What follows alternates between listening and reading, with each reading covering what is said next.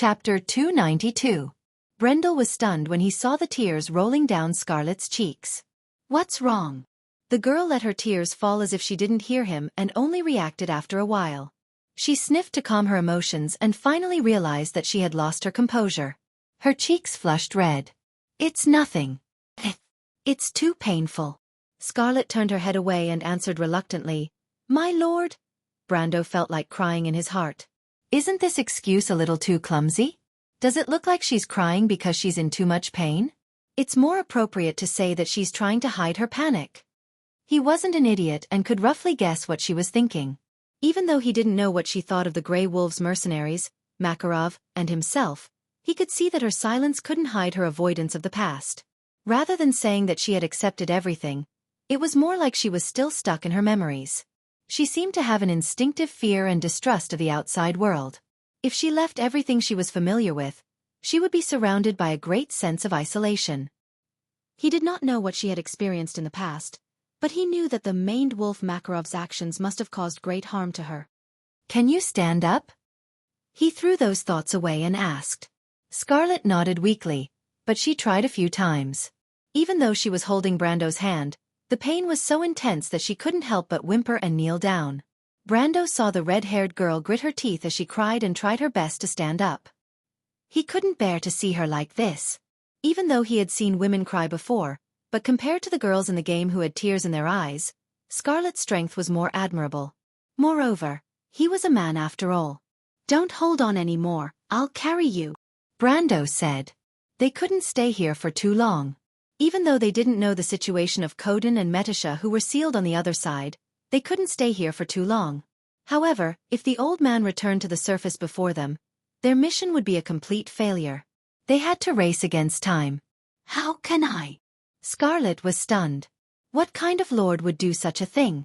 Perhaps Makarov would do something like that, but she knew that it was to buy people's hearts, just like how the Grand Commander did not care about her in the past. She did not understand why, and no matter how well she did, she would never get as much attention as Eek.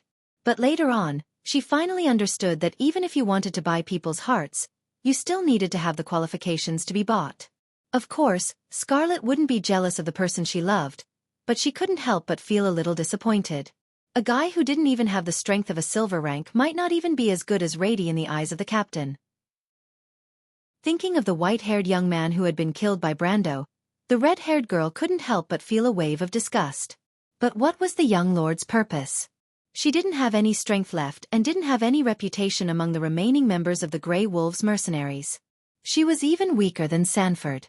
She had to admit that she was not as beautiful as the merchant girl who was announced to be his fiancée. Brando only had physical contact with the latter, let alone her. There's no need. She thought for a moment and shook her head. My lord, you should leave first. You can come and save me after you control the mine. She paused for a moment and said hesitantly, I'm a mercenary, and I won't be too scared alone. At most, my lord, please leave me a piece of illuminating crystal. Brando didn't know whether to laugh or cry as he looked at the fear written all over her face. It was still a problem whether they could find a way out, but even if they were lucky, it would take at least a few hours for them to return. Leaving a defenseless girl like her alone was not dangerous, and the most important thing was that she might turn into an angel the moment he left her. But he thought for a moment and didn't say it directly. Instead, he replied tactfully, You've lost too much blood. It's dangerous for you to stay here. It's fine, the red-haired girl shook her head. This is also Lady Martha's will. Besides, there's no need for you to bring a burden with you. She paused for a moment and her voice became weak. Actually, thank you, my lord. It's enough that you don't want to leave Scarlet behind. The girl took a deep breath and forced a smile. So, I can't be selfish, right? Brando was stunned when he heard this. He looked at Scarlet's beautiful amber eyes. There was even a trace of mist in them, but in the end, they were still dim and lifeless. He suddenly understood. Such an outstanding girl wouldn't have met such a fate if she was born in Wound. But did Wound ever have a peaceful life? The reason why the Amber Sword set this world to be one of strife and turbulence was because a game needed a turbulent environment to write an epic chapter. But what was an epic? For this world, it was nothing more than flames burning the earth, bones piling up, and rivers of blood flowing. In Wound, where the borders of civilization were constantly being nibbled away, Wars became more frequent. Because of the need for survival on one hand, humans became more collective, but on the other hand, they became more utilitarian and practical. The consequence was that the existence of the individual became insignificant. The warmth between people had long disappeared, and the whole society was filled with a sense of coldness when it was formed, cold and efficient. Although in Erewhon, there was more and more resistance because of the incompetent nobles holding the ruling power of the country, but this resistance was not to overthrow the system of this world. In the end, it was because the people at the bottom generally doubted the legitimacy of the ruler. This legitimacy had nothing to do with blood or birth, and the only criterion was strength. The strong were respected, and the weak seemed to be left to fend for themselves. As a modern person, Brando did not object to the former, but he did not agree with the latter. He knew that Scarlet's story was not unique in this world. There were thousands of Scarlets in this world, just like how there were thousands of Sifrids. If not for him, the little girl from the Green Village would not have ended up any better than the red-haired girl in front of him. Was it not? In fact, there were many people in this world who were more unfortunate than them. He was powerless to change all of this. This was different from changing the fate of Erewhon. It was a rebellion against the will of the world itself. This will not only represented the power of a huge society, but also the laws of nature that formed this power. After all, this was a different world from Earth. Brando's selfish wish was to save the kingdom. As for whether this wish would hurt more people, he did not think too much about it. These people might come from other countries, such as Madara, Cruz, or even the oppression of the kingdom itself. Brando only hoped that the people he was familiar with, whether it was the princess, the Valkyrie, or the people who sacrificed their lives for the kingdom, would not repeat the tragedy that happened to them. Rewriting history, that was all. When a tragedy like Scarlet's happened, he did not think that he could turn a blind eye to it. When Brando heard Scarlet's words, he shook his head and said, "You're thinking too much. Do you think I'm such a useless person?" But Scarlet was still hesitating. An excellent leader will never leave any of his members behind. Brendel felt that he should say something cool like this at this moment. He remembered that this sentence was told to him by his senior sister when she handed the team over to him. But he found that he could not be serious at all. In the end, he could only shake his head and make a clumsy joke. "Don't worry, I won't take advantage of you." But Brando was about to cry when he said this. He felt that he had embarrassed himself as a transmigrator. Scarlet was not any better. Her face was completely red, and she quickly shook her head. "Of course not, it's just..." "No, it's just..." Brando felt that he would go crazy if he continued talking.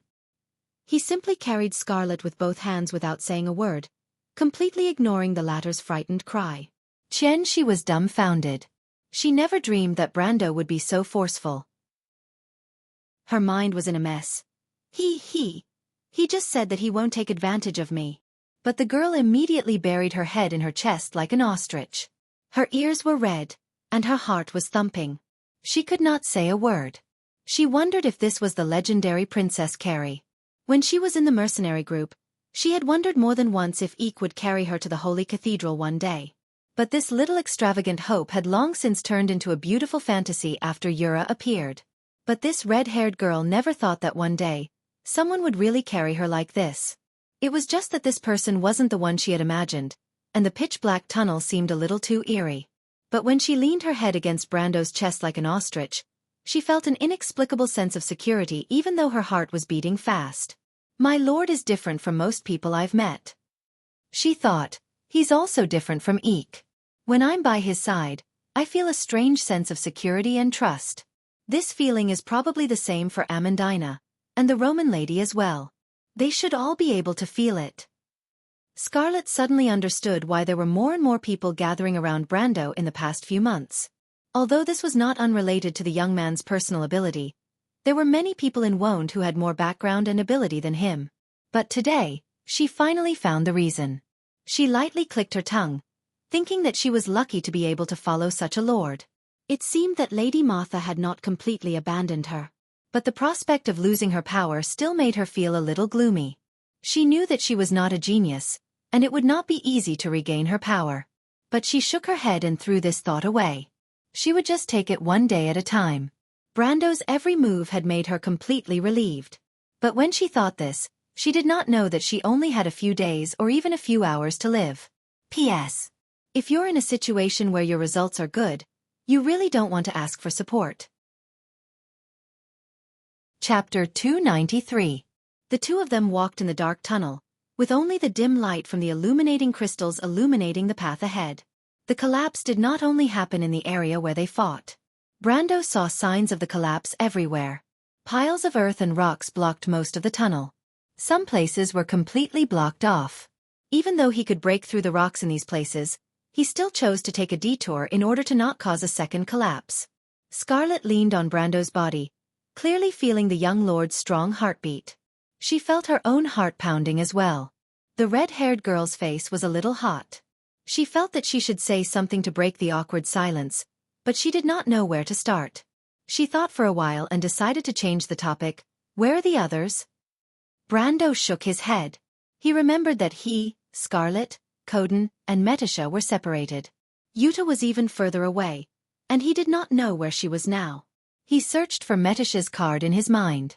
The silver card did not turn gray, which meant that the silver elf princess was not in any danger. I'm not sure, but it doesn't seem like a big problem. He recalled that when the collapse happened, Metisha and Coden were sealed together. Since she was not in danger, it was very likely that Coden was in trouble. Brando knew that Metisha alone was no match for Coden. Scarlet replied. Is your wound okay? Brando asked. He was worried that the red-haired girl was suddenly so talkative. He was worried that the blood of God would act up prematurely. No, Scarlet quickly changed the topic. But it's a little strange. What's wrong? We had just started fighting. Now that I think about it, it didn't seem like it would cause such a large earthquake. Brando fell silent. In fact, he had been wondering about this ever since he woke up. Although it was dangerous for 4 gold-tier fighters to fight in the mine, they had only fought a few times. Other than his first White Raven sword style, he had not used any other powerful skills. Even if he was a gold-tier swordsman, he would be no different from an ordinary person. It was not as if such a person would cause an earthquake when he walked into the mines. It was just that he didn't have time to think too much about it back then. Now that he looked back, he found many suspicious points. He wondered if he was unlucky enough to encounter an earthquake. If that was the case, then Lady Martha's joke was a bit too much.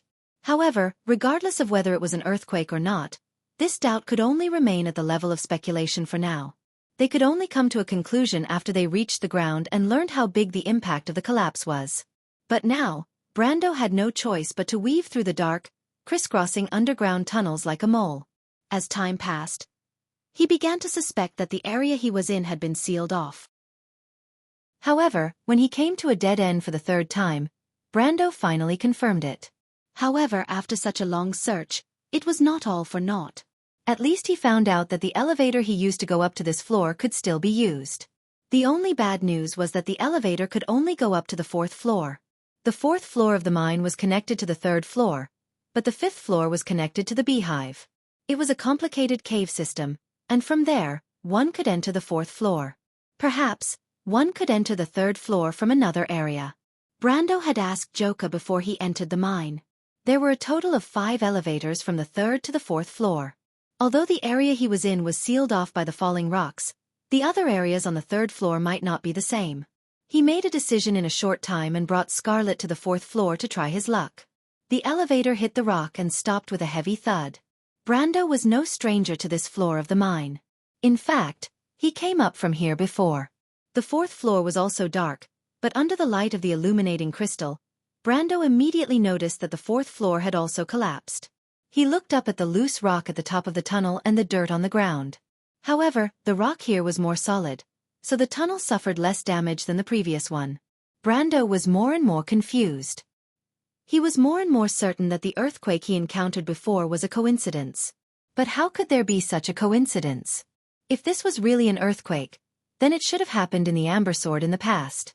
In the game, Tonajal was considered a low-level area in the transition to a mid-level area. Based on the game's timeline, some players should have just arrived here. He couldn't help but recall the posts related to the earthquake. These posts should be more common in Erewhon, but they were relatively rare in Erewhon. Something like this should have left an impression in his memory. But when he thought about it, he couldn't remember seeing any posts related to it on the forum. But he suddenly remembered something. There was indeed something related to Tonajul on the forum during this period. It was a strange post. Brando remembered that the post was a post asking for an appraisal. The appraisal was cold iron ore and 2 other unknown items. When the words cold iron ore flashed through Brando's mind, it immediately alerted him. He immediately recalled the title of the post. He remembered that the title of the post was, "A large number of cold iron ore for sale," and also asking to appraise 2 items that have never been seen before.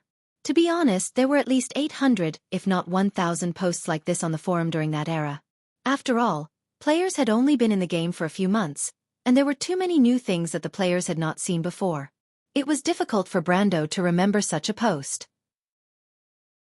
But in that era when players did not have any high-level materials, the sudden appearance of a large number of cold iron ore made this post popular. At that time, some people even doubted the authenticity of this post, but it also made Brando remember this post. But his memory of this post was quite vague. He had already forgotten most of the main post's content. He could only vaguely remember that the poster seemed to have received a mission, and then found 2 strange items in a cold iron ore vein when he was mining. As for why he accepted the mission to mine, Brando could not remember. But he remembered the strange items clearly. The first item was the diagonal quartz. That was the first time the magic eye stone appeared on the forum as a material. And the second item from the picture, he remembered that it was a silver ball. In the end, the discussion of this item did not reach a conclusion. But it did not disappear from the public sight. In fact, later on, there were people who found and learned about the origin of this silver ball from other places. Silver legacy. In the Pale poem of the Cruise people, there was an era before the Age of Chaos, before Martha created the world. It was called the Age of Dusk. Legend has it that in that ancient era, there were gold and silver people living in the Age of Chaos, and there were even legendary, divine people. There was a saying that Martha was one of the divine people, but there was another saying that Martha was created by the divine people. But what kind of existence the divine people were was long unknown. In fact, except for ancient myths like the Pale poem, they had never appeared in the world of the Amber Sword. Even the widely spread bards on the continent, and most of the half-true rumors were not mentioned in the slightest. So, similar to how Martha was referred to as a reference to the rules, the divine people were referred to as a reference to reality. Players usually thought that the divine people referred to the game designer. So, in contrast to Martha's half-reality and half-virtual existence, the divine people should be completely realistic and synonymous with non-existent in the game. But one thing was very clear. Historical records did say that the divine people led the first gold and silver generation to create the first sage's sanctuary. Then, Martha used these points to create the world of Woned with the support of the elemental code. The formation of the world took a long time. The first gold and silver people relied on the sanctuary to resist the attack of the Twilight Dragon. Until the last sanctuary recorded in history, the Babel of Babel, was destroyed. Then came the era when the gold and silver bloodlines were scattered across the land, which was the beginning of the Age of Chaos. History before and after that had been buried in the dust. The gold and silver bloodlines had also wandered the land for countless years and almost disappeared. But the ruins of the sanctuary were not completely destroyed. Just like the fairyland of the King of Knights that Brando led the refugees of Fortress Redan into when they fled, the ruins of the sanctuary were widespread in this world. Some were half-physical, such as hidden in the crevices of space and time, such as the fairyland. Some were completely imaginary, such as the legendary Babel of Babel, the unbreakable last fortress that existed at the top of the world. But there were also some that were the most physical, and most of these were the Silver Folk's sanctuaries. These sanctuaries were the most thoroughly destroyed in the war. For example, the steel plains sunk into the ground, and the runic dwarves were almost wiped out. And some were left as ruins, becoming sacred places today. The most famous one that Brando knew was the Gate to Heaven in the Kingdom of Knights. But there were also some that were unknown, such as the Dusty Kingdom and Valhalla. But in any case, some of these shelters were not empty. Just like archaeology, people who entered could often find something inside. This was the legacy of the Gold People and the Silver People. In fact, the golden apple in Brando's hand was a kind of gold legacy. In terms of quality, although the legacy of the Silver Folk was a little inferior, the effect would not be that bad. Thinking of this, Brando could already guess that the previous earthquake was completely likely caused by the magical resonance caused by the unearthing of the high-grade holy object. The magic eye gem, the cold iron ore, he had almost confirmed where this mission was. Just relying on the legacy of the silver folk alone did not seem to be enough to cause such a big commotion. Brando was a little puzzled. If you want to know what will happen next, please go to www.chidian.com. There are more chapters. Support the author. Support the original reading. Chapter 294. Not long after they entered the 4th level, Brando suddenly heard Scarlet whisper, "My lord." "What's wrong?" "Let me try." The girl's voice was almost inaudible. Brando looked down and found that the body of an oracle was indeed worthy of its reputation. Although she had lost her strength, her body's recovery ability was still much stronger than the average person. Brando saw that the wound on her thigh had stopped bleeding and formed a scab. He hesitated for a moment and asked, "Is it okay?" But under the girl's insistence, Brando finally helped her down. Scarlet frowned slightly when her feet touched the ground, but after a while, she stood steadily. Although she was a little slow, she could barely walk by herself with the support of the lightning spear. After discovering this, Scarlet seemed to be a little happy. She happily raised her head and smiled at Brando. "My lord." Brando rarely saw such a heartfelt smile from Scarlet. He could not help but be slightly startled. But the latter quickly realized that she had lost her composure and turned her head away. Brando actually thought that the red-haired girl looked pretty when she smiled, but of course, he would never say that out loud. The two maintained their silence as they walked through the low tunnel. Not long after, Brando suddenly saw a faint white thing in the darkness ahead. He softly exclaimed in surprise. "What's wrong?" Scarlet asked from behind. "There seems to be something," Brando explained in a low voice. He knew that Scarlet's vision was no different from that of an ordinary person. In this environment, it was difficult to see far away. Although there was an illuminating crystal, the light was too bad. He pulled out his sword with one hand and slowly walked over with the girl. Finally, he saw that it was a person lying on the ground. It seemed to be a miner here. He carefully looked at the person and did not find any obvious wounds on his body. "He's not dead yet." Scarlet looked at the person and immediately judged. Brando also saw that the person's chest was rising and falling slightly. It seemed that he had just fainted. He nodded and tried to shout, but did not wake up. So he pulled out the cork on the water bag and flicked some water on the person's forehead. Considering that they did not know how long they would be trapped underground, and the amount of fresh water they had with them was limited, Brando subconsciously lightened his movements. Fortunately, his method worked quickly. The miner didn't seem to have suffered any injuries, and he quickly blinked and woke up.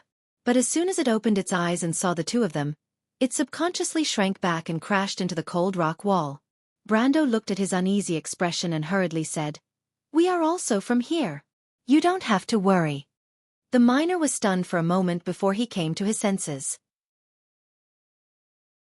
He took a deep breath and looked at the two of them carefully before he calmed down and asked, "Are you in charge? Supervisor? Or are they from the guards?" He saw Brando's sword and Scarlet's halberd. In this mine, only the supervisors and soldiers would carry weapons, but Brando and Scarlet were not wearing the guard's uniform, so they looked more like the latter. "We are from the guards." Brando knew that the miner knew almost every foreman, so he answered. The man was obviously relieved, but he quickly became nervous again. "Did you also encounter a monster?" He saw the blood on Scarlet's body. "Monster." Brando looked back and exchanged glances with Scarlet. The monster here was probably the wind spirit spiders that he had summoned. But he frowned and asked, "What kind of monster?" Brando had used the wind spirit spiders to scout the way on the 3rd floor, but Brando instinctively felt that things were not that simple. "Stone statue. A monster that looks like a stone statue." "Martha above." "A monster that looks like a stone statue?" Scarlet squatted down beside Brando and asked softly, "Stone statue?" Brando thought that there were many monsters enwombed in the form of rocks, and the typical ones were the gargoyle sentinels and war golems made by the Buga wizards. But considering the environment here, it was more likely that it was a stone elemental. Brando thought for a moment and comforted the miner. "Don't be afraid. We are here. Slowly think about what the monsters looked like. Were they humanoid? Or were they beast-shaped?" The miner took a deep breath and said, "They looked like beasts, but they were all made of rocks." "Sir, I swear I didn't see wrong." "Beast-shaped? Did they have wings?" No. The miner answered without hesitation. Brando was puzzled. He had never heard of such monsters in the form of rocks. Although there were many kinds of monsters and monsters in Woned, most of them could be traced back to their origins. For example, monsters in the form of soil and rocks were either magic golems or related to the earth elemental world. But except for the gargoyle sentinels, beast-shaped monsters were very rare. The creatures in the earth elemental world were mostly insect-shaped. But when he saw that the miner was suspicious again, he quickly calmed him down and asked, "Is there anyone else here other than you?" He knew that the miners usually entered the mine in groups. The miner gulped as if he just remembered something. He quickly nodded and said, "Yes," he said. "I came with my group, but we were separated when we encountered the monsters." He could not help but look into the depths of the cave and said with uncertainty, "I don't know where they went. I don't know if they are still alive. The monsters might have gone after them." He seemed to be relieved, but he was also a little scared. Right, the miner suddenly remembered something. Lord Mayhan is here too. Lord Mayhan? You don't know him? The miner was slightly stunned. He is the foreman of this area. I heard that he used to be in the army. His swordsmanship is very good. When the earthquake started, he said that he would go to the front to take a look, and then the monsters appeared. Brando was speechless. He almost let the cat out of the bag when he asked. Fortunately, the miner was not very vigilant when he saw his own people. But Scarlet frowned slightly. Didn't the collapse start in an instant when the earthquake started? Also, why did he go to the front to take a look? As someone who became a mercenary at a very young age, her way of thinking was much sharper than Brando's. Brando heard her and reacted, "You're right. Shouldn't he be looking for a safe place to hide?" No, the miner quickly waved his hand. "The earthquake wasn't that bad at first, and the rock layer below is relatively sturdy, so the collapse wasn't that bad. The thing is, the earthquake came from the south. Didn't you feel it? The earthquake came from the south." This unexpected information made Brando react. It seemed that his guess was not far from the truth.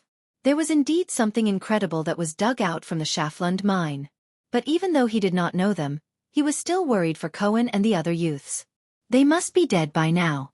Brando could not help but sigh. "It doesn't seem to be an earthquake," Scarlet whispered. "My lord." Brando had already made up his mind to go to the front to take a look. Even though the silver legacy was not as rare as the golden apple, it was still a rare item. But with such a valuable reward, the mission would not be so simple. He suddenly interrupted Scarlet and put a finger to his lips. "Shoo!" The tunnel quieted down, and only the miner's heavy breathing could be heard. But soon, Scarlet and the miner heard a rustling sound coming from the south. It was as if something was moving close to the ground. "They're here." The miner's face turned pale in an instant. But Brendel put down his sword with some doubts in his heart. There were many things coming, but these slightly heavy footsteps didn't sound like they were anything powerful. But soon, the monsters that the miner spoke of appeared one by one. The first to appear was a gray-white feline. It gracefully stepped into the light of the illuminating crystal and stared at Brando with a pair of eyes that looked like gray gemstones. No, it should be said that it was a pair of gray gemstones. This was because the slender feline was actually a stone statue. A living stone statue with gray crystals as its eyes. Brando immediately understood when he saw this thing. It was not a monster in the form of a rock. It was a summoned creature. To be more precise, it was a creature formed from the earth elemental. As for what form it took, it was entirely up to the summoner's will. But Brando was slightly taken aback. There's an elven summoner down there? This thought flashed through his mind. Or is there something controlling these creatures unconsciously? It seemed that the latter possibility was much more obvious. But if it was a piece of equipment with self-consciousness, even if it had no intelligence, it would be at least fantasy level or above. And it might even be an extremely high fantasy level. When Brando thought of this, he suddenly burst into tears. He thought that since he came to this world, he could finally see high-level equipment for the first time. As he thought of this, more and more felines appeared in the darkness. There were more than 10 of them, and there were a few pairs of shimmering eyes swaying beyond the boundary of light. More than 20 rock panthers had formed a semicircular encirclement around them. Brando did not panic at all. He stepped forward and put down his sword. "Stay back, Scarlet." Scarlet grabbed the miner, who was so scared that his legs went soft and was about to roll and crawl away. Then she turned back and nodded at Brando, and obediently stepped back a little. She knew that she did not have any power now. At most, she relied on her strength as an oracle to be slightly stronger than ordinary people. If she stayed on the front line, she could only interfere with Brando's actions. However, although she had lost her power, her vision was still there. She had already seen that these big rock panthers did not seem to be a threat, especially to Brando. On the 19th, my relative is getting married. I'm not sure if I'll be updating, but I'll make up for it if it's missing. To be continued. If you want to know what happened next, please go to www.chidian.com to read more chapters. Support the author, support the original reading. Chapter 295. However, Scarlet could understand the other party's strength, and this miner was different from them. As soon as he was caught by Scarlet, he couldn't help but scream in fear. "Let me go! You guys run too, those things are very powerful, they're invulnerable." He had seen his companions use their pickaxes to fight back against the monsters. Even if they used all their strength, they could only leave a shallow white mark on the monster's body. And when the monsters retaliated, their claws could easily crush half of a person's body. That nightmarish scene was still fresh in his mind. But before he could finish his sentence, the second half of his sentence was stuck in his throat. In his dark brown eyes, Brendel lightly swung his sword to the right, and the rock panther that was about to attack them was sliced into two like tofu. The two halves of the rock panther's body crashed heavily into the side of the cliff and shattered into pieces. The miner was dumbfounded. He pointed at Brando, looked at Scarlet, and then at the young man. He stuttered for a moment, unable to form a complete sentence. "Stop arguing." Scarlet impatiently slapped his hand away, but she also looked at Brando. When she saw Brando attack, she couldn't help but exclaim in her heart, "My lord's swordsmanship has improved again." Brendel's swordsmanship had indeed improved, and he only realized this after he dismembered the rock panther that was not even at the iron rank level. He opened the interface and found that the suffix behind his military swordsmanship had changed to +2. Although he didn't know how this +2 came about, it probably had something to do with Coden, the guard captain of the mine. He must have missed the system notification when he was buried by the rocks and passed out. Brando couldn't help but feel a little surprised and happy. Although it wasn't like the game didn't have examples of players receiving bonuses by experiencing the swordsmanship of high-tier NPC swordsmen, it wasn't much different from completing a swordsmanship quest. All the conditions had to be met. And the conditions were usually much harsher than the quest. Just like the last time when he comprehended his grandfather's swordsmanship in Brendel's dream. Firstly, it was because Sophie's soul had a high enough understanding of swordsmanship. Secondly, it was because Brendel and his grandfather were inextricably linked. Coupled with the fact that he had surpassed himself, it was natural for his swordsmanship to improve. But this time, it was a little strange. Of course, before Brando could finish thinking, another rock panther pounced on him. Brando instinctively swung his sword and sent it flying, but he was starting to get impatient with these annoying little things. He took a step back and directly charged into the encirclement. This time, the miner's expression not only froze, but he also fell to the ground. He didn't know there was such a powerful swordsman in the garrison. The illuminating crystal in Brendel's hand drew a bright arc in the dark underground tunnel. In the next moment, several rock panthers were cut in two. When the silver mine earthquake happened, Shaflun town was the first to receive the news. The edge of the earthquake affected the town, and the people standing on the street could feel the ground shaking. The shop owners on both sides of the street immediately pressed down on their plates to prevent them from falling to the ground and shattering. Of course, losses were unavoidable. For example, the owners of several pottery shops cursed. But the wider impact was that the news of the mine earthquake quickly spread throughout the town. Most of the women, children, and elderly living here had relatives who worked in the mines, so a sense of panic quickly spread. The rumor spread like wildfire in the town, and it didn't take long for the Roman girl to hear about it. In fact, the merchant girl stayed in her room and tried on the long dress that Brando gave her. It was something that Brando saw by chance in town, and it looked like a maid's outfit. He then remembered that he didn't give anything to the Roman, so he bought it with an ulterior motive. Of course, although his motive was a little dark, the Roman liked it very much. Of course, if it weren't for the fact that she was trying on clothes when the earthquake happened and bumped her head into the mirror frame, resulting in a red and swollen bump on her forehead, this incident would have looked even more perfect. The Roman was dizzy from the impact, but she was very curious. She immediately got up and rushed out of the door to ask the two angels what happened. The two angels naturally said that they didn't know anything. In the end, the merchant girl received accurate information from the innkeeper. There was an earthquake in the mine. Roman blinked his eyes. After carefully considering what the so-called earthquake was, he immediately became worried. She thought for a moment and made a serious decision. "I'm going to find Brando," she said to the two angels seriously. "Both of you will come with me." "Miss Roman, Master will not agree to such a thing." The first angel replied. "Master ordered us to stay in this inn until he returns. You are not allowed to run around." The second angel's words were obviously much more direct. "Besides, we are still fine. This means that Master is fine," the first angel advised. The Roman said in a methodical manner, "Brando is fine now. That's why we have to help him. Maybe he is trapped underground." If Brando knew that the Roman's words would come true, he would probably teach her a lesson. He would tell the merchant girl that since she knew that she had a crow's mouth, she shouldn't speak carelessly. Unfortunately, he didn't know. Therefore, the merchant girl was still very lively for the time being. However, the two angels didn't agree with her idea. They shook their heads and agreed that the merchant girl's idea would have a better future in a more meaningful field.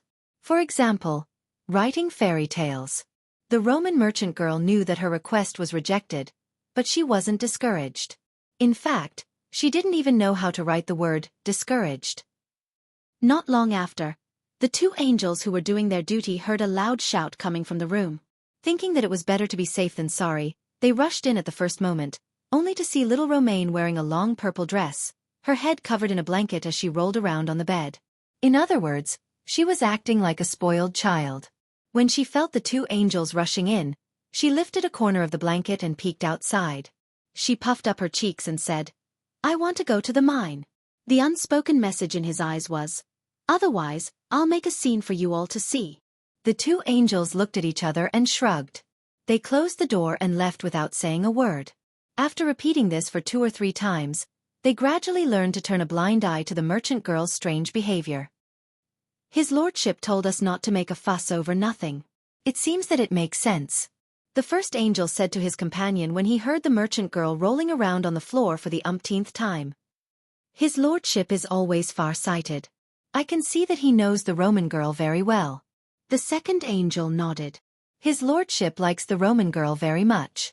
The two angels finally reached a consensus. But what they didn't know was that the merchant girl, who was full of strange thoughts, was changing her clothes. When she noticed that Brando's two detestable subordinates were no longer surprised by her behavior and wouldn't enter the room no matter what they heard, she revealed a cunning smile. She methodically began to carry out her plan. She had changed into the usual traveler's clothing. She wore a pair of very fluffy pumpkin trousers and pointed leather boots, which made her look extremely comical. But when paired with the merchant lady's temperament of looking left and right, it complemented each other and made her look unusually cute. Then she put all her strange things into a small backpack, pulled up the bedsheet, opened the window, and jumped out. She even made a funny face at the door. But unfortunately, the merchant girl had thought of everything, but she neglected the most important point. She grabbed the bedsheet with one hand and carefully stepped on the tiles below with her little leather boots as she prepared to slide to the street behind the inn. Suddenly, she noticed a problem. The bedsheet wasn't long enough. Little Roman grabbed the bedsheet and swung back and forth in the air. His flat and smooth forehead was a little shiny. It seems like I've met with a little trouble," she thought. The old dwarf Odom was passing through the alleyway as usual to enjoy his afternoon ale at the Trout in the forest. When he raised his head, he saw this strange scene. At first, he thought that he was still asleep, so he couldn't help but rub his eyes. Then, he finally confirmed that he wasn't mistaken. There was a girl wearing baggy pumpkin shorts holding a bedsheet and swinging it over her head not far away. The old dwarf lowered his head and thought about whether it was a carnival or something similar. However, he could not remember whether the last festival was the Midsummer Festival or the Harvest Festival. He sighed at how his memory deteriorated so quickly when he got old. Then, He remembered that the last festival had been a few weeks ago, and the next one was still a month or two away. He thought that he must have entered the wrong place. Or maybe there was something wrong with the way he entered the alleyway. However, he immediately realized that it was the window at the back of the Trout in the Forest Inn. Wasn't it? Thinking until here, the old dwarf finally woke up from his dazed state. He raised his head and stared at the young girl who was swaying in midair. He used his hand to support his chin and asked, "Little girl, what are you doing?" "I'm sorry, old man. The bedsheet is too short." That was the Roman's first answer. "On the 19th, my relative is getting married. I'm not sure if I'll be updating, but I'll make up for it if it's missing." To be continued. If you want to know what happened next, please go to www.chidian.com to read more chapters. Support the author, support the original reading. Chapter 296.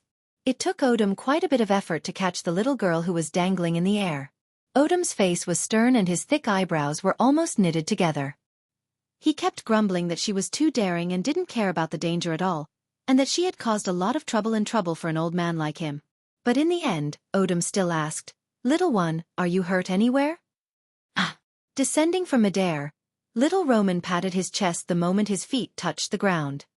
He exhaled deeply and said happily, "That's right. That was really dangerous." However, there was no trace of danger on her face. Instead, her little face was flushed red, and she had an excited expression on her face. Odom glanced at her and thought to himself, "So you know that it was dangerous." However, his next words were stuck in his throat as he heard Romain say excitedly, "How interesting." Odom's expression turned serious when he heard that and lectured her. "Little girl, it's not good to think that way. It's too dangerous. If I didn't come over, wouldn't you have been injured?" "Old man, you came over," the Roman replied as if it was a matter of fact. Odom scratched his head and thought that there was something wrong with that statement. So he continued to persuade her, "That's just in case. There's also what if, isn't there? Besides, little girl, what you're doing is causing a lot of trouble for an old man like me. Let's not talk about how you're delaying this old man's drinking time. My aunt says it's not good for your health to drink too much." The merchant girl took the opportunity to interject. The old dwarf suddenly felt a headache coming on. Why was this little girl's way of thinking so different from ordinary people? He began to wonder if it was a wise decision to save this little girl. Perhaps he should have pretended that he did not see anything and went back to drinking his wine. No, perhaps he should not have even raised his head. Odom was a little annoyed and quickly waved his hand. "That's not what we're talking about. Besides, a dwarf who doesn't drink can't be called a dwarf. Little guy, your aunt." The old dwarf thought for a moment and felt that it was not honorable to speak ill of someone behind their back, not to mention that the other party was a woman. So he changed his tune and said, "Anyway, one thing is another. You see, a normal person wouldn't swing around in the alley behind the inn while holding the bedsheets, right?" The old dwarf instructed. However, he subconsciously felt that there was something wrong with his words. But after thinking about it carefully, he couldn't find where the problem was. He could only shake his head and throw this strange thought away. But in his heart, he secretly thought that the good time of drinking in the afternoon seemed to be getting further and further away from him. Because the little girl had started chattering again. However, Odom did not realize that he had been diverted to her way of thinking, and it was up to her to use her rich experience to defeat the old dwarf. Roman thought for a while and nodded. "You're right." But she frowned her pretty little eyebrows. "But Roman has no choice. I'm also in a hurry to go to the mines." The old dwarf was stunned. "Why are you going to the mines?" he asked. "Women aren't allowed to enter the mines." "Because the person Roman likes is in the mines. There's an earthquake in the mines, and the Roman is very anxious." She looked at the dwarf and suddenly blinked. "All right, old man, can you bring Roman to the mines?" "You don't know the way." Odom's little eyes were wide open. "I think so." She didn't seem to realize that this was a serious problem. It was obvious that she had once again committed the mistake of acting first and thinking later. Before she was ready to do this, she had already forgotten all the embarrassing things that had happened to her when she was young. There's a saying that a person can't make the same mistake twice in a lifetime, but our merchant lady clearly had the ability to make two identical mistakes in a variety of ways. But this time, Odom laughed. Of course, it was more accurate to say that the old dwarf was laughing out loud. He laughed heartily, laughing so hard that he almost fell down. As he laughed, he mumbled, "How interesting, how interesting. This is the first time I've heard of such a reckless plan. Even the most reckless mountain dwarves can't do this, little girl. Even the clumsy beast men have to plan thoroughly before they hunt." The Roman agreed, because the beast men have a saying, "Uingus nemont." She stuttered as she read out the saying. It means that a smart hunter might not be smart. That's just a beast's cunning. The old dwarf immediately shook his head. "No, who taught you that?" "It was my aunt." No. Odom felt that he had been tricked. "What I mean is, these two things don't match at all. We're saying that a person shouldn't be too rash, and it has nothing to do with beast men being smart." He stroked his beard and suddenly frowned. "Wait, what did you just say? There's an earthquake in the mines?" "Yes. Why didn't I know about it?" The Roman looked at him with her big eyes. The old dwarf immediately realized that he had asked a silly question. But if the earthquake happened an hour ago, he should have been taking a nap then. In fact, Odom should have been in the mines, but he had missed the time to enter the mines because he was drunk. It was not the first time, but the old dwarf had helped the clerk of the mines solve some personal problems and won the young noble's trust. As for whether he had to work in the mines or not, the young noble did not care. There was no problem with having one more person or one less person in the mines. That was why Odom was too lazy to go to the mines and came to the trout in the forest for a drink. That was his goal as a dwarf. However, the little girl's words had piqued his interest.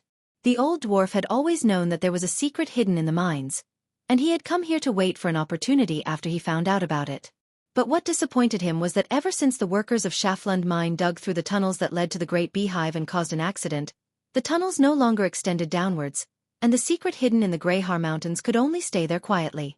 Although the old dwarf had asked Perkins more than once if he could reopen the 5th level of mining, it was always put on hold due to safety concerns. The young clerk wasn't worried about the safety of the workers, but rather, he didn't want to cause any trouble for himself. But as time passed, Odom gradually became disheartened after coming to Schaflund for a few years. But at this time, his heart was moved again. The old dwarf muttered in his heart and looked at the little girl. All right, I'll bring you to the mines, but let me say this first. I understand." Little Roman replied in an extremely straightforward manner, without the slightest bit of sloppiness. "But I'm not done yet." "Yes. But I'll give the same answer no matter what you say, old man. So it doesn't matter if it's earlier or later." "You're a frank one." The old dwarf sighed. "But you're quite likable." Looking at the little Roman girl, Odom could not help but think of the lively little girls back in his hometown. He grew up among the golden dwarves when he was young, and although his hometown was not as novel and varied as the humans, and they did not have excellent winemaking techniques, the dwarven girls were much more lively than the human girls. But this little girl made his eyes light up. Although he had a headache, she was to his liking. Of course, she was to his liking, but the old dwarf knew that if he let her do as she pleased, she would cause a lot of trouble for him. So he said as he walked, "In any case, the 3 rules are very important. Do you understand, little girl?" The little Roman nodded respectfully, but she immediately had a new question. "But didn't you say that women can't enter the mines?" "Don't interrupt, little girl." Odom frowned. He obviously could not bring the Roman into the mines openly.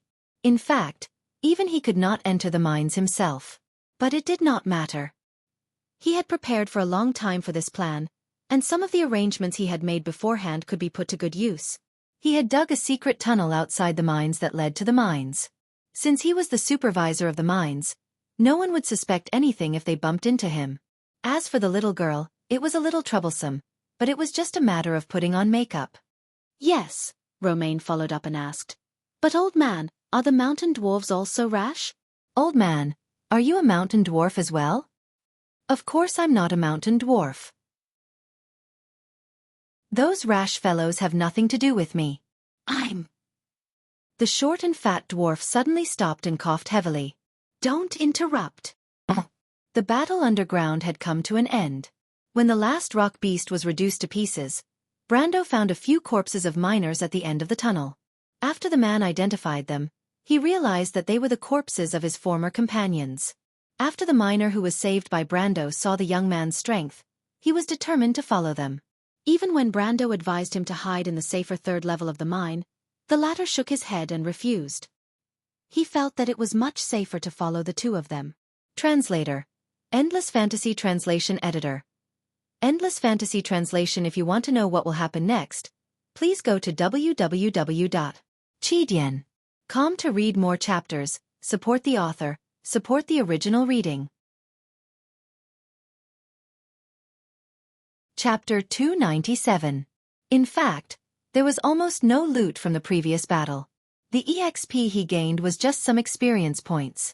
In fact, Brando found that he didn't gain much from killing monsters below the level of black iron.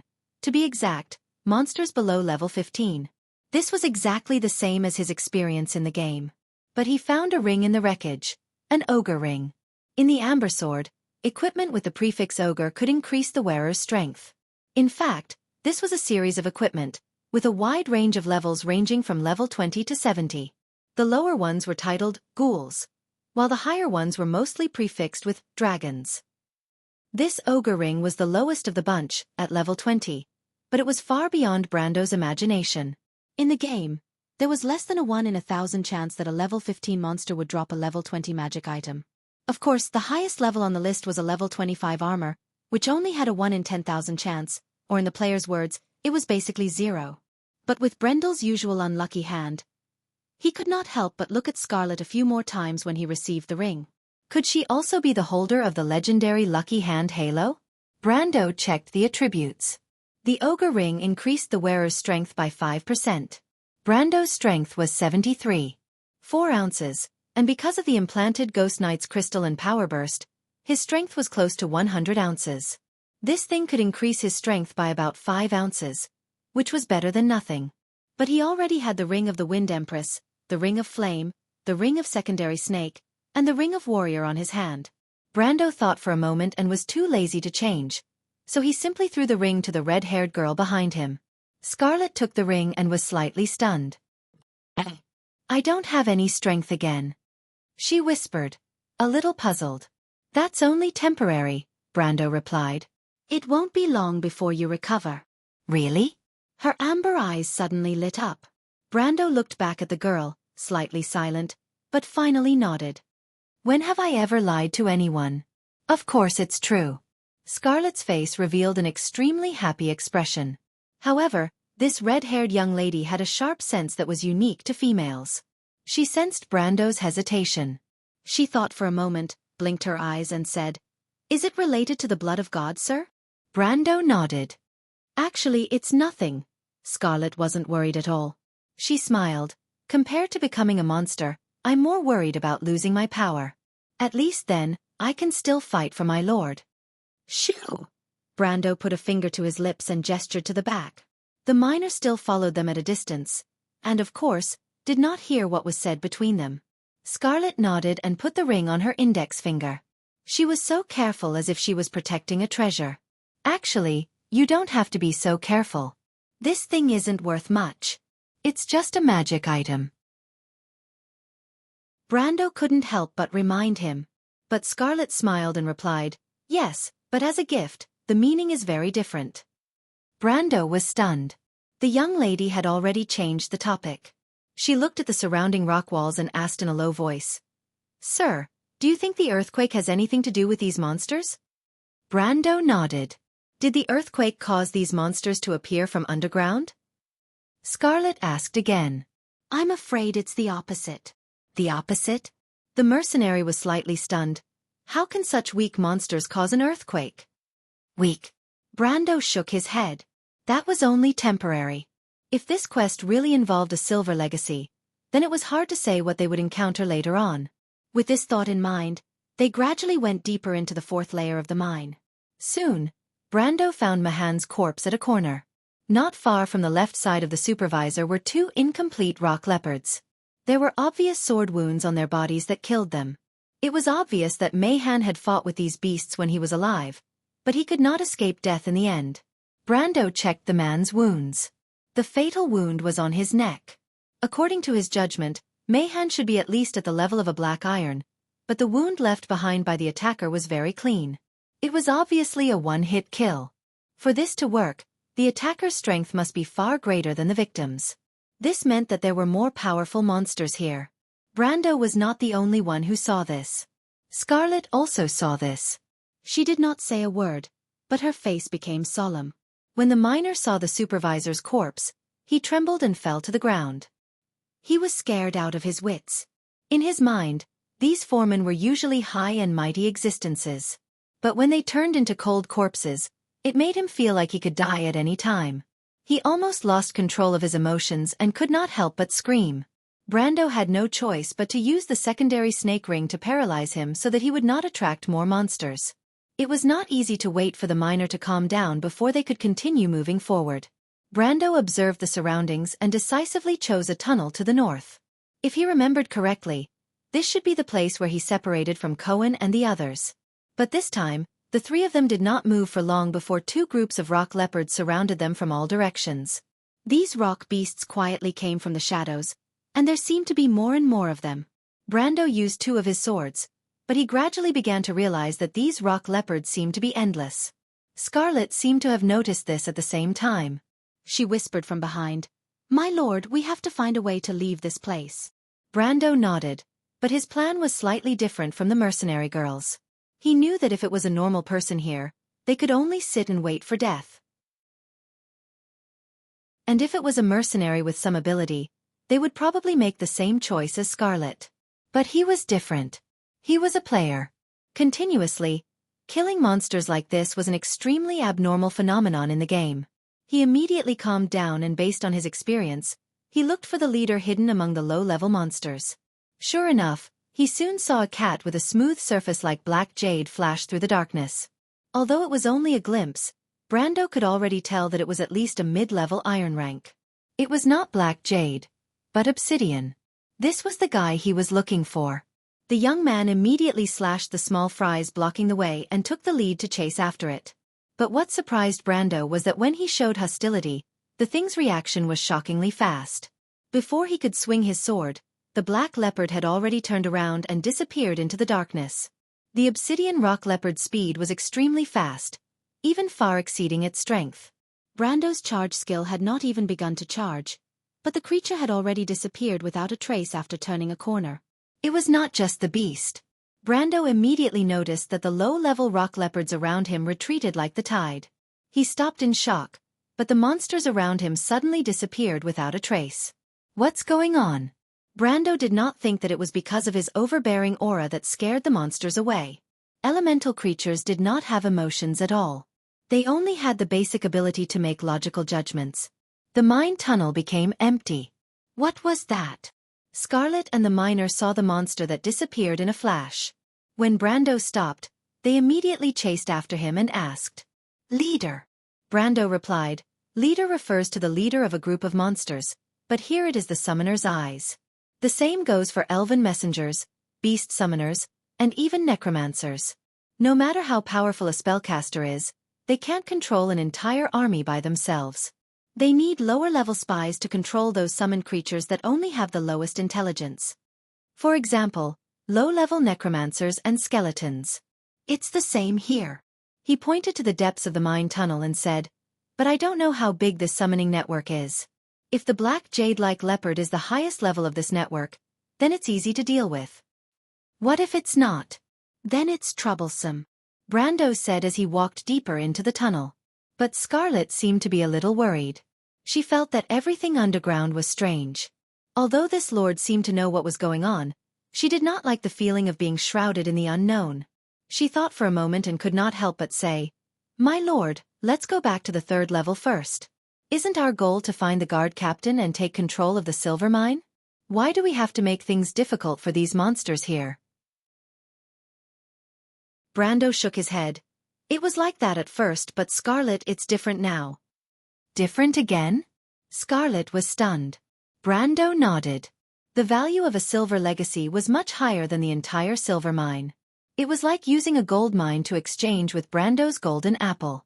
Brando would never do such a stupid thing. But he did not explain much and walked deeper into the tunnel. But before he took 2 steps, he made a soft sound of surprise. "What's wrong?" Scarlet asked from behind. "Come and take a look at this." Brendel said as he turned the corner. The red-haired girl limped forward with the help of the lightning spear, but as soon as she turned the corner, she was stunned. Behind the corner was a vast space, but at this moment, it was as if a terrible storm had happened here. To be more precise, under the dim light of the illuminating crystal, there were pieces of the rock leopard in the mine. There were even some black jade-like pieces scattered among the grey rocks. Needless to say, these were the remains of another kind of monster. Brando raised his head and looked into the depths of the cave. It seems that someone got here before us. A powerful guy, he said. Translator. Endless Fantasy Translation Editor. Endless Fantasy Translation to be continued. If you want to know the future, please go to www.chidian.com. Chapter 298. The underground world was shrouded in boundless darkness, and the long tunnel was silent. The only sound that could be heard was the sound of the underground water seeping into the rock layer above and dripping to the ground. This kind of voice only rang out once in a long time in the depths of the abyss where one couldn't even see one's own fingers. Metisha had to stop and rest after driving away a large number of uninvited guests from the underground. Even though she was a ghost, it did not mean that she did not know fatigue. The activity of the soul fire restricted the movement of undead creatures to a certain extent. However, she didn't need any light. In the darkness, a faint fluorescent light was hidden in her pupils, allowing her to see very far in the dark. The silver fairy princess did not sit down, but leaned against the wall to rest with her spear in one hand. Her body was surrounded by the fragments of the rock leopard, and these incomplete corpses were scattered far away. Unlike Brando, she was attacked almost as soon as she entered this level. She had killed a bloody path to reach this place. After a moment of silence, the silver fairy princess asked the other side of the darkness. "Is there an elevator here?" Metisha was not alone in the darkness. The only sound came from the other side of the tunnel. "Yes," that voice replied. But Metisha was not at ease. Just as she finished speaking, she put her hand on her spear and looked in the direction she came from. But just as she turned her head, her face lit up with joy and she shouted, "My lord!" It was Brando and Scarlet who came. They raised the illuminating crystals in their hands and shone the light in their direction. When they saw Metisha, they were not too surprised. They had followed the traces left by the silver elf princess all the way here. Brando was not too surprised when he discovered that the so-called powerful person might be Metisha. There were only a few of them in the underground, and if it was not the silver elf princess, Coden, and even Yuta did not have the strength to do so. But when they saw the other person in the illuminated area, they were stunned. "Metisha?" Brando asked. "This is..." He looked at Coden, who was sitting on the ground without saying a word. He was a little confused. The previously majestic old man was now in a sorry state. His forehead, face and blue-gray uniform were covered in blood, and his gray hair was a mess. "Mr. Coden is injured," Metisha replied. This elven princess was smart enough to stop there, but there were still many things that she did not say out loud. But she knew that Brando would understand what she meant. The old man snorted, "I am a captive, what is there to hide?" But this little girl saw that my old bones still have some use, so she signed a non-aggression agreement. "But she's very respectful to you, boy. She said that the final decision is in your hands, my lord. Tell me, do you want me to kill you or cut you up?" Although he said that, he couldn't help but curse the fairy princess for being so cunning. When the tunnel collapsed, everyone's first reaction was to protect themselves. It was as if it was an instinct to save their own lives. Even gold-ranked existences like them were no exception. But Coden didn't expect that not everyone present was a living being. When the landslide happened, Metisha's first reaction was not to retreat to a safe place, but to attack him while the rocks were falling.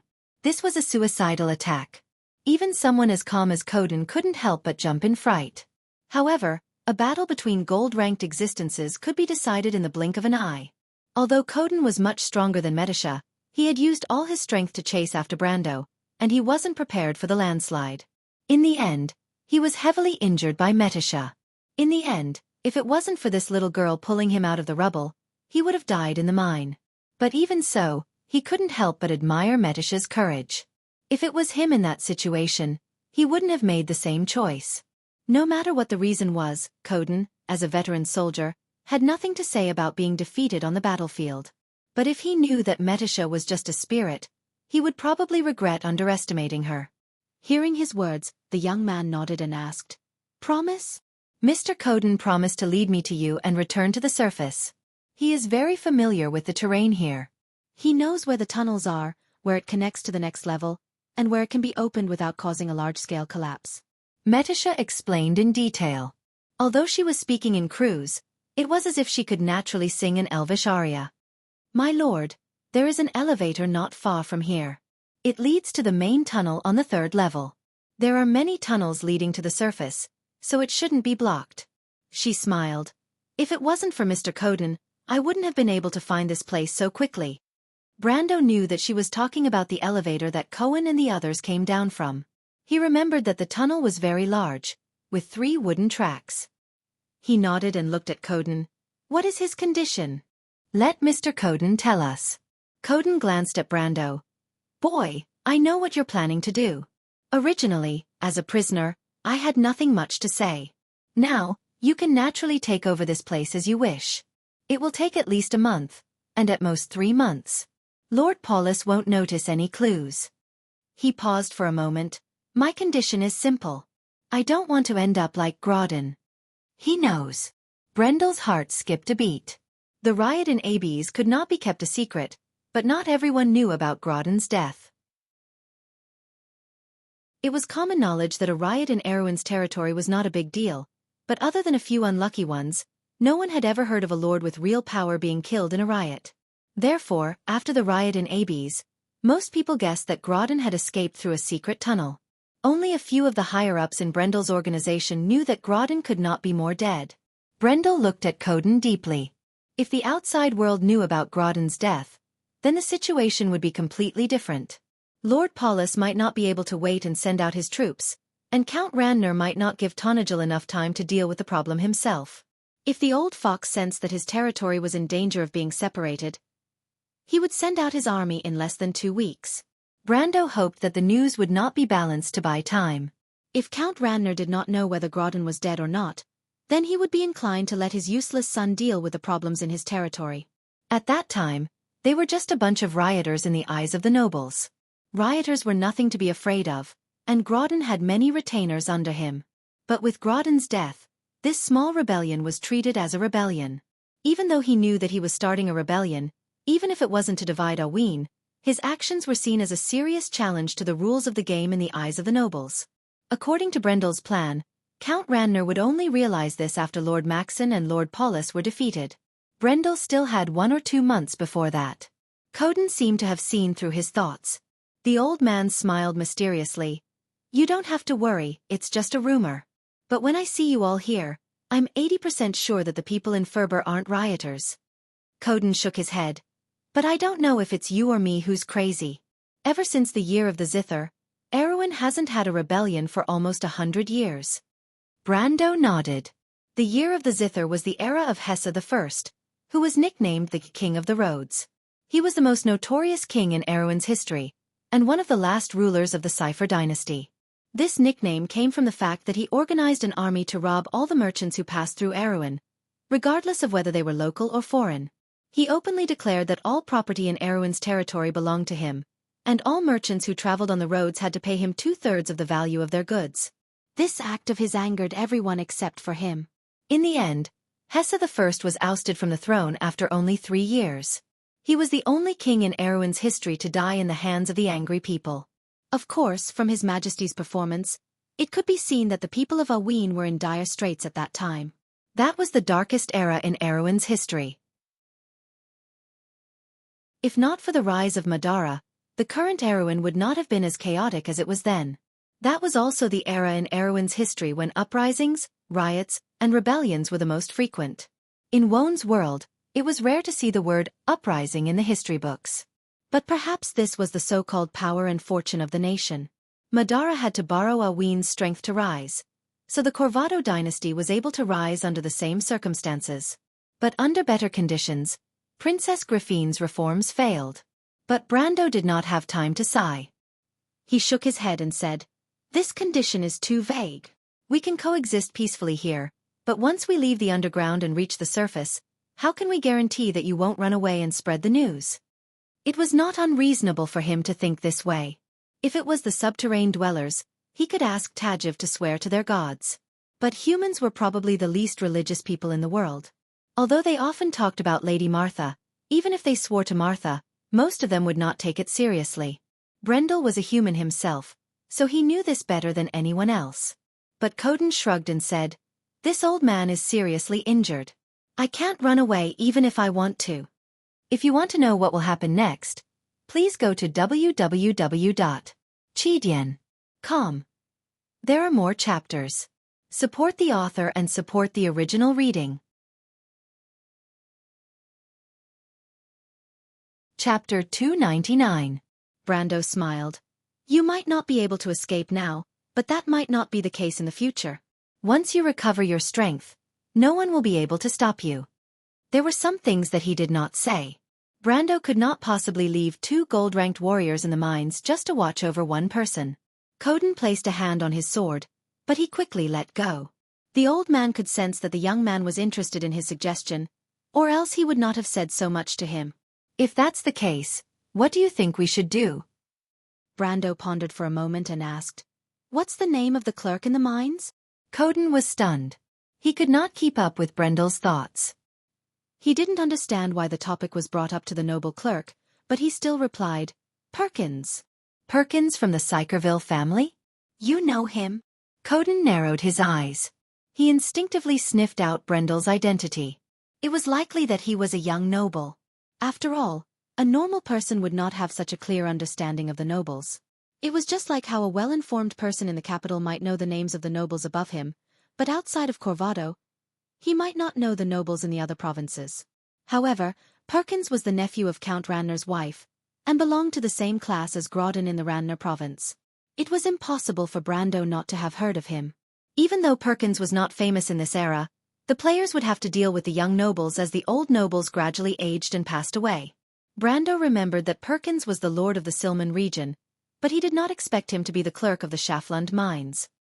He immediately realized that the silver mines were Count Ranner's confidant, and it was possible that Perkins had gained the Count's trust from there. He cursed in his heart. This kid's bright future is going to be ruined because of my actions. But in the spirit of not letting his friends die, he had no choice but to say sorry in his heart. I heard that he's a decent guy. Brendel asked in a roundabout manner. That's a nice comment. Coden raised his eyebrows. It would be better to say that he's as timid as a mouse and mediocre. He didn't hold back at all as he mocked. Perkins had destroyed a squad of his subordinates, and this old man was still brooding over it. You nobles just love to say nice things. After saying that, he looked at Brando provocatively. Brando didn't care about Coden's probing. He was just pondering in his heart. According to Coden's evaluation of Perkins and his understanding of Perkins, that young clerk would do everything he could to suppress the chaos in the mines for the sake of his own future. He definitely wouldn't send someone to inform Lord Paulus. This way, they would have plenty of time to search for the path to the surface. Whether or not the elderly swordmaster would lead the way wouldn't affect his plan at all. But when he looked at Coden, he had another idea. He didn't want a gold-ranked expert to return to Count Ranner's hands, but it was a problem to keep him here. Coden didn't seem to be completely loyal to Count Ranner, or else he wouldn't be here to negotiate with them. However, he still had the demeanor of a knight.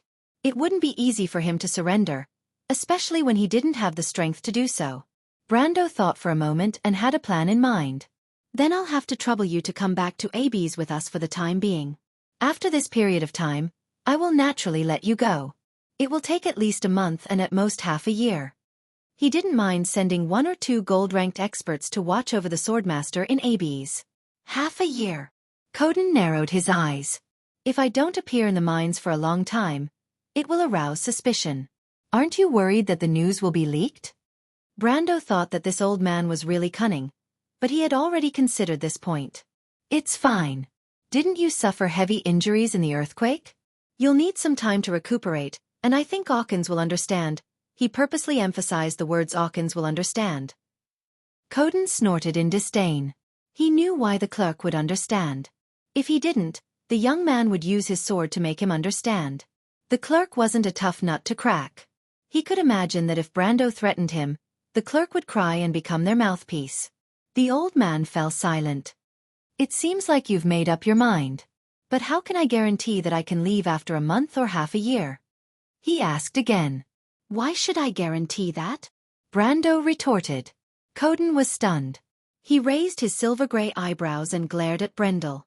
But since I asked you to go to Abby's, as long as you don't act rashly, I won't do anything unnecessary. Brando replied. I won't make unnecessary sacrifices. You're a veteran of the November War, aren't you?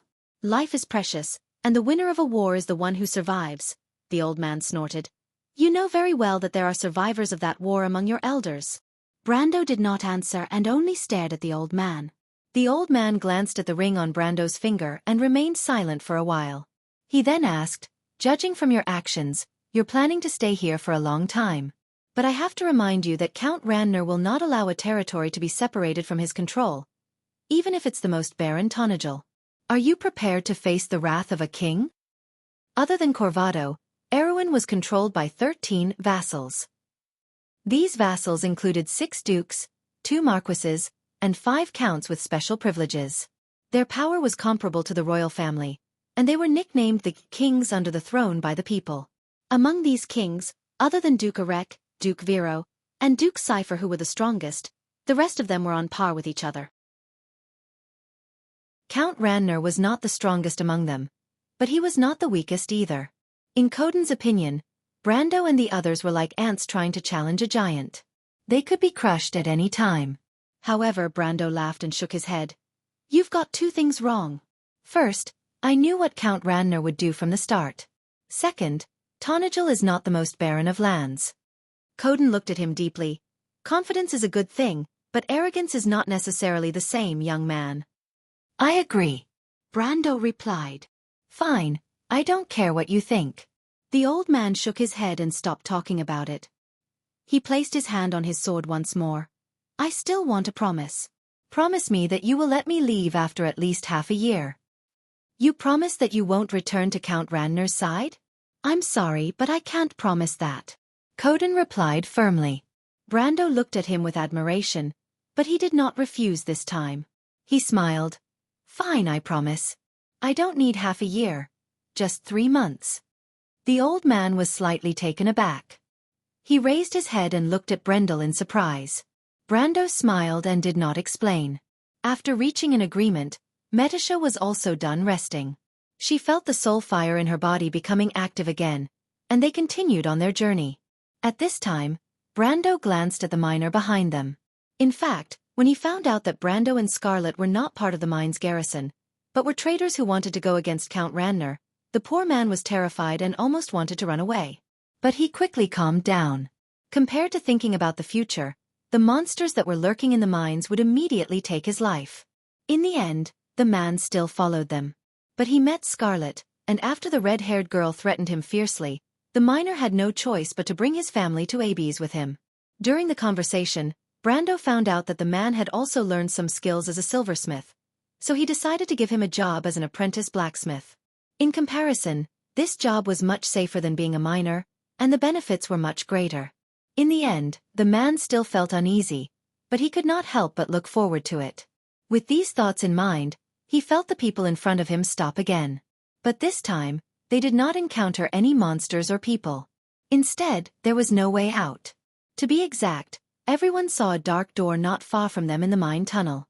The door was tightly shut and sealed off the entire tunnel. Metisha and Scarlet could not help but stop and look at Coden. He said that this path could lead to the elevator. But when they saw the old swordsman's face, they could not believe what they saw. This is? Coden was slightly taken aback. Shouldn't I be asking you that?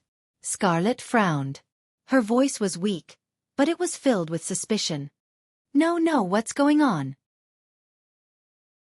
Coden frowned and said to Metisha, Miss, can you help me over there to take a look?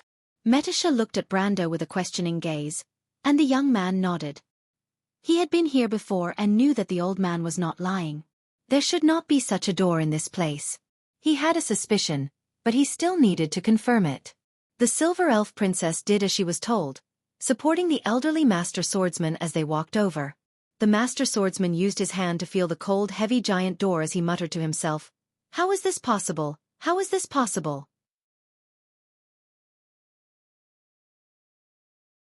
Chapter 300. My lord.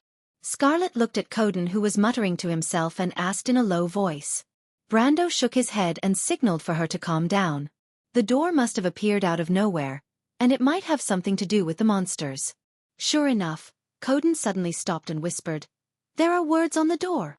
Everyone leaned over, and sure enough, they saw some strange patterns engraved on the black iron door.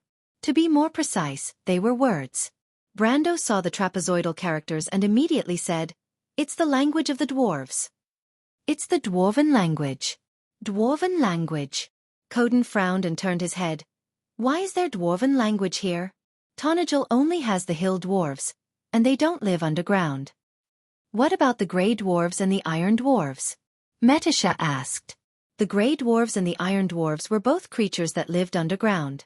The grey dwarves were close relatives of the alpine dwarves, while the iron dwarves were said to be descendants of the rune dwarves. But Brando shook his head. The grey dwarves and the iron dwarves both used the cuneiform script of Jorgandi Ridge, and not the trapezoidal script of the dwarven language. In fact, the trapezoidal script was the official language of the dwarves. The cuneiform script was invented by the dark elves. Then who could it be? The silver elf princess asked. Brando thought about the silver inheritance and suspected that it might be a branch of the silver dwarves that had disappeared. There were 3 silver dwarves: the storm dwarves, the rune dwarves, and the fire dwarves. Apart from the fire dwarves, who lived in the fire elemental world, this inheritance could be one of the first 2. But before he could speak, Scarlet pointed her lightning spear at the door, and a soft ding sounded from the darkness. The girl looked at the door and saw that it was as smooth as a mirror. There was not a single mark on it, which proved that the door was sturdy beyond imagination. She frowned and asked, "My lord, what is written on it?" "I don't know." Brando shook his head. "Boy, didn't you say it was the dwarven language?" Coden raised his eyebrows in annoyance. "How can you not know?" "I only know what the dwarven language looks like," Brando thought to himself. He was not in the amber space where the system could automatically translate. Here. He could only stare helplessly at these things. However, he walked over and placed his hand on the door. "However, I suspect that this is a barrier." "Barrier? Was it a spell? Is it an illusion?" The old man raised his silver-gray eyebrows. "There are other people underground?" He looked at Brando suspiciously. "You're not the only one here?" Brando shook his head. "This enchantment is not a spell. Wizard's magic is just using the laws of the world. However, in ancient times, enchantments were set up by the gods. These barriers themselves represent a kind of law." Coden did not understand, but Metisha's eyes widened. "Ancient heritage? My lord, are you saying that there's a sacred place behind this?" "It's not a holy land. I'm afraid it's a sanctum." Brando sized up the door. The entrance to a holy land could not be so small. It was like a valley in the land of the fairies, and it was large enough to accommodate 2 huge statues. However, if this was a sanctum used to store the silver legacy, then it made sense. The young man placed his hand on the cold iron door and closed his eyes, as if he could feel the thousands of years of history behind the door. At the same time he asked, "Medisa, what is the ancient heritage of the silver elves?" The elven princess paused for a moment, then shook her head. "I don't know. I've never been to the sanctum." When the War of the Holy Saints began, the silver elves had already left the sanctum for 10 generations. It was said that we could no longer find our way back. Brando shook his head. "I'm afraid that's not the case. The silver elves should have returned to the sanctum by now." "What is the name of your sanctum?" "Sanctum Silver Valley." Brendel nodded, but Scarlet asked in confusion, "My lord, this isn't the time to talk about this, is it? Shouldn't we find a way to open this door first?" "I'm trying," Brando replied. "Huh. For an ancient barrier, the door is a symbol of an entrance," Brando replied. "The meaning of an entrance is to enter. If you just want to go to the other side of the tunnel, you won't be able to open this door no matter what." "Enter? Enter where?" The red-haired girl was puzzled. "You'll know soon enough." Brando closed his eyes and thought enter in his heart. Then suddenly, Everyone felt their vision go dark. But before the sound of panic could be heard, the light became bright again. To be exact, it became brighter. It was as if they had suddenly returned to the surface. Bright and dazzling light shone from the outside. Every pair of eyes that had adapted to the darkness could not help but squint slightly. The surroundings were snowy white, and their eyes hurt slightly. Scarlet and the miner subconsciously turned their heads. Only the stronger Coden and Metisha could stare at their surroundings. But the two of them immediately let out a low cry. The voices around them suddenly became louder. It was a tsunami of cheers that poured into everyone's ears like a tidal wave. And as everyone gradually adapted to the dazzling light and the deafening cheers around them, they looked up and finally saw everything around them. They remembered that they were still in the dark underground tunnel just a moment ago, blocked by a thick iron door. But now, they found themselves in a brightly lit square. Or worse. After looking a little further, everyone found that it was not a square at all, but a gladiator arena. They stood in the middle of the empty space, but there were towering walls and spectator seats in all directions. The spectator seats were full. Brando could not see the faces of the spectators against the bright light, but he knew that it was just a projection of a spell. A gap space. That was the content of this barrier. In terms of complexity, this dimension was far less mysterious than Fairyland, which existed in the crevice between space and time. It was merely a demi-plane connected to the world of Vaunt's main material plane, a small subspace. But in terms of the sound and light effects, it was enough to make people dizzy. He could not help but think that it was that guy who designed all of this. "What is this place, my lord?" Scarlet finally calmed herself down, and could not help but ask in a trembling voice. She was still all right, but the miner was already paralyzed with fear. Metisha and the old man did not say a word, but the former was obviously calmer, while the latter was vigilant, with his hand on his sword. "The Arena of Destiny." Brando replied. "The Arena of Destiny? What is that?" Brando looked up. "Do you see that sword?" Following this question, everyone followed his gaze, and saw that in the middle of the arena, there was a stone tablet with a long sword stabbed into it. The black long sword reflected a layer of faint light under the dazzling light, but the shape of the sword was quite strange. It looked like a long sword, but it was as wide as a palm, and the blade was much longer than an ordinary long sword. It was better to say that it was a combination of a two-handed greatsword and a long sword. "What is that?" Coden looked at the sword, his eyebrows twitching. As an experienced swordsman, of course he could see that it was an excellent sword. "The Halran Gaia," Metisha replied. "I recognize this sword, it is the silver legacy of the Rune Dwarves." "Yes, this is the Halran Gaia. Legend has it that it is connected to the earth, and when it is swung, it will cause the earth to shake and mountains to collapse." Brendel knew the sword's other name. The players called it the Sword of Earthquake, because Halran Gaia's attack was accompanied by an earthquake spell that was equal to the damage of the sword itself. Earthquake was an area of effect spell, and its range was almost the same as the direction and range of the sword wind. Although it consumed mana, it was definitely worth it. This sword was a divine weapon for spell swordsmen. Even Brando could not help but move his fingers when he saw it. For a swordsman, this sword was too attractive. Not to mention, this sword also had a leadership attribute. The lead attribute usually appeared on equipment with obvious faction and attribute characteristics. For example, Halran Gaia's relationship with the earth element could be seen from its name, so it could lead elemental creatures. Brando finally understood where the stone leopards came from. Halran Gaia, the old man muttered to himself. Could this be the weapon of the giant Miguel? Brando nodded. Miguel was the most beloved son of Mother Earth, and the uncrowned king of the earth. In the legends, this sword was his scepter, and he used it to rule the earth. Of course, this was only a legend, but it made Brando's heart skip a beat. He took a deep breath and replied, "Those who come here will have the chance to obtain the sword through the challenge." He turned around and looked at everyone solemnly. "But there is a price to pay. If you fail, you will be turned into a stone statue and remain here forever." This is the meaning of the Arena of Destiny. In fact, Brando felt a headache coming on. The Arena of Destiny was one of the more difficult ancient quests. While he was having a headache, Coden asked, "How difficult is the challenge?" The old man looked at the sword and was a little tempted. Even though the old swordsman did not know where he was, but as the saying goes, The skilled are the bold. As a person who possessed the power of gold, he naturally would not be as scared as the miner who was still unable to utter a single word. Very difficult. Medisha replied, because this place exists between fantasy and reality, there is no limit to the difficulty of the challenge. Everyone's expression changed when they heard the words no limit. My lord, what about us? Scarlet asked. The elven princess shook her head again. There is no escape. Everyone has to challenge at least once before they have the right to leave this place. Everyone? The old man caught on to the word, everyone. Yes, unless you are iron ranked or below.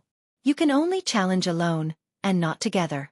Scarlet's face paled when she heard the answer. Then, if someone fails, what will happen? She was powerless now, and it was almost impossible for her to pass the challenge. You will be left here until the barrier disappears this time. You will be turned into a stone statue forever, Brando interrupted. But as long as someone is willing to take on another challenge and succeed, they will be able to save their companions. Don't worry, Scarlet. My lord. The red-haired girl was slightly startled. She understood the meaning behind Brando's words, and could not help but look at Brando with a complicated expression.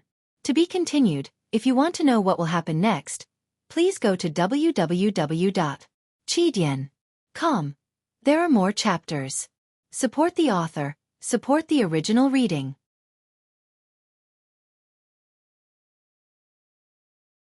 Chapter 301. But just as everyone was whispering to each other, a loud voice boomed from the arena, interrupting Scarlet's words. Mortals, welcome to the Hall of Heroes. The voice was cold and dignified, as if it was filled with an unstoppable power. You will challenge your own destiny here, whether it is for survival or to become the ruler of the land. Then lowly challengers step forth. Let us witness the birth of destiny. His voice reverberated in the arena like rolling thunder, causing everyone's faces to turn pale. Scarlet and Metisha turned to look at Brando, but Brando was observing the arena. He was trying to figure out what kind of challenges he might encounter. Destiny's arena had all sorts of monsters, but most of them were related to the environment of the arena. For example, in an ordinary arena like this, it was most likely that he would encounter powerful monsters on land or in the air. He sighed in relief. Thankfully, it wasn't the arena of the gods. The arena of destiny was one of the scariest arenas in the arena of destiny. Although the challengers weren't real gods, the creatures from myths and legends were enough to make one's scalp tingle. One by one, don't rush. I'll arrange the order. Brando looked at Scarlet. Scarlet, you and the miner will go together. None of you are iron-ranked or above, so you can be counted as a group. It'll be easier for me to save you. Metisha was taken aback by Brando's words. She couldn't help but look at the red-haired girl in confusion. Who is she? I'll explain later, Brando replied. Old mister, you're next. What? Coden raised an eyebrow. Are you worried that I won't be able to pass? Brando shrugged and looked at Metisha. Metisha, come with me. Can I? You're a summoned creature, so you should be able to give it a try. Brando thought that if a summoned creature could enter the arena with him, then he would be able to pass the challenge. But before he could celebrate, the scenery in the arena changed. The fences on the walls rose, revealing rows of cages behind them. My lord! Suddenly, a person stood up from the cage. When she saw the others outside, she shouted anxiously, Medusa, Scarlet, I'm here. Brando's expression darkened when he looked over. The person in the cage was none other than the mercenary leader Yuta. Cohen, Joka, and the rest of the people in the other cages also saw Brando. They all looked at him for help. Mister, can you help us? Joka shouted. Brendel did not say a word. He was not willing to help. He didn't mind, but if he wanted to help, he would have to go through at least 5 challenges. Based on this calculation, the highest level of challenge that he would face in the end would probably be the Mithril Sage. This was no laughing matter. From this point of view, the runic dwarves were clearly superior to the craftsmen of Buga. This was one of their prides. Brando knew very well that it would be difficult for him and Metisha to deal with a gold pinnacle existence. Although it was not impossible for them to win with the help of the wind spirit spiders, the chances were too slim. For this reason, he could only remain silent. Then the young man waved his hand and said, Qian, you go. Don't try to be brave, just admit defeat. Commander Yuta, Scarlet whispered. I'll save her, Brando replied. Go. The red-haired girl nodded. She gripped her lightning spear with one hand and dragged the miner who had fainted with the other into the arena. The stadium immediately erupted into thunderous cheers. Brendel listened carefully for a while before he realized that the audience was shouting, "Burning Claw! Burning Claw!" Although he knew that this was just a product of fantasy and reality, he couldn't help but feel a little nervous. Are you afraid, Metisha? He turned his head and asked. My lord, Metisha smiled. I'm an undead. Brando immediately felt his face heating up. He didn't say anything else. Instead, he saw a giant door slowly open on the opposite side of the arena, and a terrifying monster leaped out from behind it with countless chains dragging behind it. It wanted to pounce on the red-haired girl in the middle of the arena, but it was held back by the chains. After a series of clanking sounds, it was forced to stop 20 meters away from Scarlet and let out a low growl. What is that? The old swordsman stared at the monster and asked. Brendel looked at the monster that was almost 2 stories tall. Its 3 heads collided with each other, and a thunderous roar came from its throat. Once it entered the arena, the entire arena was immediately filled with a foul stench, the smell of sulfur. Cerberus, Metisha answered. The demons under the sulfur river used to follow the dark dragon, the silver elf said in a low voice. I've dealt with them on the battlefield before. They're very difficult to deal with. What battlefield? Coden looked at the elven girl with some doubt. He wondered what kind of battlefield would they fight with such terrifying creatures. But Metisha turned her head and smiled at the veteran who had participated in the November War, the Battle of the Holy Saints. The Battle of the Holy Saints? Coden was stunned. He instinctively thought that the little girl was joking with him. No matter how he looked at it, Metisha was a cunning little girl. Fortunately, it's not a Cerberus lord. It has the strength of a silver-ranked monster. As long as we're careful we should be fine, Brando said to Coden. Be careful of its breath. Kid, are you reminding me? The old swordsman was stunned for a moment before he reacted. I just don't want to save one more person. Humph, that's because you haven't seen my true strength, kid, the old swordsman said as he stroked the hilt of his sword. You should worry more about yourself. Coden said with a sigh in his heart. In fact, the old swordsman had been unlucky since the beginning. When he was about to make his move, he was interrupted by the landslide. Then, he was caught off guard by Metisha's sneak attack and almost died in the mining accident. For an experienced gold-ranked swordsman like him, it was too embarrassing. Even though he was injured, dealing with a silver-ranked monster shouldn't be a problem for him. Moreover, in the same class, be it magical creatures, monsters, or low-level demons, none of them could compare to intelligent beings. That was because apart from absolute strength, they had far fewer skills. The old swordsman had already made up his mind to vent his anger on these small fries. He even turned to Brando and said, Do you want me to help you save someone, kid? No need. Brando quickly shook his head, thinking that the old swordsman didn't know what was good for him. The difficulty level of the Arena of Destiny would increase with each round. This time, it was a 3-headed Cerberus. Next time, it might even be a mountain giant. Coden snorted softly, as if he was dissatisfied with Brando's disdain. What's your name, kid? He suddenly asked. Brando was staring at the arena. When he heard the question, he didn't even hesitate to answer. Sue. Brando. He suddenly realized something and stared at the old swordsman. What's the matter, old man? Do you want to remember my name so that you can settle accounts with me in the future? To his surprise, the old swordsman didn't glare at him. Instead, he repeated the name twice. Brando, Brando. Then he suddenly smiled mysteriously and didn't say anything else. Coden's reaction was completely out of Brando's expectations. He put his hand on his sword to prevent the old swordsman from acting rashly. After all, it wasn't a joke to cause trouble in the Arena of Destiny. Just as Brando was about to raise his guard, the situation in the arena changed. Scarlet immediately admitted defeat. Before the 3-headed Cerberus could break free from its chains, a white light flashed and she was sent to a cage not far away. Scarlet. Yuta looked at her companion in shock. Scarlet red hair reminded her of her younger sister. She couldn't help but ask with concern, Why didn't you resist? I'm sorry, I'm injured. The red-haired girl replied with a gloomy expression. Yuta frowned. But you don't know the rules here. Every additional person will make it harder for the others to save them. She sighed and said in a low voice. But it's fine. Whether that young noble will save us is still a question. Nobles won't put themselves in danger. Scarlet sat down in the corner of the cage in despair. Compared to herself, she was more worried about her mercenary group. If anything happened to her here, Cornelius and Rabin wouldn't be so polite. But while she was worried, Scarlet didn't say anything. She grabbed the bars and looked towards Brando's direction. She didn't know why, but she knew that Brando would save them. Not only her, but Yuta as well. At this time, Brando was looking at the old swordsman walking towards the arena with a solemn expression. Coden held his sword in one hand and stared at the three-headed Cerberus without fear. But when he was about to leave, he suddenly turned around and said to Brando, "Humph, arrogant Tobu's brat. I'll show you what true swordsmanship looks like. I'll show you how arrogant you are." When Brendel heard this, he was stunned for a moment. Tobu's was his grandfather's name. To be continued. If you want to know what will happen next, please go to www.chidian.com.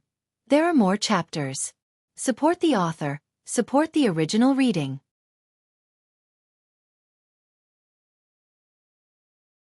Chapter 302. Brando was stunned for a moment before he realized that Crone was a veteran of the November War. It was not surprising that he knew his grandfather. But Crone was born into a knight's family. The difference between him and his grandfather was like the difference between a nobleman and a commoner. How did they know each other? He decided to put this question aside for the time being. The battle had already begun, and the Cerberus seemed to be extremely displeased that its prey had disappeared from its sight. As soon as Crone stepped into the arena, the monster howled and struggled to break free from its chains. The chains that were as thick as a man's arm broke off one by one. Damn it! Crone thought to himself. He pulled out his sword and threw the scabbard away. The monster that came from the Sulphur River was already charging towards him, dragging the broken chains behind it. Crone raised his eyebrows and raised his eyelids slightly. His dark gray pupils reflected the demon that was charging towards him. He took a step back with his right foot, raised his sword with both hands and roared, "You're too weak." Scram! A clear shockwave suddenly erupted from Coden's body in all directions, and the Cerberus in the air was swept away. The speed of the shockwave was comparable to that of a wind bullet. The shockwave was like a sharp knife as it shot forward for about 100 meters before it gradually weakened and disappeared. But before that, the Cerberus had already crashed into the wall on the other side of the arena. With a loud bang, countless bricks collapsed. Smoke and dust filled the air. Holy shit! Brando couldn't help but exclaim in his heart. This was a swordsman's blade burst. It was a type of swordsmanship. But to push the shockwave 100 meters away, how much did the core swordsmanship have to be? In the Amber Sword, all skills were divided into basic skills and skills. For example, White Raven swordsmanship and frontal assault relied on Brando's military swordsmanship. Power burst and charge relied on the three attributes of strength, constitution, and dexterity. The higher the level of the core swordsmanship, the stronger the constitution, and the greater the power of the skill. But at this stage, the blade burst had to be pushed 100 meters away. Brando had never heard of such a thing before. He remembered that he was around this level in the game when he was around level 80 to 90. Crone, on the other hand, was only level 45 at most. At this time, the Cerberus stood up from the rubble. It shook its three large heads, and sand and stones fell from its body and head. It looked like it was in a sorry state. But in reality, the Sulphur River demon wasn't seriously injured, especially when it hit the wall. If it was standing on the ground, it would have suffered a lot. But in the air, the resistance of the Cerberus was much lower. By the time it stood up, Coden was already right in front of it. The old man didn't use charge. Instead, he leaped across the sand like a bolt of lightning, covering a distance of 30 meters with each leap.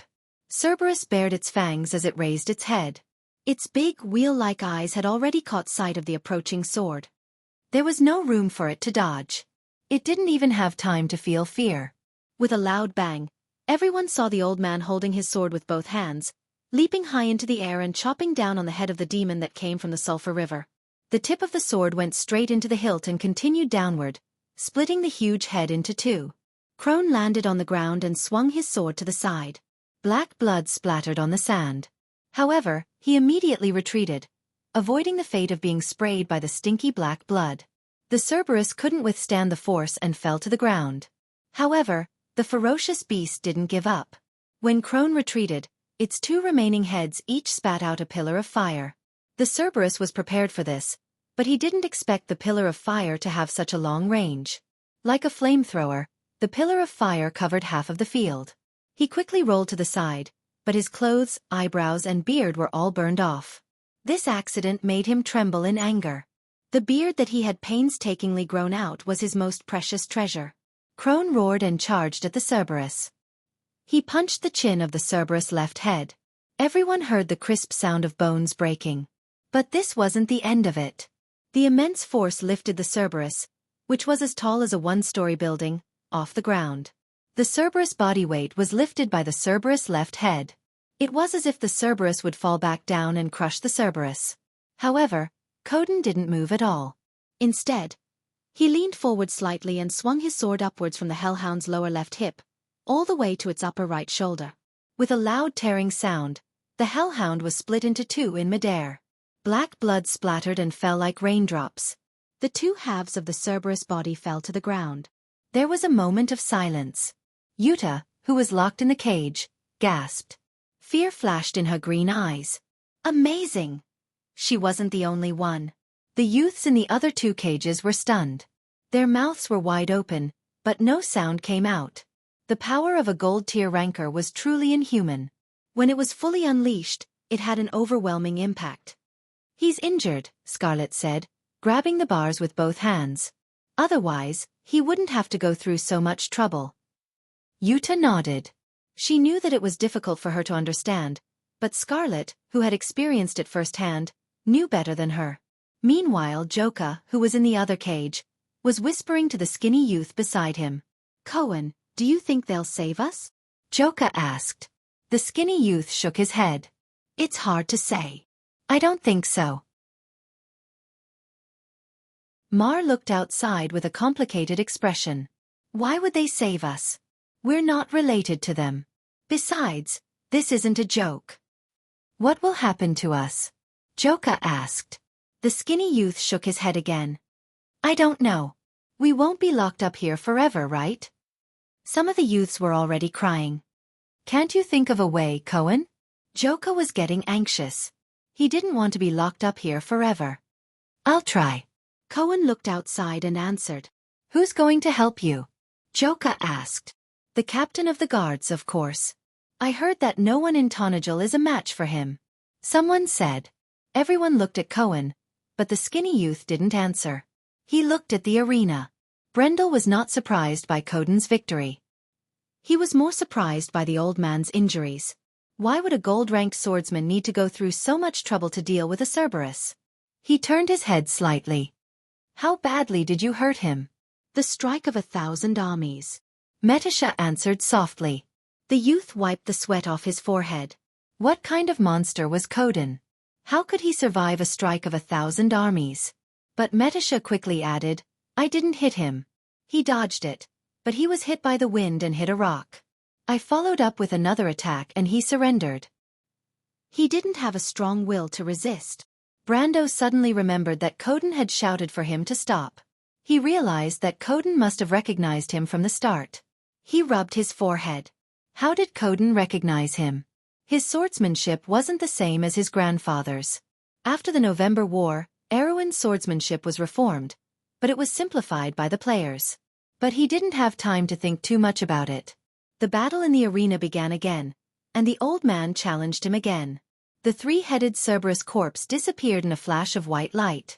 A fence rose from the southwest, and a fully armored dwarf walked out from behind it.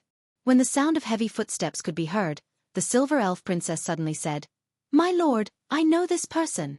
Brendel looked at the dwarf who was covered in heavy plate armor, and had a four-horned helmet on his head. He carried a warhammer that was almost half his size on his shoulder. The symbol of a burning fist was painted on the warhammer and said, That's right. That's right. That's right. I know him too. Lord Evalion. He's a very famous lord among the Grey Dwarves. He was once a slave of the Rune Dwarves. But this is only an illusion, not the real person. He added, he's about as strong as a gold-ranked dwarf. Coden is in trouble now. Metisha didn't answer. Instead, she looked at her master curiously. She knew that Brando was a planeswalker, but a planeswalker wasn't a prophet. There was no doubt that Brando knew a lot of things that he shouldn't have. The history of the Rune Dwarves had long since turned to dust. Not to mention the humans, even among the Bugle Wizards, only those old men with white beards and glasses who buried their heads in books all year round could understand some of the secrets between the Silver Elves and the Rune Dwarves. But just as Brando said, Coden was in trouble. Ivalian wasn't as agile as him, but the old man couldn't pose any threat to the dwarf. Ivalian's warhammer was called Raging Flame, and when it was swung, everything within a radius of 20 meters would be covered in a firestorm. Coden tried to attack a few times, but in the end, his beard and eyebrows were burned into a mess. The battle was in full swing, and everyone, especially the youths in the cage, had their hearts in their throats. In their eyes, this old man was their hope, but now this hope was in a bitter battle, and this made their confidence waver for a moment. This was only the second battle. In the end, Coden was forced into a corner by Ivalian. Both sides had similar battle experience. Ivalian's illusion represented his heyday in the gladiator arena, while Coden was a veteran who had survived the November War. However, the Grey Dwarf Lord was obviously more energetic, and his excellent magic armor gave him a huge advantage. The dwarf let out a roar and finally used his most powerful attack. His warhammer was ignited in flames, and he swung it towards Coden like a meteor. If you want to know what will happen next, please go to www.chidian.com. There are more chapters. Support the author, support the original reading. Translator. Endless Fantasy Translation Editor. Endless Fantasy Translation.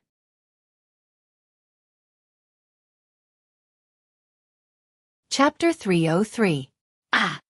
The girl beside Cohen let out a low cry. On the other side, Scarlet's eyes flashed with confusion.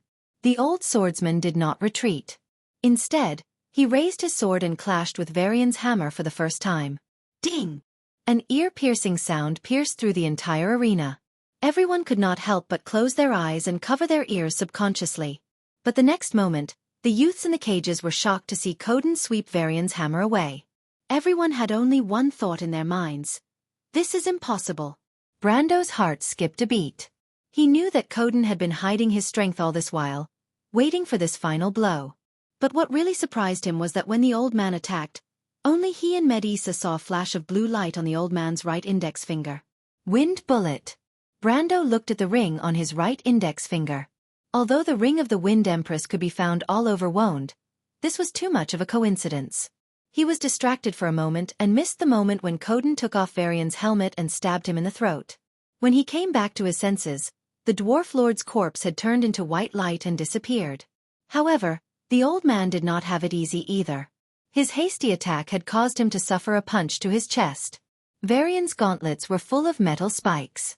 Not only did the punch penetrate and injure his lungs, it also caused his chest to become a bloody mess. But the worst part was the exhaustion of his physical strength. After the victory, the old swordsman could not hold on anymore. He supported himself with his sword and panted for a while before he recovered. Then, Coden pointed outside the arena, and one of the cages with the youths in it opened. "Come out, Joka. Why are you here?" the old swordsman asked, panting. "Captain Coden?" The youths were stunned. They did not know what to do. They did not understand why Coden would save them first. What they did not know was that this guard captain was not with Brando in the first place. The old swordsman coughed. His injuries were very serious. If it had been anyone else, they would have died. However, he wiped the corner of his mouth with the back of his hand. It was full of blood, but he didn't care. "All right, go to the side and stay there." He waved his hand at the youths. "What does this have to do with you? I'll ask you later." Joka and Mar were speechless. Although Coden had saved them, they had been captured in 2 batches. Cohen and his companions were still trapped in the cage, but it seemed that Coden had only saved them to find out what had happened. Furthermore, it seemed that the old guard captain did not intend to challenge them again. In fact, everyone knew that the old man did not have the ability to continue fighting. Even though Mar and Cohen often mocked each other, these youths had deep feelings for each other. It was hard for them to accept giving up on their companions. So what if it was hard to accept?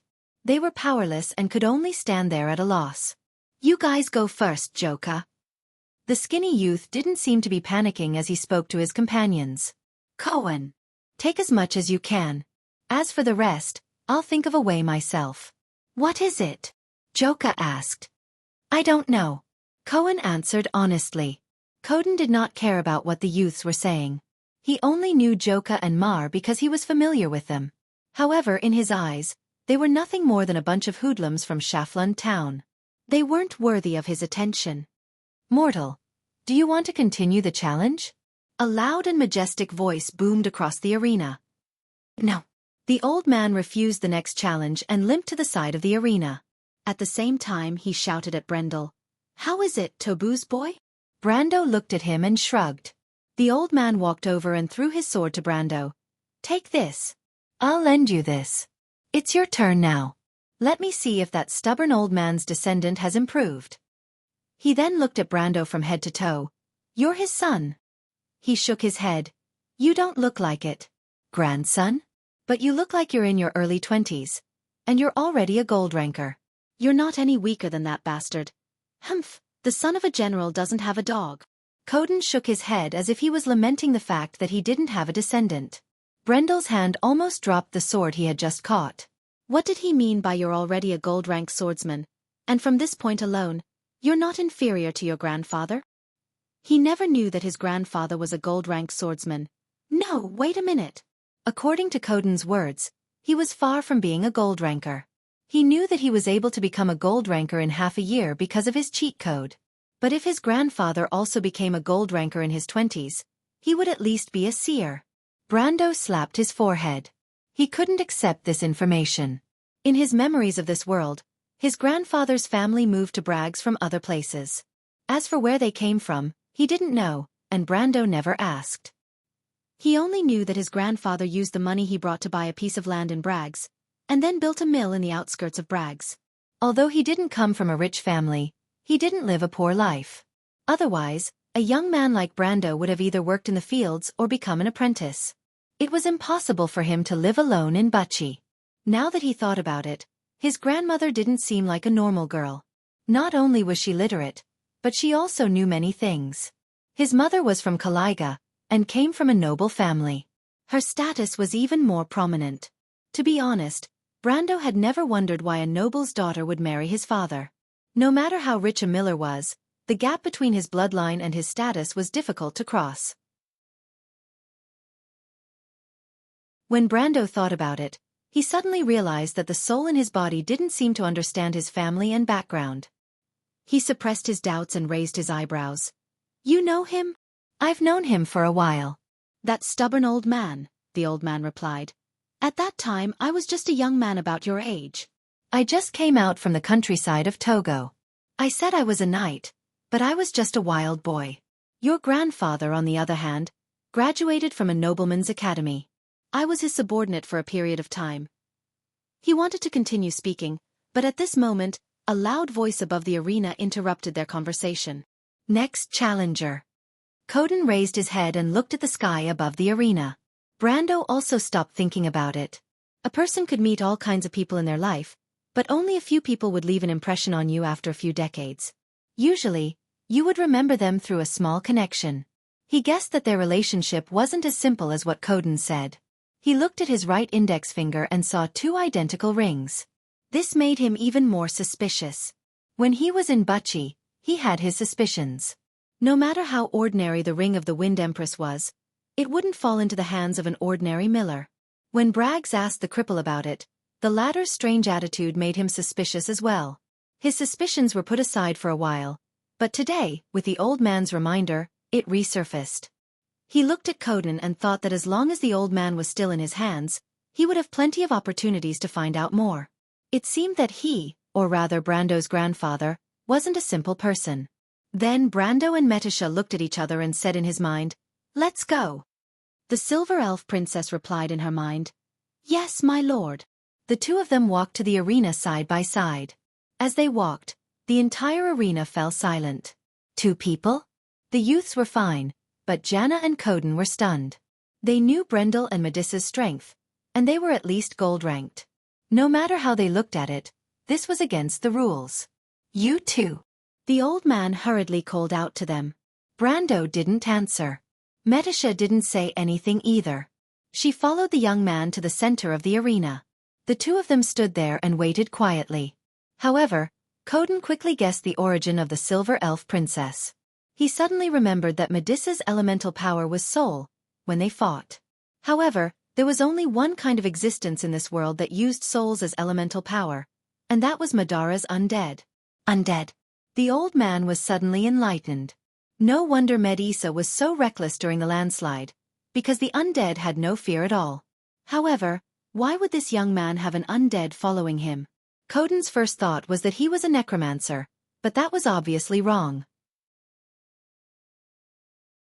First of all, a gold-ranked necromancer couldn't summon an undead of the same level.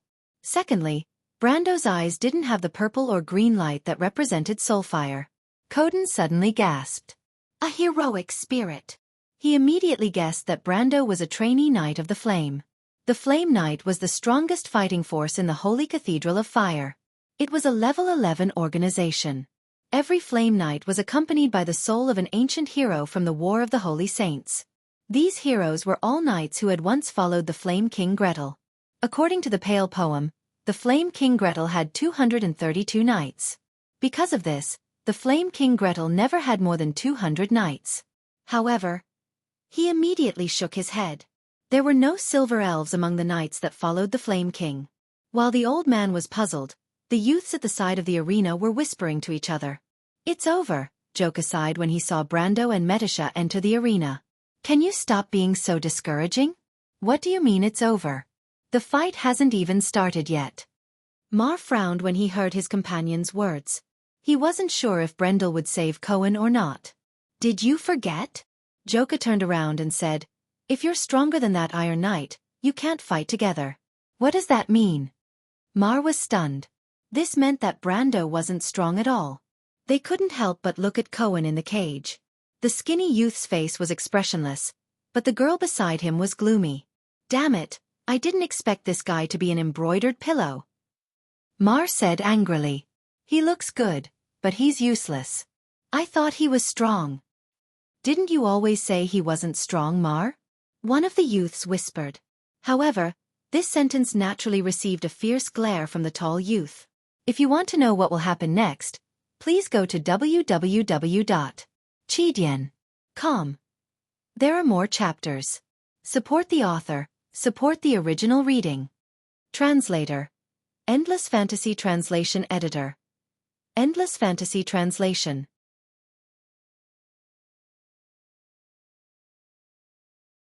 Chapter 304. No matter how sharp Brando's ears were, it was impossible for him to eavesdrop on the conversation of a few normal youths. Moreover, he was trying to familiarize himself with the sword in his hand. It was a magic sword, but it was a very common one and was slightly lighter than the average sword. This sword is at most a low magic item. I've used similar swords before, but I don't remember their names because I've used them over the years. The young man casually swung the sword, and the wind swept out left two shallow marks on the sand. Coden's eyes lit up when he saw this. It really is the White Raven swordsmanship. Coden had recovered from his shock, but he immediately raised his eyebrows. The White Raven swordsmanship is one of the most secret of swordsmanship in Erwin's palace. How did this kid learn it? He thought to himself. However, the youths also saw the same thing and began to argue. What is he doing? Mar asked with a frown when he saw the white light on Brendel's sword, and the sand around him was also covered in smoke. He's creating smoke, right? Joka replied with uncertainty. He's looking for an opportunity to defeat his enemy in the smoke. Don't you know that, Mar? He can't see anyone in the smoke, can't he? Joka was stunned for a moment before he rolled his eyes. Then there must be some sort of special technique. Why else would someone create trouble for themselves? It's easy to figure it out. However, Cohen interrupted them. He looked for a long time and finally confirmed it. He is familiarizing himself with the sword. Familiarizing himself with the sword? That sword was given to him by Captain Coden, someone said. But was it really okay to change swords before the battle? Even though the youths had not seen much of the world, they knew that it would affect the outcome. They could not help but look at the battlefield. Brando had stopped what he was doing and seemed to be ready. Metisha stood behind the youth with a silver shuttle in her hand. Because they were deep underground, her unicorn did not follow her. However, even on the ground, the Silver Elves' ancient battle techniques were not inferior. Coden had experienced it before, so he didn't dare to underestimate this little girl. The gate to the north of the arena opened once again. Behind it was the same three-headed hellhound that had died once before. This giant beast's claws were on the ground, and its three heads were letting out low growls. Its three pairs of blood-red eyes were looking around, as if it was looking for its previous enemy. Its appearance caused a wave of low sighs, as if no one had expected this thing to come back from the dead. And this time, with the previous experience, the monster from the Sulphur River seemed to have learned its lesson. It waited for the owner of the arena to release it from its chains before it shook its black and red fur and entered the arena. It sniffed and revealed a cautious expression. It circled around and slowly approached Brando and Metisha. Everyone else thought that the dog had learned its lesson, but Coden smelled something unusual in the air. The old man stared at the center of the arena, his nose twitching. He couldn't help but frown and complain. This little guy doesn't know how to control his aura. The whole arena is shrouded in his aura. Compared to him, the little girl is much gentler.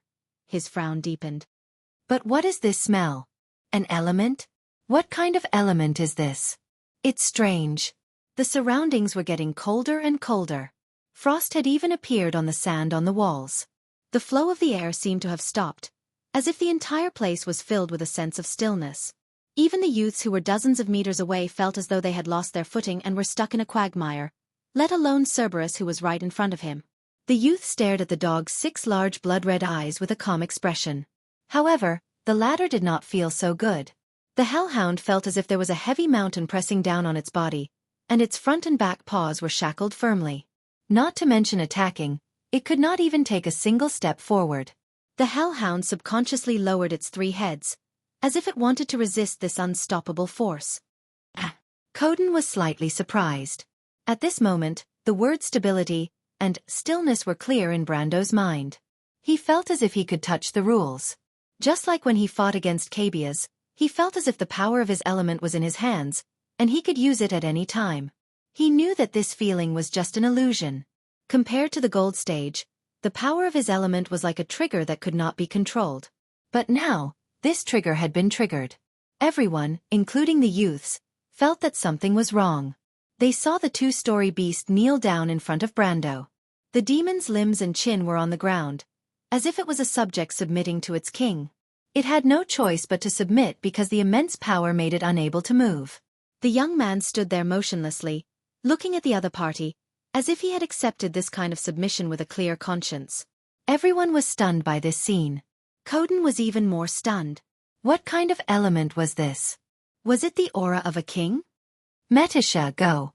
But Brando only said one sentence. Unlike everyone else, he felt a powerful force roaring in his heart, roaring to dominate everything.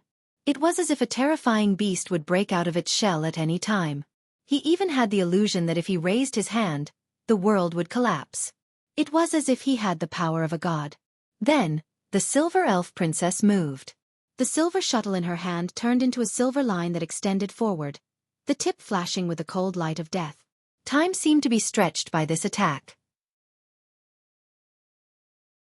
Everyone saw the simple silver line draw a semicircle around the arena, and then slowly approach the hellhound from one side. As long as it was moving forward, it could pierce through the demon's 3 heads. But at the last moment, under the pressure of the aura of death, the hellhound finally broke free from Brando's element. It used all its strength to raise its head and jump back. It had clearly avoided the fatal blow. But a strange thought flashed through Brando's mind. It was as if the entire world was under his control. With just a thought, he pulled the beast back. With a soft sound, Metisha's small body raised the spear. The silver shuttle pierced through the 3 heads and pulled the unlucky hellhound up high, throwing it forward. Its corpse fell to the sand with a loud thud. It was a one-hit kill. The youths, including Mar, were all stunned. Koden thought he heard his own jaw drop to the ground. The old man couldn't help but touch his chin to make sure that the item was still in his body. He couldn't be more shocked by the element of space. That's... Joka felt as if something was stuck in his throat. The rest of his sentence was stuck in his throat. But no one laughed at him. Everyone was the same. Brendel noticed this as well. He looked at his own hand and was a little uncertain.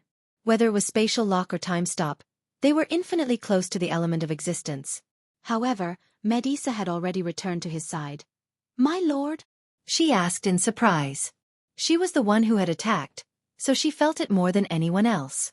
Brando waved his hand. He couldn't be sure. At this moment, a voice boomed above the arena. "Mortal, do you wish to continue?" "Of course," the young man replied with a mixture of excitement and anxiety. Varian quickly entered the arena. "I'll do it this time," Brando said. He could feel that his control over his element was fading as he passed his peak. He had to test it out as soon as possible to confirm his suspicions. Medusa looked at him and guessed his intentions. She nodded slightly. Brendel put down his sword with his right hand and walked towards the Duergar. His cold aura once again pressed down on the Duergar. Varian was startled and snorted softly. The grey dwarf immediately threw away his arrogance and pretended to be relaxed in order to put pressure on his opponent. His two beady eyes sparkled under his helmet as he solemnly took down his warhammer from his shoulder and held it with both hands. He then shifted his center of gravity and entered a battle stance. This time, even Joka could see it. It was a beast's instinctive reaction to danger. But was that young man really that scary? He stared at Brendel carefully. He could not imagine that the young man whom he had dealt with, who had a somewhat easygoing attitude, would be dangerous enough to make this dwarf who was like a steel fortress nervous just by looking at him. He might be strong, but he's still so young. Joka recalled his own experience. Brando's reaction was similar to the guards in the mines. He thought that their strength should be about the same, although that was already very strong in the Duergar's eyes. But he immediately knew that he was wrong. Brando had already attacked. In order to seize the opportunity, the young man charged forward. In the eyes of the others, it was unbelievably fast. They couldn't even see Brando's trajectory. They could only see his figure disappear and reappear in front of Varian in an instant. There were even ripples in the air behind him. The Duergar was startled, but his rich battle experience made him raise his warhammer with both hands to block. But his movements froze at this moment. Brendel's sword passed through his defenses like an illusion, passing through the gap between his helmet and breastplate, and piercing through his throat. The Duergar widened his eyes and only had time to let out a soft crack. Brando stopped in front of the Duergar like a ghost. He pressed one hand on the Duergar's warhammer and pulled back his sword with the other. The Duergar fell to the ground with a loud bang. Black blood slowly spread out from the Duergar's body. P.S. Thank you for your support. Did you like the latest chapters? To be continued. If you want to know what will happen next, please go to www.chidian.com. There are more chapters. Support the author, support the original reading.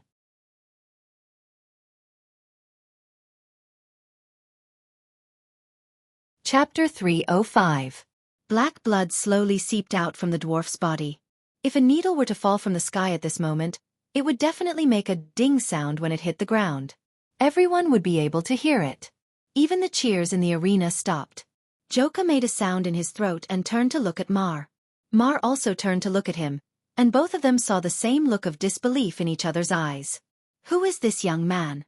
No matter how ignorant Joka was, he could tell that Brando was no ordinary person. But at this moment, Brendel's heart was like a stormy sea. After the incident at Abi's castle, this was the second time he had entered an indescribable state. Time and space seemed to come to a standstill. The third definition of the elemental law appeared in his mind, but it felt like it was separated by a thin piece of paper. He could vaguely feel that it was also two laws. But the opportunity was fleeting, and when he reached out to grab it, the sound returned to the arena. The noise drowned out everything, and everything returned to normal. Brando was stunned for a moment before he sighed. It was still too early. If he was an intermediate gold, he would have entered the second stage of the elemental wall. But everyone was the same. Not everyone would enter the elemental wall immediately after reaching the peak of gold. The understanding of the laws was very important, and there were many geniuses who stayed in the gold realm for their entire lives. Not everyone was smart enough to understand the world, and sometimes it was easier to see the essence of the world without distractions. Brando also knew that this was a matter of appearance. He did not expect too much from things that depended on appearance. He could just rely on the ancient stone slab to break through the elemental wall. Unlike most people, the young man had a lot of ideas. But no matter what, this was not a bad thing. Just like now, Brando felt that he had a deeper understanding of stability and quietness. He could now confirm that these were related to the elemental wall. He looked at the sword in his hand. It was the sword that Coden lent him. There was a layer of transparent ripples on the blade. Elemental power. Indestructible. Accuracy increased by 20%. Speed increased by 100%. Additional 10% cold damage. He immediately identified the transparent ripples on his retina. This was the power of the elemental wall. Although it was not complete, at least it had gone from hidden to dominant, just like Scarlet's lightning elemental power and Medicia's soul energy. In fact, in terms of strength, Brendel was now on equal footing with Scarlet and Medica. But in terms of actual combat strength, he was far inferior. Brendel glanced at Coden and thought that he might be able to fight against a gold-ranked fighter. If he remembered correctly, the first obvious bonus of the lightning element was attack extension, 20% increase in speed, and 30% additional lightning damage. This was the difference. Elemental power of the elemental wall. In the Amber Sword's elemental power, elemental power, elemental power. In the later stages of the game, only the guild leaders of the major guilds or the famous RMB warriors in the entire server managed to level up through the Cocoon Transformation quest. However, Brando realized that his identity as an NPC allowed him to avoid this restriction. Space element. He really wanted to pour a bucket of water over himself to calm down. But at this time, a loud voice rang out again, interrupting his thoughts. Mortal, do you wish to accept the next challenge? Because of this voice, everyone focused their attention on Brando in the middle of the sand. Previously, they couldn't believe it, but now they suddenly realized that this young man had the ability to save them. In fact, it had far exceeded their expectations. Mar still could not believe that Brendel was stronger than the old guard captain, and he did not look like he was just a little bit stronger than him. Under their watchful eyes, Brando snapped his fingers to open the cage that held Yuta. Then he nodded. Thus, the challenge entered the next stage. My lord. Medicia leaned over and looked at the young lord with her pale silver eyes. As someone who was born in the era of the War of the Holy Saints, the little princess didn't think that the Gold Realm was anything to be surprised about. Whether it was humans or silver elves, it was almost natural for them to reach the Gold Realm before the age of 20. However, as someone who had experienced this stage, she still asked with concern, how is it? Of course, she knew what happened to Brando before. Brando didn't say anything, but raised his sword and showed it to the silver fairy princess. Ah! This time, Medicia was shocked. Space element. What? Brando raised his eyebrows. He caught the surprise in the girl's tone and couldn't help but ask, shouldn't space element be very common in your era? In his understanding, the War of the Holy Saints was the era where monsters ran rampant. There were also geniuses of the level of Tumen, so wasn't it common for a space element to appear? One must know that in the later stages of the Amber Sword, although space and time were rare, there were still more than a dozen players. How? Meticia's eyes widened in confusion. Back then, only the wizard leader of the Silver Alliance, the founder of the Tower of Stars and Moons, known as the last sage on Earth, Arketh, had space element. Earlier, only the Dark Dragon had it. The girl added. Ha! Brando sweated. To be honest, although he knew a lot about the background of the game, it wasn't as detailed as someone who had experienced it. Medicia's explanation was refreshing, but he couldn't help but think to himself. It turned out that the Amber Sword still compromised with the gameplay in the end. He couldn't help but feel embarrassed when he thought of the number of players who had the highest element in the hundreds. While the two were talking, the fence on the east side had risen. Everyone stared in that direction with their eyes wide open. The sound of neat hooves came from the shadows behind the fence, startling everyone. When the first enemy appeared in Brando's field of vision, he narrowed his eyes. It was a knight, or to be exact, a tin man riding on a puppet horse. They held a round shield in their left hand and a spear in their right, surrounded by 4 colored runes. Type 4 Night Hunter. Brando whispered to Metisha. What's that? An invention of the Hazel people. Be careful. These things have the strength of a peak silver. Brando and Yuta, the female mercenary leader on the side of the arena, said this sentence almost at the same time. Hazel was in the middle of Wonde, on the border west of Cruz. The two countries were separated by a towering mountain range. The Hazel people were not the descendants of the sages in the War of the Holy Saints. It was said that they came from another continent. The residents there believed in the power of magical technology, so they had the largest army in the whole of Wonde equipped with firearms and artillery. Even in their army, there were tanks and old-fashioned aircraft. The Hazel people and Cruz people were at war all year round, but neither side had gained any advantage in a head-on battle. They could face the Eagle Empire head-on without retreating. This was a testament to the strength of this country. However, when Yuta said this, she had an inexplicable feeling in her heart. She looked at the open cage and thought that Brando should save Scarlet first. But the young man did not. He did not even look at her, which could only mean that he did not care who he saved first. Because he wanted to save both of them, it was the same no matter who he saved first. However, her words did not elicit a response from Scarlet. Instead, they were heard by the teenagers. The enemies were at the peak of silver. They saw the Metal Knights coming out from behind the fence one after another. There were more than 30 of them. In the first round, the Hellhound was only at the peak of silver, but in the third round, the difference in strength increased by 30 times. So many. Someone whispered. Isn't this too unfair? Joka completely forgot that he thought it was against the rules for Brendel to bring Medisa and Medisa up together. How despicable. Ma could not help but grit his teeth. How dare they fight us with numbers? Brando caught the words and looked at the edge of the arena. Be careful of their spears, Brendel said to Medisa as he pointed at the Metal Knights. Be careful of their spears. There are firing mechanisms from the handle to the middle of the spear. There are actually 6 barrels. Gun barrels? The fairy princess was puzzled. Brando suddenly remembered that magicite technology was only a thing of the past 200 to 300 years. He quickly explained, you can think of it as a crossbow, but it has a strong penetrative power. Although it is not too much of a problem for us, it will still hurt if we get hit. Also, you have to protect your eyes and throat. Metisha nodded. Also, the 4 runes on their bodies will switch. This means that they are switching their attack methods. Red means heat ray, blue means ice shield, green means acceleration, and yellow means rock cover. Just pay attention to the red. It is a long-range attack. Brando continued. Understood. The Silver Fairy Princess could understand magic, but she was still curious about the Hazel's intricate design. Although the craftsmen of Buga were powerful, they were not as intricate as the Hazels. She then asked, do you have a strategy, my lord?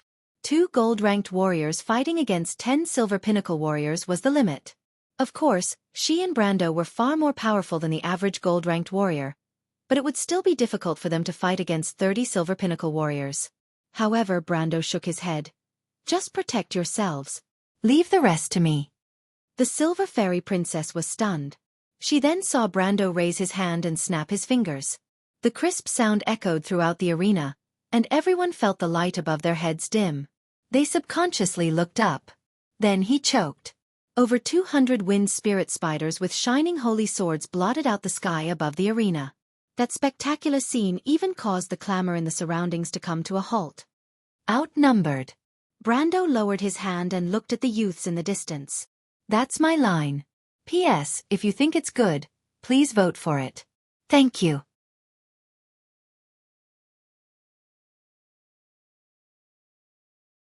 Chapter 306.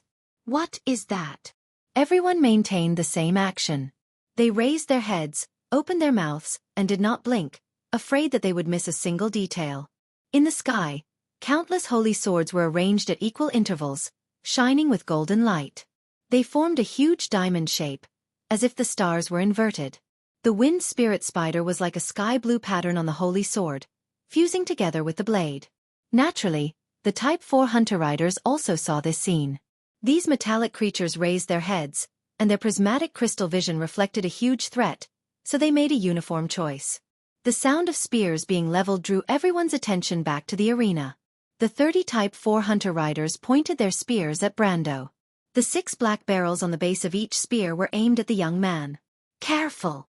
Someone shouted from the other side of the cage, but no one knew whose voice it was. Along with the shout, the magic conduction system began to rotate the 6 barrels, and with a crisp sound of gears grinding against each other, long tongues of flame appeared on the spears. 30 tongues of flame. Tayuna. Ancient Elven language. Spirit wings. A spray of bullets brushed past Metasha, and dust flew everywhere. The Silver Fairy Princess reacted immediately, and the first thing she did was to raise her spear. Spiritual power was born from her back, and with her movement, it spread out to both sides, forming a huge pair of wings made of light. The girl stood in front of Brando, and all the bullets were blocked by the hexagonal crystal lattice. For a moment, half of the arena was filled with flashing sparks, and the clanging sound was deafening. Everyone could not help but cover their ears when they saw this scene. The Type 4 Hunter Riders then turned their target to Metasha, who was the center of the spirit wings, but Brando had already raised his hand and pointed downwards.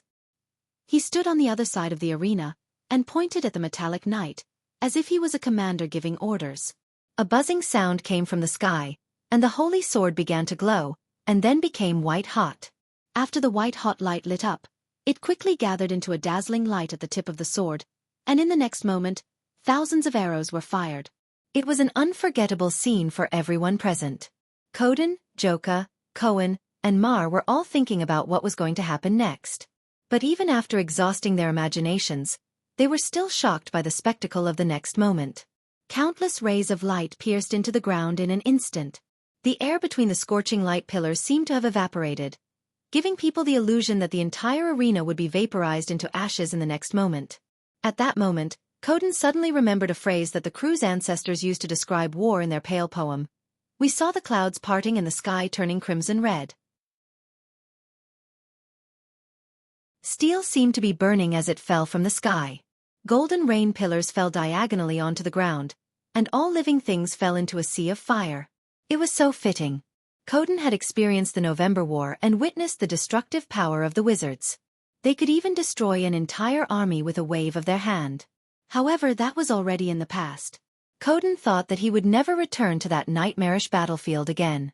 But now, this familiar scene brought out the nightmare that had been buried in the deepest part of his heart, a nightmare that he would only occasionally see in his dreams. Koden did not realize that his pupils were dilating, his eyeballs were trembling, and his breathing had quickened.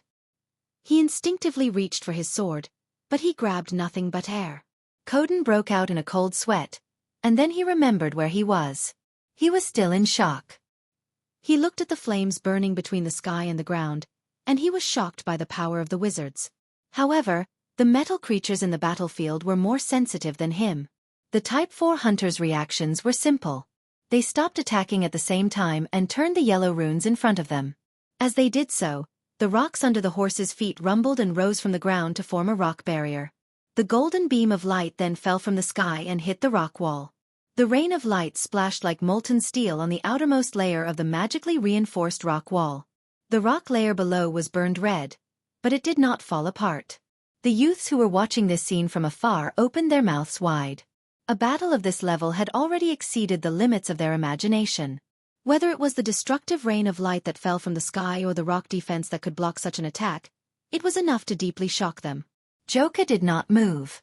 Mar subconsciously retreated until he hit the bars on the other side of the cage. When he realized that, his forehead was covered in cold sweat.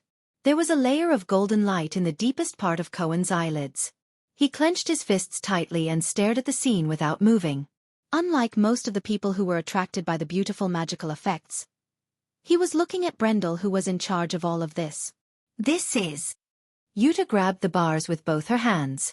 The rain of light seemed to have penetrated into the deepest part of her soul, causing her to tremble. Only now did she realize how insignificant she and her mercenary group were, and how laughable their persistence was. There was no reason for this young man to appear here.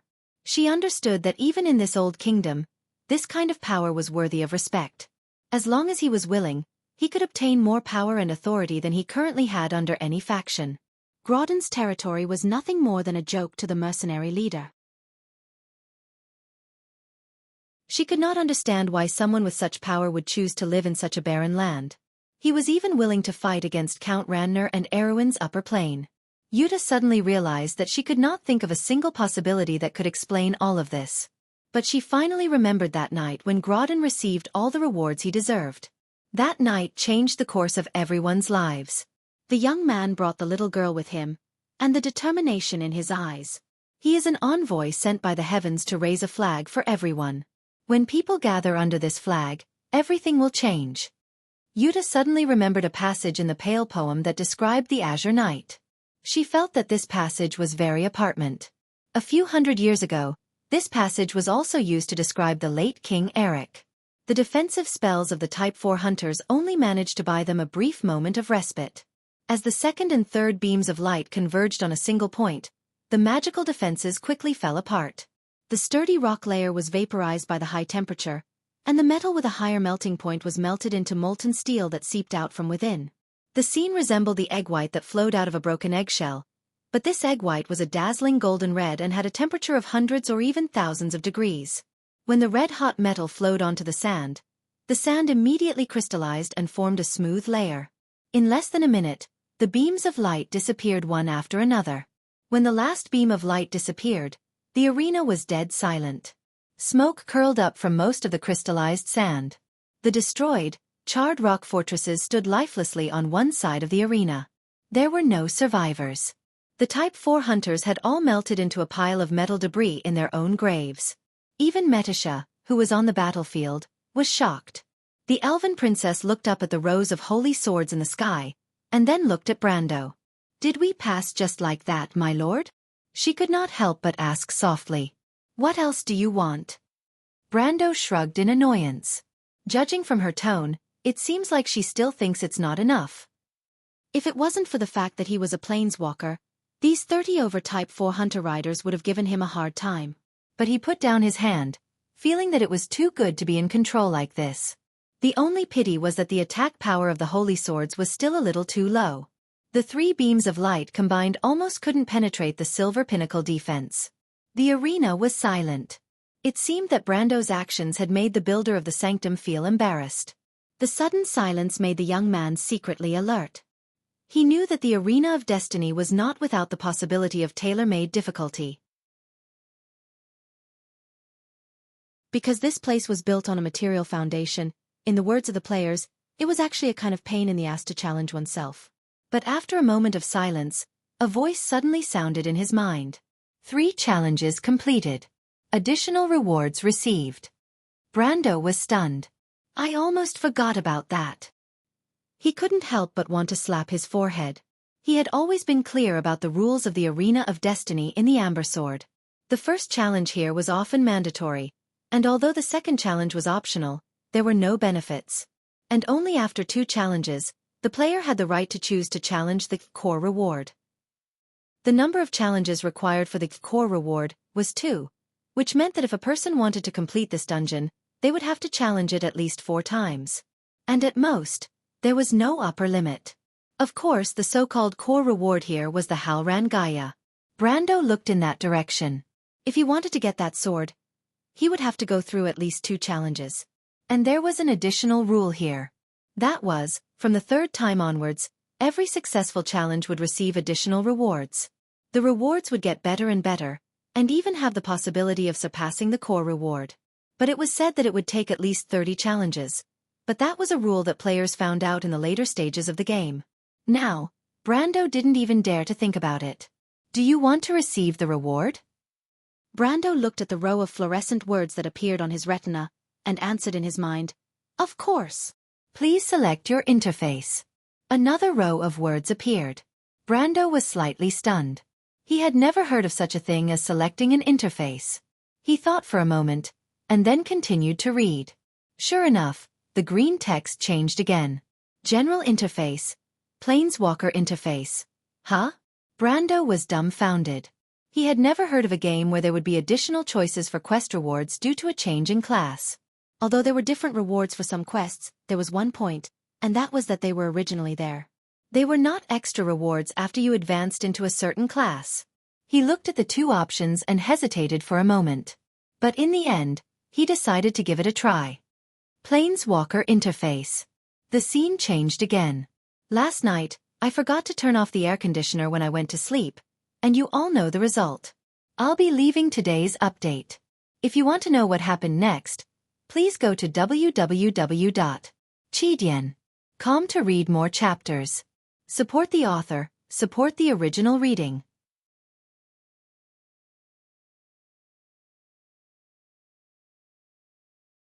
Chapter 307. The green text that was projected on his retina disappeared. Brando immediately saw a floating screen in front of him. To be exact, it was a roulette. Every engraving on the roulette corresponded to the painting of a card. He was slightly startled and understood the meaning of this thing. There were 170 slots in the outer circle of the roulette, and the cards were all ordinary bronze cards that corresponded to the elemental colors. There were 40 slots in the inner circle, and there was a layer of silver light on the surface of the cards. It was a rare silver card. However, the inner circle was now gray. Obviously, for some reason, it did not meet the requirements to unlock it. Brando's gaze returned to the outer circle. He looked at the cards one by one and found the one that he thought was the best. It was the Earth Elemental card, Bleeding Altar, in the north direction. A Bleeding Altar, Wolf's Lair 3, 25 Earth, 200 mana, enchantment. Lair. You can sacrifice 5 gray creatures and summon Futize the Earth Dragon into the field. Creature, Dragon Viper, level 50 boss. Whether Futize dies or the enchantment is destroyed, this card will enter the graveyard. When Futize is in the field, 1 gray creature must be sacrificed every day to maintain it. Not far away, a low roar came from the cave. Another card also caught his attention. Gem Plane, Scenic Wonder 6. Special land, Plane tap, 2 light into your elemental pool. Tap, pay 2 light. Gain 20 wealth. No one knows what kind of natural gifts are left under the grass. This card was even more attractive to Brando than the first one because both the light element and wealth were resources that he urgently needed. Especially the former, he had no way to replenish it. On the contrary, he had a large number of cards that required the light element. For example, the Golden Battle Flag, 5 light, Sunblade, 5 light, Pristine Archangel, 5 light, and even the Archangel had to pay an additional maintenance fee for every day it was in the field. Since the night of the Battle of Abes, Brando had been using the light elemental pool as a part-time elementalist. Although he had been trying his best to save the little resources he had, he was only left with 6 or 7 light elemental pools. If he could get that card, his current predicament would be completely changed. He believed anyone would be able to see the difference between a one-time consumption and a sustainable use at a glance. Needless to say, the role of wealth was so important that it didn't need to be reiterated. But in fact, Brando would discover that he was not only lacking in wealth and light element. If he had carefully examined all the resources he had as a planeswalker, he would have realized that he didn't live up to his name. He had a total of 19 cards in his hand, including the event card, Wolf's Lair, which had already been used. Among them, there were 4 treasure cards: Holy Sword, Golden Battle Flag, Silver Colt, and Eternal Orb. 5 creature cards: Highland Squire, Wind Spirit Spider, Mercenary of Lopez, Unicorn Knight, Pristine Archangel. 1 resource card: Rich Gold Mine. 3 spell cards: Energy Drain, Sunblade, Sprint Drive. 5 land cards: Sacred Tree Secret Grounds, Ruogen Swamp, The Shire Market of Roe, Storm Lair, Ember Volcano. Event card: Wolf's Denver. 19 cards, not even half of a deck of cards. According to Tuman, a deck of cards must have at least 40 cards to be called a deck, and only such a deck could be freely switched in battle. In other words, if this wasn't Brando's first deck of cards, he wouldn't even have the basic qualifications to have 40 cards. In other words, he was just like a sorcerer's apprentice. At most, he was an unofficial planeswalker's apprentice. In theory, his 5 land cards could provide him with 2 nature, 1 water, 1 dark, 1 earth, 2 wind, and 1 fire. In addition, there would be an additional 1 water, 1 dark, 1 wind, and 1 fire every week. But the truth was that the rich gold mine was attached to the hidden grounds of the Holy Tree. In order to ensure the normal operation of the gold mine and maintain the more important wealth, The card of the hidden grounds of the holy tree was not used most of the time, and only provided 1 water EP per week. Fortunately, he only had the Shire as his water element card, and he didn't have any green cards, so at least he didn't feel that it was too difficult. But according to Tumen, nature cards had the best summoned creatures of all cards, and Brando knew that he would have to face this problem sooner or later. In terms of financial income, he owned the market of the Shire of Roe and the rich gold mine. One was 8 wealth, the other was 4 wealth, a total of 12 wealth per day. But what he needed to pay was Unicorn Night card, 6 wealth, 1 dark day. Lucas's Mercenary, 2 wealth per day. Highland Squire, 1 earth day.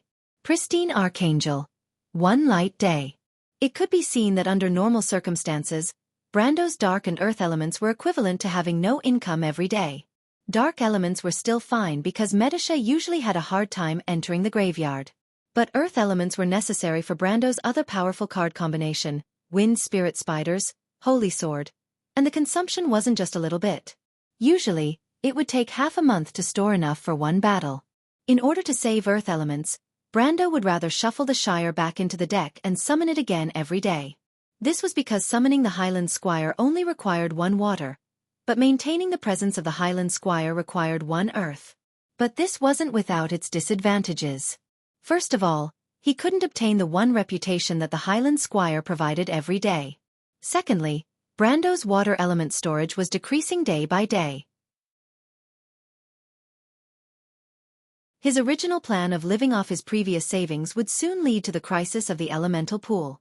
In Brendel's opinion, this kind of robbing Peter to pay Paul situation did not make him a qualified planeswalker. And before this, he had never regarded this class as his biggest reliance. Of course, it was more than enough as an additional support.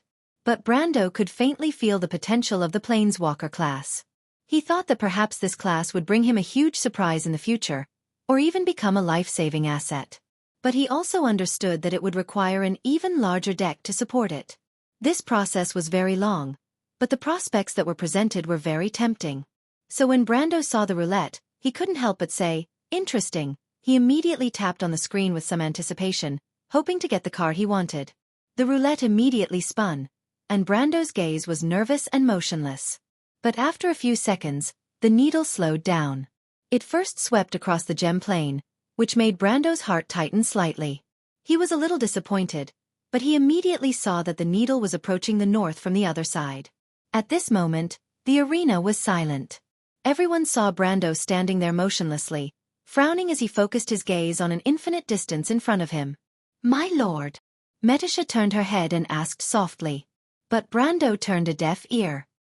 He saw that the needle was slowly passing the bleeding altar, and couldn't help but shout in his heart, "Stop! Stop!"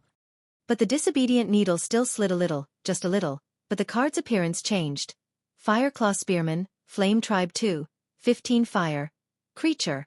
Fireclaw Lizard Warrior, level 27 creature, warlike. Place a company of Fireclaw Spearmen into the arena. When a Fireclaw Spearman is in the arena, pay 5 fortune per day. There's the smell of enemies in the flames. Lady Martha, don't be like this.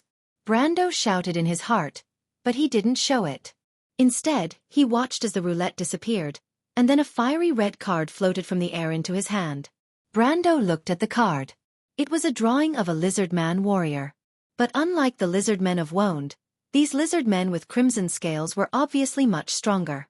They wore simple metal armor, and 2 arm-length spears hung from their backs and waists. But what caught Brendel's attention was the lizardmen's golden prismatic pupils. Among the reptiles in Vaunt, those with golden pupils were a symbol of the dragon's bloodline, and it was a lesser dragon species that was very close to it. It seemed that these Fireclaw lizardmen's individual combat strength was only at the peak of Iron rank, but their background was not simple. In other words, their ancestors were once rich. Thus, the warlike attribute on the card was easy to understand. Dragons were famous for their warlike nature, and Brando didn't know anything else except this attribute. He knew that some monsters in the Amber Sword had a warlike attribute, which meant that when these monsters attacked or were injured, they would gain a morale bonus.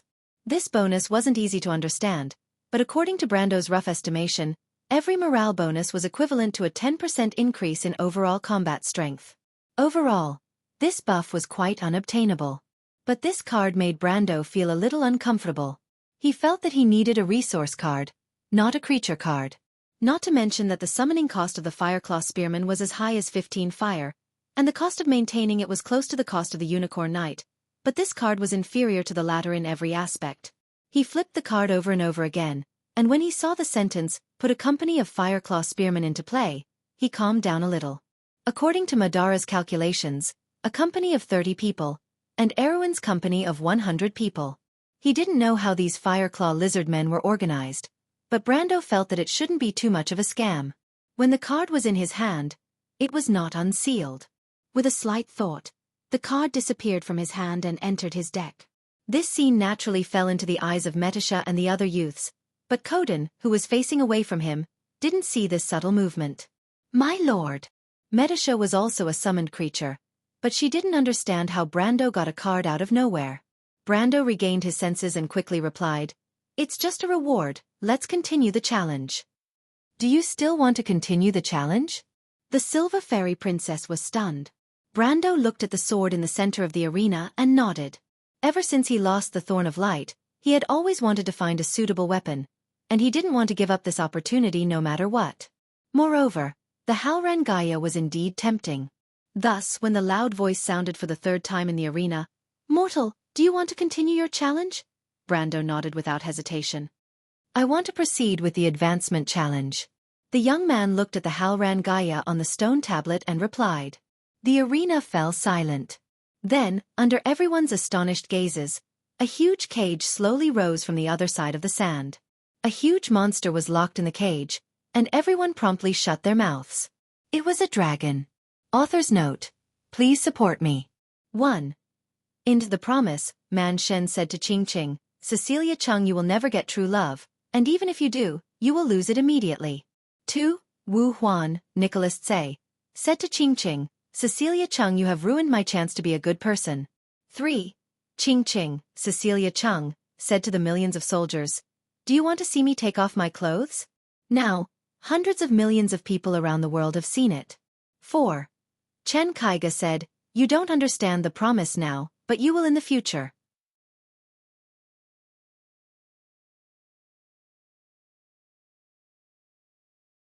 Chapter 308.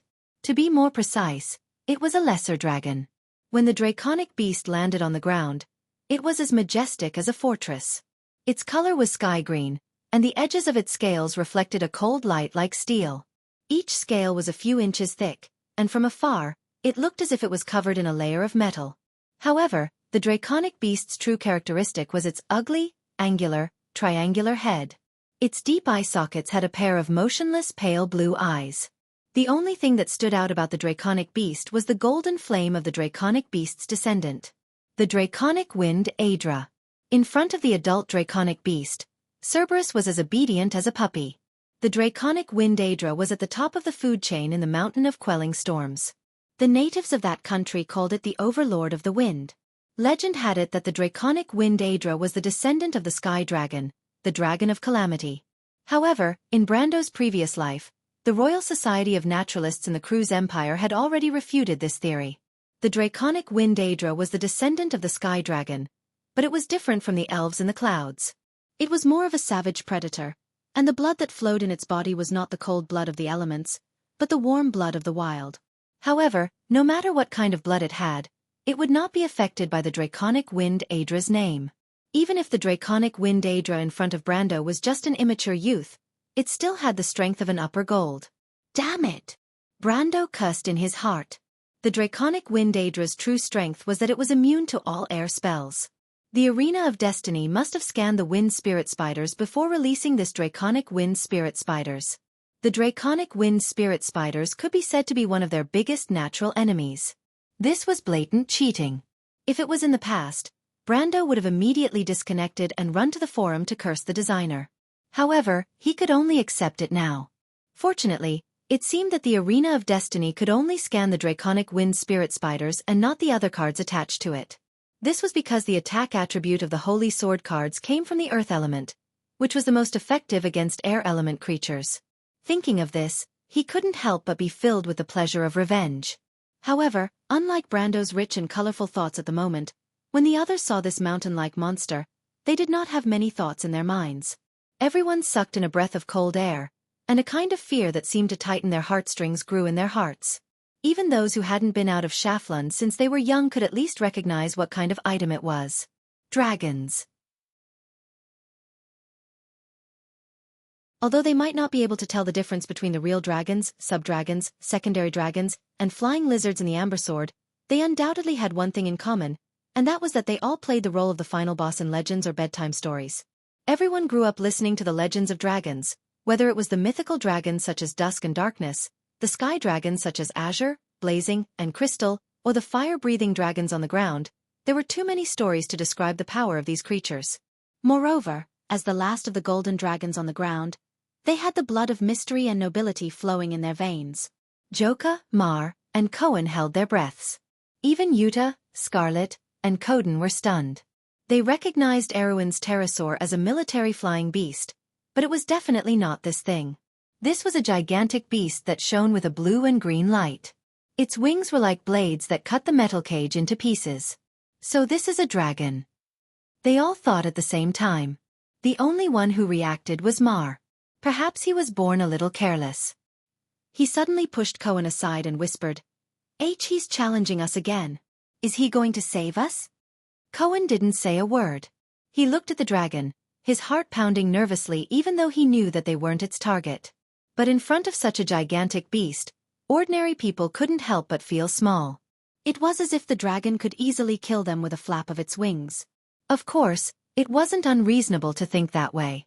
But even if the Adra Wyrm was 100 times stronger, it still wouldn't be able to destroy the protective barrier around the arena. Cohen! Shut up! Cohen raised his voice for the first time. He frowned and shook his head. Although the Adra Wind Dragon had attracted his attention, he was still thinking about the scene from before. That detail made his heart skip a beat. He put his hand into his pocket and pressed down on something. The Adra Wyrm. Metisha tensed up. She pursed her lips and stared at the dragon with her silver eyes. She couldn't help but tighten her grip on the silver shuttle in her hand. No matter what, the Adra Wyrm was an upper gold-tier monster. My lord, even though the Adra Wyrm looks big and clumsy, it's actually very fast and agile, the Silver Elf Princess whispered. Before she could finish her sentence, the Adra Wyrm suddenly spread its wings and soared into the sky. It was so fast that Brando could only see a faint green trail of its movement. By the time the young man realized what was going on, the Adra Wyrm had already turned around and charged into the swarm of wind spirit spiders. The Adra Wyrm was very familiar with these little creatures, but the holy swords on their bodies made it feel like Damocles was hanging over its head. The Adra Wyrm's instincts were not wrong, but Brando's summoned creatures were in trouble. In the blink of an eye, the Adra Wyrm noticed that a large part of its holy sword array was missing. Spread out. Shoot at will.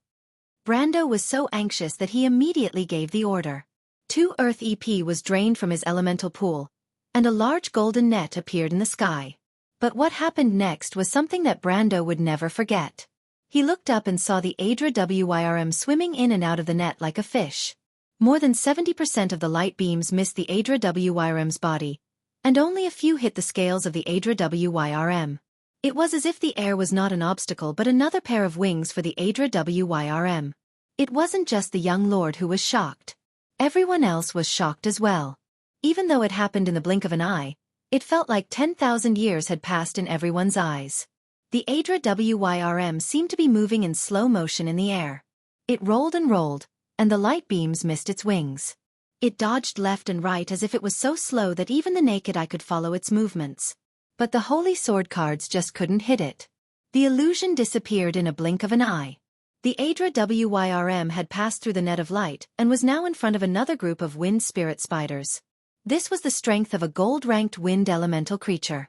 As expected of a creature from the wind elemental realm.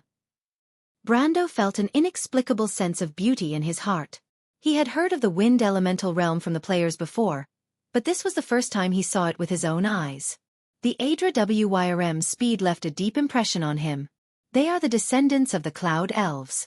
They really live up to their name. Legend had it that the blue dragons were the ones who flew in the clouds. Their speed was comparable to that of light and lightning, but it was clear that their descendants were not inferior to them. Brando didn't have much time to think about it. If it was a gold-ranked creature on the ground, he, Metasha, and the wind spirit spiders would have a chance. But this time, the arena of destiny was giving him a hard time.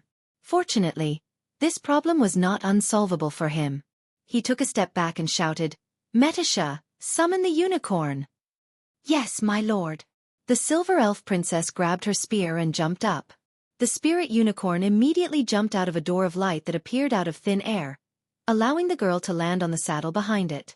After one person and one horse became one, Medusa immediately rode the unicorn and soared into the sky to kill the wind dragon. Although the Adra Wyrm was as fast as lightning, the unicorn was not inferior to it. Unicorns were creatures with extremely powerful individual combat strength.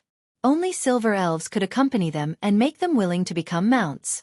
Unicorns were a level 11 organization of the silver elves, and their individual combat strength was close to the peak of gold. Among them, the elderly had even activated their elemental powers. In fact, if it wasn't for the fact that Metasha was the only one who could fight in the Unicorn Night card, her unicorn would be far more powerful than her. Of course, Brando knew that the rules of this card were limited.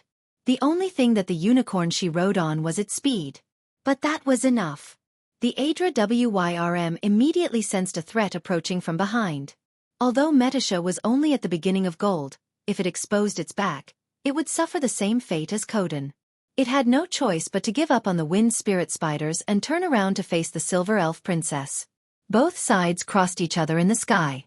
The Adra Wyrm had suffered a great loss from Medusa's counterattack, but even so, the one who was injured was Medusa. The Adra Wyrm used its claws to push away Medusa's spear and clawed back to force her away. The Adra Wyrm then took the upper hand. The whole process was done in one go, and it was unscathed. Even though the silver elf princess managed to dodge the fatal blow with the speed of her royal unicorn, the air currents around the Adra Wyrm still managed to inflict multiple wounds on her body and armor. This air current was one of the characteristics of high-grade wind elementals. The craftsmen of Galbu even created a spell called Air Shield. However, compared to the original version, this spell only retained the defensive side. As for the offensive side, the girl on the unicorn touched her cheek. Her palm was covered in pale silver blood. She looked up, and a hint of caution flashed in her eyes. If you want to know what will happen next, please go to www.chidian.com and read more chapters. Support the author, support the original reading.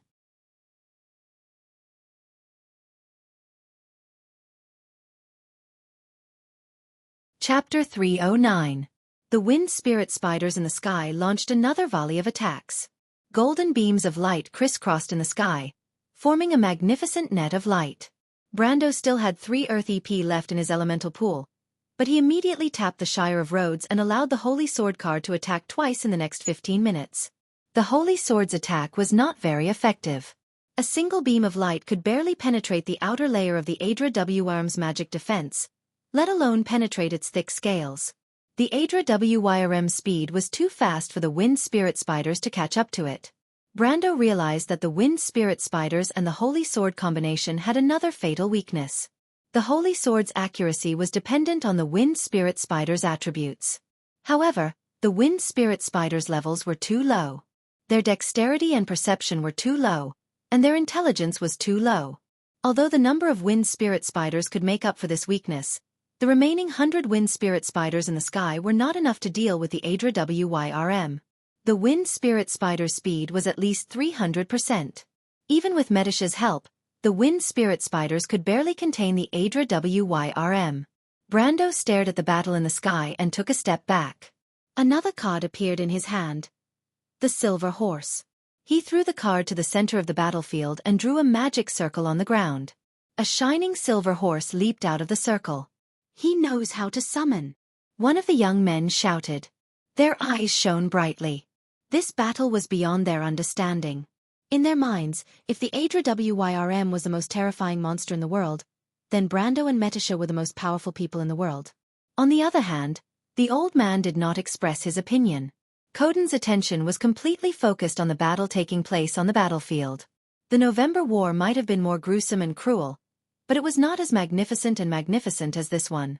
On the battlefield, it was a battle of flesh and blood. But here, the battle was nothing more than a golden net in the sky, a dragon and a unicorn knight. The battle was filled with a kind of fantasy, and it also evoked the old swordsman's memories of the time when he was young and passionate. He touched the Wind Empress ring on his index finger, feeling a little emotional. Brando had already mounted his horse. He patted the silver horse's neck, and it immediately turned into a streak of light and charged towards the Audiobook. The young man activated his charge skill in mid-air, and the speed of one man and one horse instantly caught up with Medusa's royal unicorn. With his sword in hand, he aimed at the wind dragon's belly, which was the weakest part of any dragon. Moreover, the wind dragon was a wild subspecies of dragon, unlike many of the second-generation dragons who were enslaved by the humans and wore chest and abdomen armor. The Audiobook sensed the threat coming from below and blocked Medusha's spear with one of its wings. It then turned its body in the air and swept its tail towards Brando. The Audiobook's tail whistled through the air like a banshee's wail as it swept past Brando's head. The sharp air current around the tail cut off a strand of Brando's hair.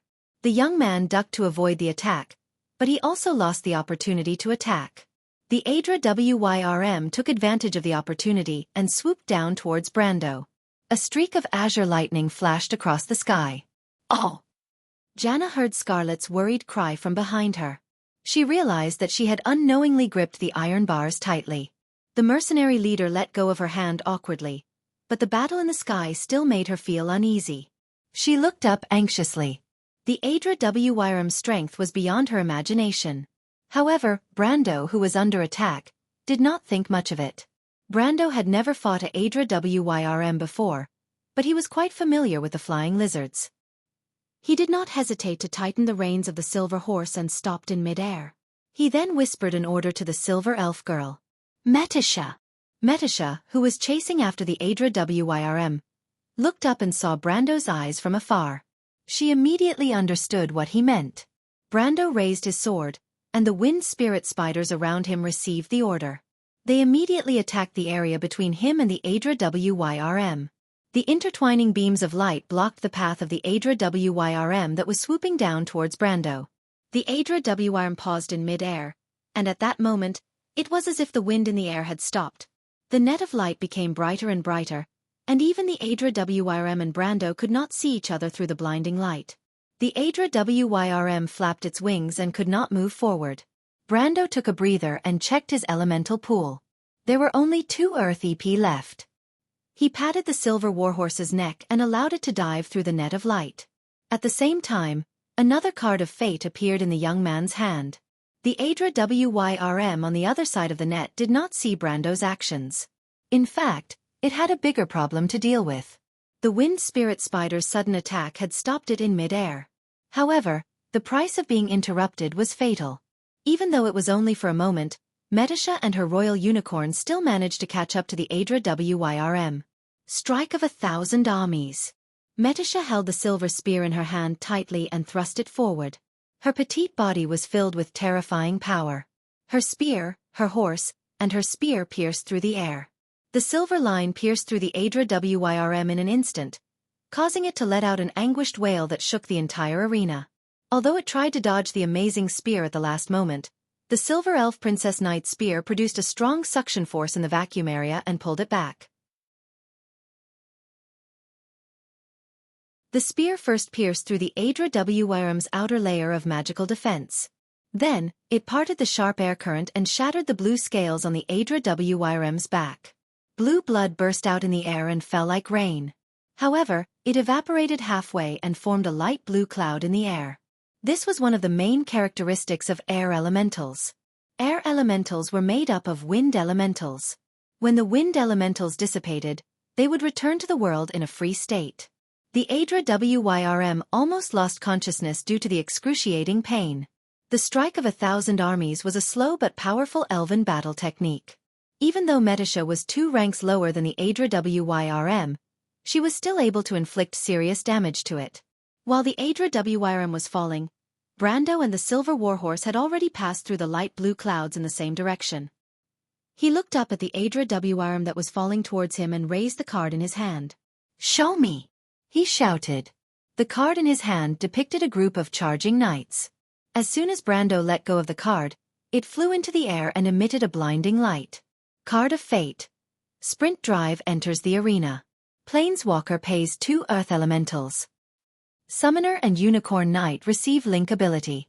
Shared power and shared damage. At that moment, Brendel felt his strength increase exponentially, more than doubling in an instant. He activated the Crystal of the Ghost Knight and activated Power Burst. In a split second, the exchange ratio between stamina and Power Burst was pushed to the highest level. It seemed like a simple slash, but the White Raven sword style's wind blade instantly shot out. When the wind pressure compressed the air to form a sharp current, the distorted airflow refracted the light and instantly drew a crescent-shaped arc of light with a vertical width of nearly 30 meters in the air. The arc of light moved forward and expanded further, covering half of the sky under a 100-meter-long crack.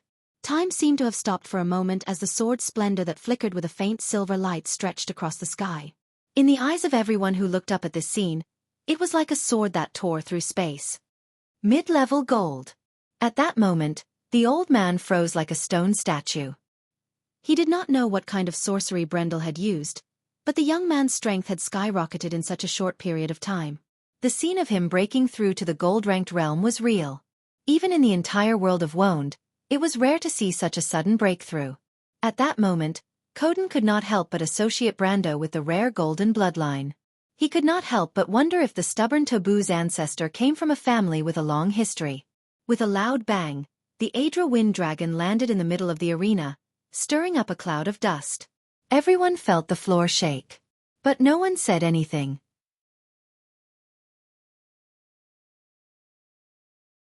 Everyone, including Scarlet and Yuta, were stunned. Not only was the intensity of the battle far beyond their imagination, but the speed of the battle was also far beyond their imagination. From the moment the Adra Wind Dragon was sent flying to the moment it was killed by Brando and Metasha, only half a minute had passed. After a long while, the young miners finally heaved a sigh of relief. After the battle, the arena was filled with a strange silence. On one hand, they were subconsciously recalling the battle, but on the other hand, they were hoping that Brando would help them. Unfortunately, they were disappointed. Brendel did not even look at the screen as he continued to draw the lottery. This time, the young man got what he wished for. When the green text disappeared from his retina, a gray card fell into his hand. Gem-plain Brando clenched his fist, his heart filled with satisfaction. He looked down at the arena and said, "Prepare for the last battle, Metasha." "Yes, my lord." The silver elf girl leaned over and lowered her head. "The next match will be the arena battle," Brendel thought to himself as he knew the rules of the Arena of Destiny.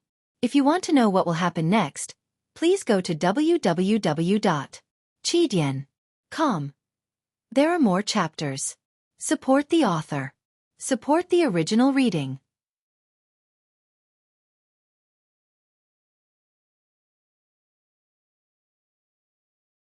Chapter 310. Ouch! The young girl's cry of pain came from the dark tunnel. The dwarf, who had just climbed out of the tunnel, had no choice but to turn his head back. He saw little Roman holding her forehead with both hands and walking out from below with tears in her eyes. "What's wrong?" The dwarf slapped the merchant girl's left hand away, and saw that there was a red patch on the young Roman's forehead. He glared at her and said, "Why did you bump into it again?" "Didn't I tell you before? This tunnel is specially dug for me, so of course it's shorter than yours." Odom grumbled unwillingly. "That's why you have to be careful when you go in and out." "But you didn't say anything after that." The young Roman held her head and frowned as she muttered. "You don't have to keep reminding me, little girl." The dwarf sighed and pulled her out of the tunnel. "All right, how is it? Does it still hurt, little one?" "Of course it hurts," she replied without hesitation. "You have to bear with it even if it hurts. We dwarves won't make a sound even if we bump into a metal plate." Odom stood on the slope and looked down. It was the path into the mine. "All right, we're here. Quickly put on your scarf." But the Roman was more interested in the first part of the dwarf's sentence. "Really?" She widened her eyes. "Won't make a sound even if we bump into a metal plate." "That." "Of course, The dwarf suddenly saw the disbelief on her face and glared at her. What a joke! Little girl, a dwarf of my age has a beard that's longer than your hair. Do you think I'll lie to you? But he immediately opened his mouth when he saw the young Roman rummaging through her backpack with interest before taking out a black object. What's this? Odom asked curiously. It's a metal plate. Why don't you give it a try? The merchant girl asked curiously. TSK, why would a dwarf like me do something so boring? The dwarf's expression changed. Come to think of it, little girl, why do you have this in your backpack? However, his expression immediately became strange. Romaine tilted her head and looked at him with a smile. She placed a finger on her cheek and said, Shame on you, you're bragging. Auntie really didn't lie to the Roman. She said that dwarves love to brag. Who said that? Odom flew into a rage and waved his fist, but he suddenly remembered that she was just a girl. As a dwarf of his age, he did not want to argue with the aunt of a little girl. In the end, he coughed and said, Ahem, who told you that? Let me tell you, little one. Only witches would say that. Odom did not know that his words had come true, but after thinking about it, he decided to maintain his dignity. The reason why I didn't try is because there's no need to. Do you know that this is a mining area? We're sneaking in here. It'll be bad if we make any noise and get discovered. Really? Of course. Little guy, do you think an old man like me would lie to you? I'm different from those cunning humans. But before he could finish, he heard a low shout from outside the forest. Who's in there? Odom's words were stuck in his throat. He turned his head stiffly and saw that there was a group of patrolling cavalry on the road outside the forest. His conversation with the Roman was too loud and they were obviously discovered. Oh no! Odom frowned and put his stubby finger to his lips and made a shoe gesture to the Roman. Don't make a sound. He seemed to be afraid that the little Roman would not understand and added another sentence. But the merchant girl seemed to understand, and she nodded obediently. She looked around curiously, as if she was a little excited by the environment. The two stowaways in the forest did not say anything, but that did not mean that the people outside thought that the noise they heard was an illusion. The riders looked at each other and shouted, The people inside, don't hide anymore. Come out, we've already seen you. They took off their guns and pointed inside. If you don't come out, we're going to attack. The little Roman immediately looked at the old dwarf. Although she looked a little dazed, she had been through a few battles with Brando and knew that the knights were not just trying to scare her. She looked at Odom with an interesting gaze. What should we do next? But the old dwarf did not have the time to answer Romaine's question. When he heard that the enemy was about to shoot, he immediately stood up from the bushes and raised his hand nervously. Captain Marda. It's me, don't fire. The rider who raised his gun was stunned for a moment, but he immediately relaxed. Odom, so it's you, old man. You sneaked in again. But just in time, Sir Perkins is looking for you.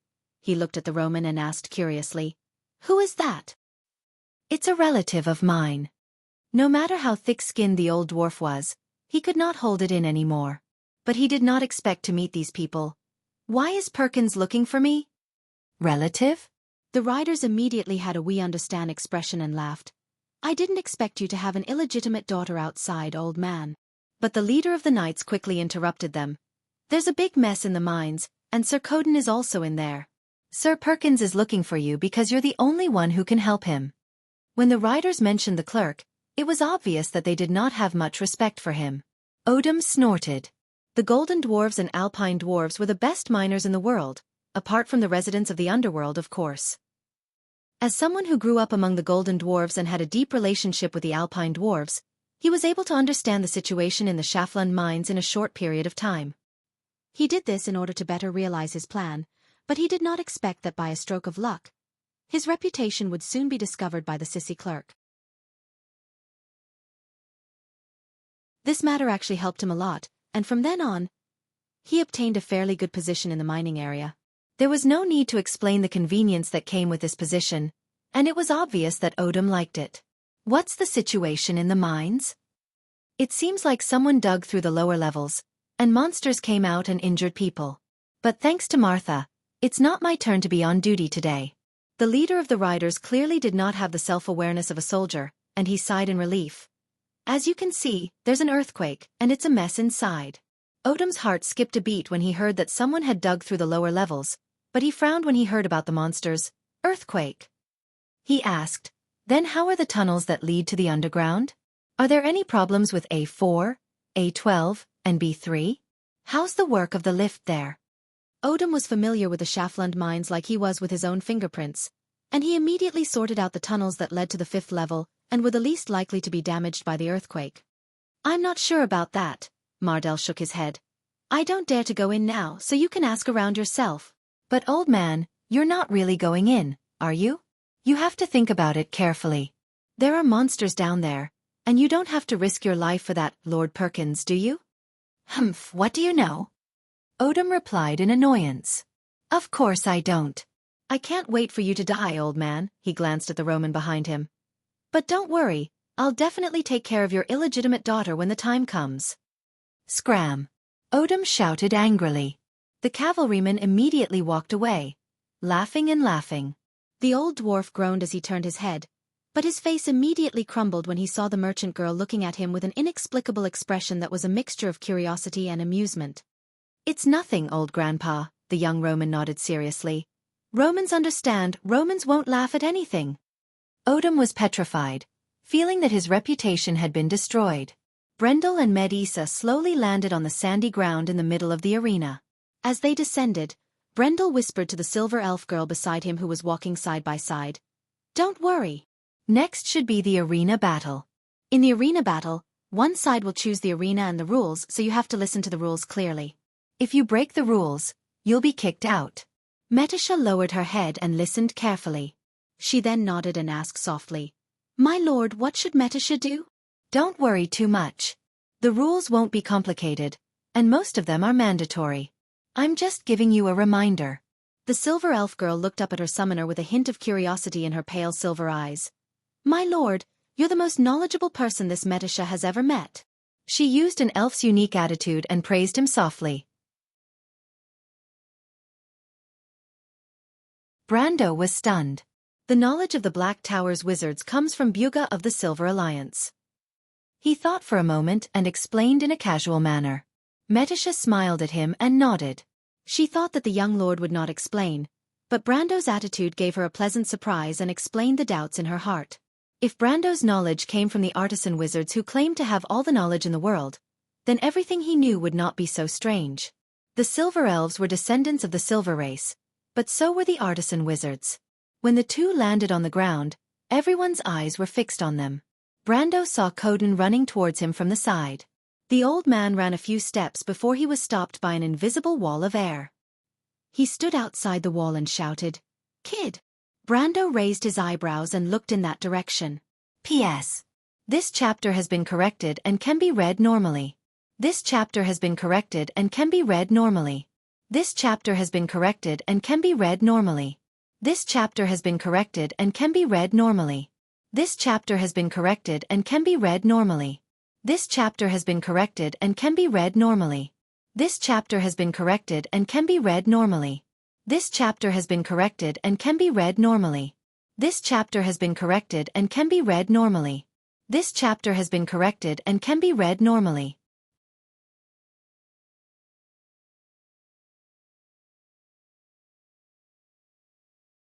Chapter 3:11. Coden looked at the young man sitting on the silver warhorse with a complicated expression. Coden had entered the realm of gold 30 years ago, and he only managed to stabilize his position a few years ago. Yet, this young man seemed to be blessed by the heavens. No, not even a divine one would be able to reach the level of intermediate gold at such a young age, unless he was the chosen one. However, the chosen ones were bound by the shackles of fate. A part of their body was taken away from them, just like the blind Yura. That was why the old swordsman did not even think in that direction when he saw him. He paused for a moment and asked anxiously. Young man, who is your imprinted soul? What? Brando was stunned. Don't play dumb with me. I'm asking you who is your imprinted soul. You know what I mean. Coden was so angry that he stomped his feet and shouted, This is very important. Tell me, what are you talking about? What do I know? Brando was really stunned this time. He thought that Coden was going to remind him of something, but he did not expect Coden to ask him a series of strange questions. But just as he was about to ask, the loud voice above the arena suddenly rang out again, interrupting their conversation. "Mortal, do you wish to continue the challenge?" "Of course," Brando replied. "Kid, answer me." Coden slammed the air wall and shouted. Brando glanced at him and gestured for him to wait. He then looked up and waited for the host to announce the rules. Sure enough, he saw a row of dark green words appear on his retina. Nightmare Arena. The next battlefield is the Nightmare Arena. At the same time, a thunderous voice announced the same thing in everyone's hearts. Brando's expression changed. "What is the Nightmare Arena, my lord?" Metisha frowned and asked softly. "What's the Nightmare Arena, Cohen?" Mar turned his head and asked his companion the same question. "I don't know." Cohen's answer was simple. "What are they arguing about?" Joka's attention was on Coden and Brendel. Compared to this strange world, he was more worried about whether they would be able to leave this place safely. "I don't know." The same answer. But why does he want to continue the challenge? There's no one left to save. One of the youths asked. "I don't think it's that simple," someone replied. "Although I don't know where this is, I think it must have cost a lot of money to build such a place. Is it just for a game of catch or release?" His words resonated with many of the youths, and they looked at their surroundings worriedly. "Humph, you don't know what those nobles like. Maybe they just want to have fun." This place might not have been created by those nobles. If I remember correctly, we were at the bottom of the mine. Why do I feel like there's something strange about the thing we dug up? That. I agree. And that was a dragon. How should I put it? I feel like I'm in a dream. I don't even know if it's real. The youth touched the cold iron bars as he spoke. Everyone fell silent. His target is the sword. Cohen's voice was not loud, but he always waited for the youths to finish before he spoke. His words seemed to carry a lot of weight. The skinny youth stared at the black sword on the stone tablet in the middle of the arena. He noticed that Brando had looked in that direction a few times. When he said this, the others immediately felt that it made sense. "Then he's not going to save us?"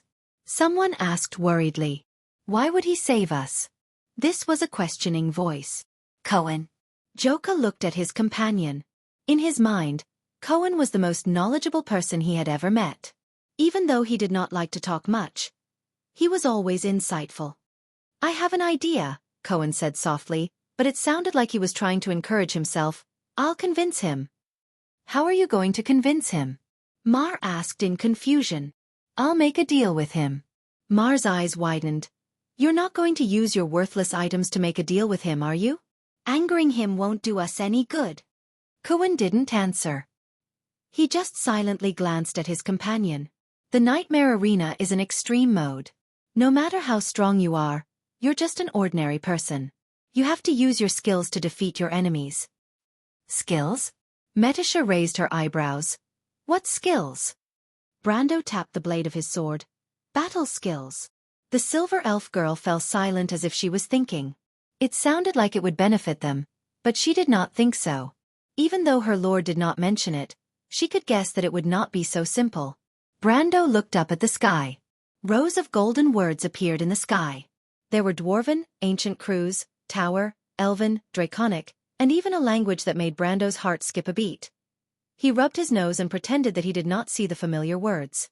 However, this place was already strange enough that the words that appeared in the sky did not attract much attention. It was as if it was abnormal for an ancient civilization to not have a language that was difficult to understand. Everyone present was more concerned about the content of those words. 1. Power dissipation. Both parties involved in the battle will have their power reduced to less than 10 ounces. 2. Skill dissipation. Both parties involved in the battle will have their power reduced unless they have a specific skill. 3. Swordsmanship. Only a specific skill is swordsmanship. Jana took a deep breath. Although the young lord's strength had already amazed her, the mercenary commander knew that, unlike the level of strength, just like how seers were born with the power of silver or above, swordsmanship was different. It was a skill that required years of training. Without decades of immersion, no matter how talented a person was, they could not be called a master in swordsmanship.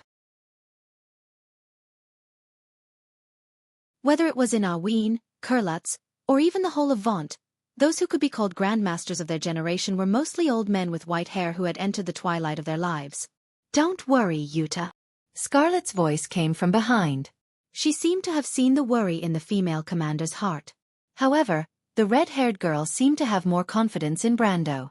She just hid her worry deeper in her amber eyes. "My lord's swordsmanship is very powerful. I know that my lord's swordsmanship is very powerful." Yuta replied, but she frowned. "But we still don't know who my lord's enemy is."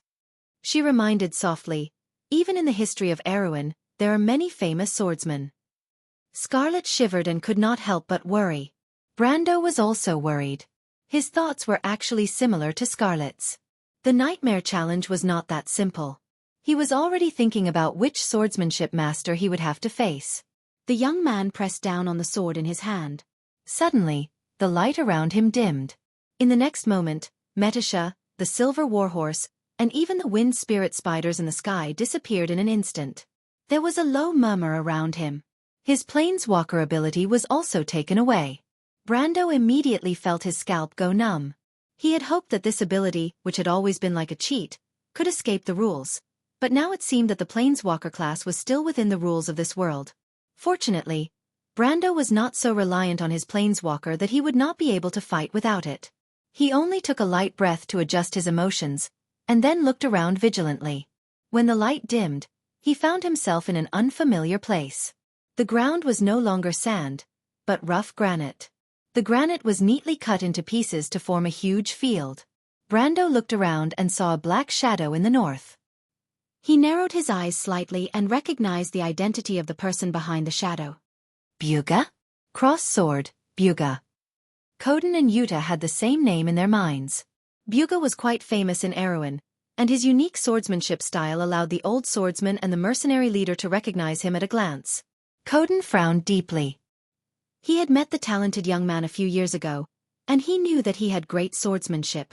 But what made him feel a little relieved was that Torbus's lineage would not be too bad. After all, he was that person's descendant. Janna, on the other hand, looked relieved. She had only seen Byuga from afar once when she was passing through Lantern Island as a mercenary. Of course, she knew his style of swordsmanship, but in her opinion, he was much easier to deal with than those famous swordmasters. However, before the two of them could finish their little calculations, another black shadow appeared on the scene. Brando cursed in his heart, because it was an old acquaintance, the White Knight Ebden. Then came the third black shadow. Brando also recognized that person, Viscount Turst. The fourth black shadow. Brando could feel sweat dripping down his forehead. He could not be more familiar with this figure, and he almost threw the long sword in his hand away. Standing directly south of him was his grandfather, Torbus. Koden's expression changed. That's... Yuta's expression also changed. She felt like something was stuck in her throat, and she wanted to say something, but she could not make a sound. Ha! Ha! Harrisgron. Who is that? She frowned and asked in confusion. Yuta looked back at her with a strange expression. She wanted to say something, but she could not. But Brando was not in the mood to care about these things. He realized that he was about to face a big problem. 1 against 4. Martha above. P.S. This chapter has been edited, and can be read normally.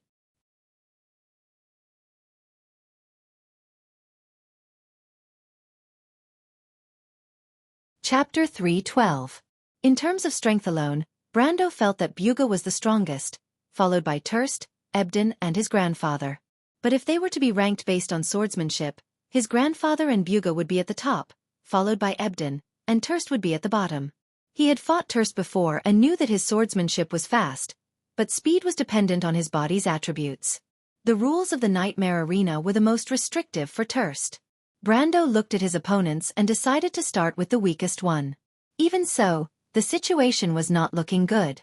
But once a challenge was chosen, it was impossible to give up halfway.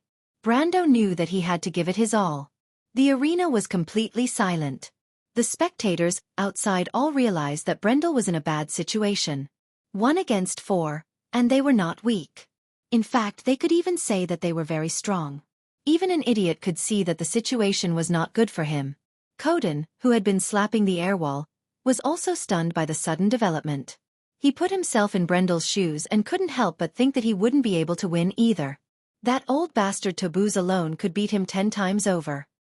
He could only hope that the old man would be merciful on account of the fact that the other party was his grandson. But then again, he knew that it was just a projection of this strange place. Careful! Suddenly, one of the youths shouted. Everyone saw that Terst, who was behind Brendel, was the first to move. His speed was not fast, but the path he chose was very ingenious. It was at a place where Brendel could not see him, but the warning came at the right time. Brando's eyes twitched, and he swung his sword behind his back, allowing Terst's sword to slide to the side. Brando felt that Terst was less of a threat than he thought. Without the suppression of his strength, Terst's swordsmanship was only He was about the same level as a level 34 player in the early stages of the game. Terst's entire body slid forward along with the sword, and Brendel's right hand pushed the Viscount's hand away. He then leaned back and struck Terst's armpit with a backhand strike, sending him flying away. Brendel wanted to give chase, but Ebden blocked his path with green flames burning in his eyes. At the same time, Buga also arrived. Damn! Brendel cursed in his heart. He did not dare to fight with the two of them at the same time. That was simply seeking his own death. He quickly stopped to avoid Ebden's vertical slash, then immediately rolled to the side to increase the distance between him and the two of them. The White Knight didn't seem to appreciate it. The undead knight swung his sword horizontally and vertically, and a cross-shaped gust of wind swept towards Brando. Madara's undead battle formation's cross-slash focused on power and speed, and because it was a rare long-ranged attack, it was used to chase after the enemy.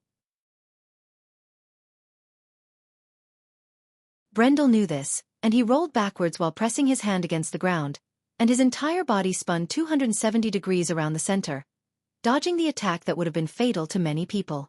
The cross-shaped gust of wind created by the cross-slash hit the ground, kicking up a cloud of dust. However, Brando didn't have the time to see how powerful Ebden's strike was, because the undead knight had caught up to him again. The young man couldn't take it anymore. He half-squatted on the ground and raised his sword to block Ebden's next strike. Using the ground as a counterattack, he tried to counterattack. Unfortunately, before he could unleash the killing intent that he had accumulated, a heavy greatsword came out from the side and destroyed his intentions. It was Buga's sword. Brando deeply felt the helplessness of fighting against so many enemies at once. He was stuck in a situation where he couldn't advance or retreat. He had to block Ebden's attack from above, and there was no way he could dodge this attack from the side. The dangerous situation at that moment even caused many people at the side of the arena to cover their mouths and let out silent cries of surprise. In the eyes of most people, the young man had no other choice but to abandon his sword and retreat. But what about after abandoning his sword? Under the encirclement of 4 people, it was still a big question whether he could take his sword back. Brando's counterattack was out of everyone's expectations. He didn't abandon his sword and retreat because he didn't forget that he still had 3 swords on his waist. Brando raised his right hand and pulled out one of the swords from his left hand. At the critical moment, he blocked Buga's sword with a clang. However, the strength of his left hand was not as strong as his right hand. Even though Buga's great sword was disrupted, it still brushed past the young man's cheek. Brando immediately felt a cold pain on his cheek. F***ck, don't hit my face when you hit someone. He cursed in his heart. Even though he cursed, Brando's actions were not slow. After Buga's sword passed by him, the young man immediately used the counterforce to push forward. With a frontal assault and a burst of strength, Brando directly broke through Ebden's defense and sent it flying. Unfortunately, charge wasn't a swordsmanship skill, or else Brando knew that he had the best chance to pursue. Ebden fell into the sand, and Buga didn't have the time to stop his attack. If it was a normal person, Brando might have done so, but he wasn't. Madara's military swordsmanship was based on the principle of exchanging wounds for wounds. The undead were truly fearless when they fought with their lives on the line. Of course, they didn't have lives in the first place. As expected, when Brando slightly moved forward, Ebden immediately gave up on defense and swung its great sword at Brando. Unfortunately, the young man was already prepared. His move forward was just a trick. When the undead knight moved its hand, Ebden immediately turned around and dodged the attack. However, Ebden wasn't the only one who was tricked. Buga was tricked as well. When Brando moved forward, Ebden was exposed to his sword. Buga was shocked by his opponent's aggressiveness, but he didn't dare to hesitate. He placed both his hands on his greatsword and used the centrifugal force from his waist to change the direction of his attack. His target was Brando's back. What a good whirlwind slash. Brando wasn't surprised at all. He was waiting for this attack. In Buga's swordsmanship, this was the only attack that could quickly turn around and attack him. Brando was extremely clear about his opponent's attack patterns. He had been planning for Ebden since the beginning, but the real trap was prepared for him. He leaped high into the air. Buga raised his head in shock. He wasn't a newbie, and when Brando moved, he knew that the young man's plan was on him. However, after changing his direction several times, his center of gravity had already reached a delicate balance point. If he changed his direction slightly, he would fall. In other words, he was completely helpless against Brando's next attack. Not far from him, Ebden was already on the ground, and Terst was just about to get up. The situation was irreversible. Brando drew a beautiful arc in the air. At that moment, he flew over Buga's head and formed an inverted position with Buga.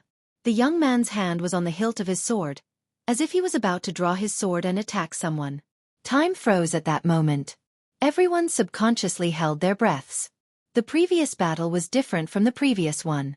It wasn't as thrilling as the battle with the Wind Dragon or the Type 4 Hunter, but it was still equally thrilling. The dazzling swordsmanship battle took place in a very short period of time. It was so fast that people couldn't see it clearly. But when they saw the situation clearly in the next moment, it was as if they had seen something. Brando had already turned the tables around and was preparing to kill his opponent. Especially to the youths who didn't understand, this was even more legendary than the stories told by bards and bars. It was filled with a sense of desperation and desperation. However, the plot didn't always develop as expected. Just when Brando thought that victory was within his grasp, he suddenly heard a terrifying explosion from behind him. It was the sound of a sword being swung like a whip, slicing through the air with extreme speed. Brando's scalp went numb. Of course, he knew who that was. Of course, he could continue his attack, and he was 90% sure that his sword would pierce through Buga's throat. But at the same time, he was also very confident that his grandfather would cut him in half with a single slash of his sword. It was obviously not a good deal, and Brando had no choice but to withdraw his sword in the air. He spun his body, and his right hand once again pulled the sword behind his back. The indestructible property of the spatial elements saved his life. When his grandfather's whip struck his sword, it let out a teeth-numbing screech. A huge force was transmitted through the sword to his hand, and Brando felt as if his hand was about to break. But fortunately, he wasn't cut in half, and was sent flying far away. Brando rolled a few times in the air before landing. He looked up and saw Buga had lost his balance after the whirlwind slash, and that towering figure was standing quietly in front of him. Oh! The youths let out a sigh of pity. Strange, Buga is weaker than the rumors say. Yuta noticed that something was wrong. Scarlet's mind was focused on Brando and she did not hear what he said. But at the same time, the old swordsman on the other side of the arena had the same thought. Why doesn't Tubbs look that strong? The old man frowned. But in fact, their doubts were very easy to answer. At this moment, Brando had an answer in his heart. That was because these people only existed in his mind. Other than Ebden, he had never fought with any of them in a life-or-death battle.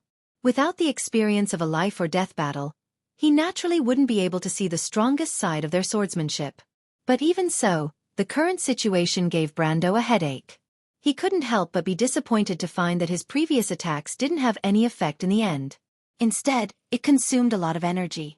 If you want to know what will happen next, please go to www.chidian.com and read more chapters. Support the author and support the original reading. Translator, Endless Fantasy Translation Editor. Endless Fantasy Translation Editor. Endless Fantasy Translation.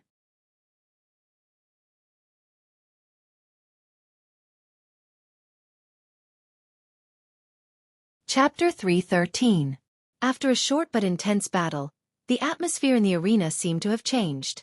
Before Brando could get up from the ground to catch his breath, the old man who attacked him earlier, his grandfather, rushed forward. The young man was scared out of his wits. He threw the sword in his left hand forward and retreated without thinking.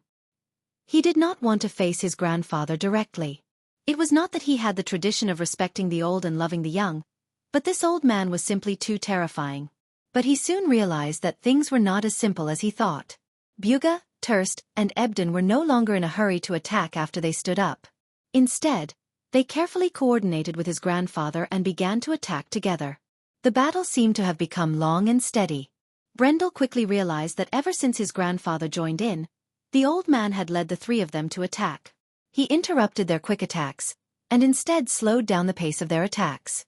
I never thought that a veteran who participated in the November War would lead 3 top-notch swordsmen to attack me. Or should I say, it's appropriate?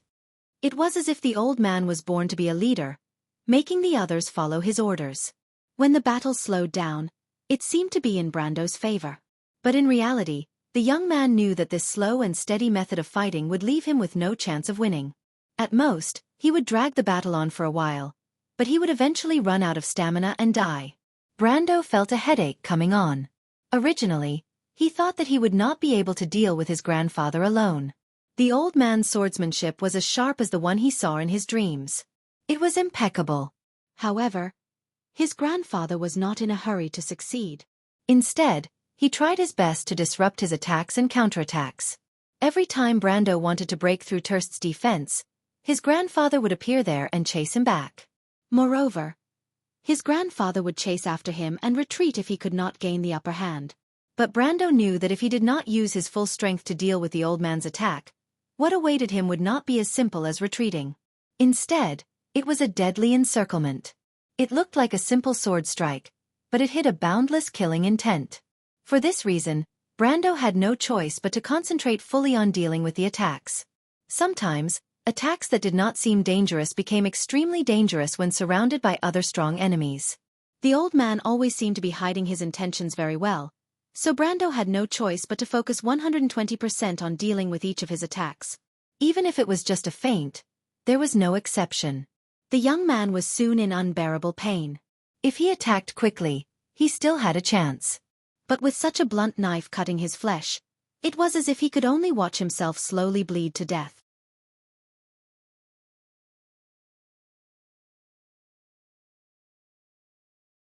After several futile attempts to break through the encirclement, Brando's range of movement had been reduced by the 4 experienced swordsmen. If he retreated any further, he would almost become a wall of air. However, the other party did not seem to intend to give him a chance to breathe. Instead, they closed in on him. This time, it was Bugha and Terst. Brando was not afraid of this combination, but he knew that his grandfather and Ebden were right behind him, waiting for him to walk right into their trap. This made the young man not dare to use his full strength to counterattack.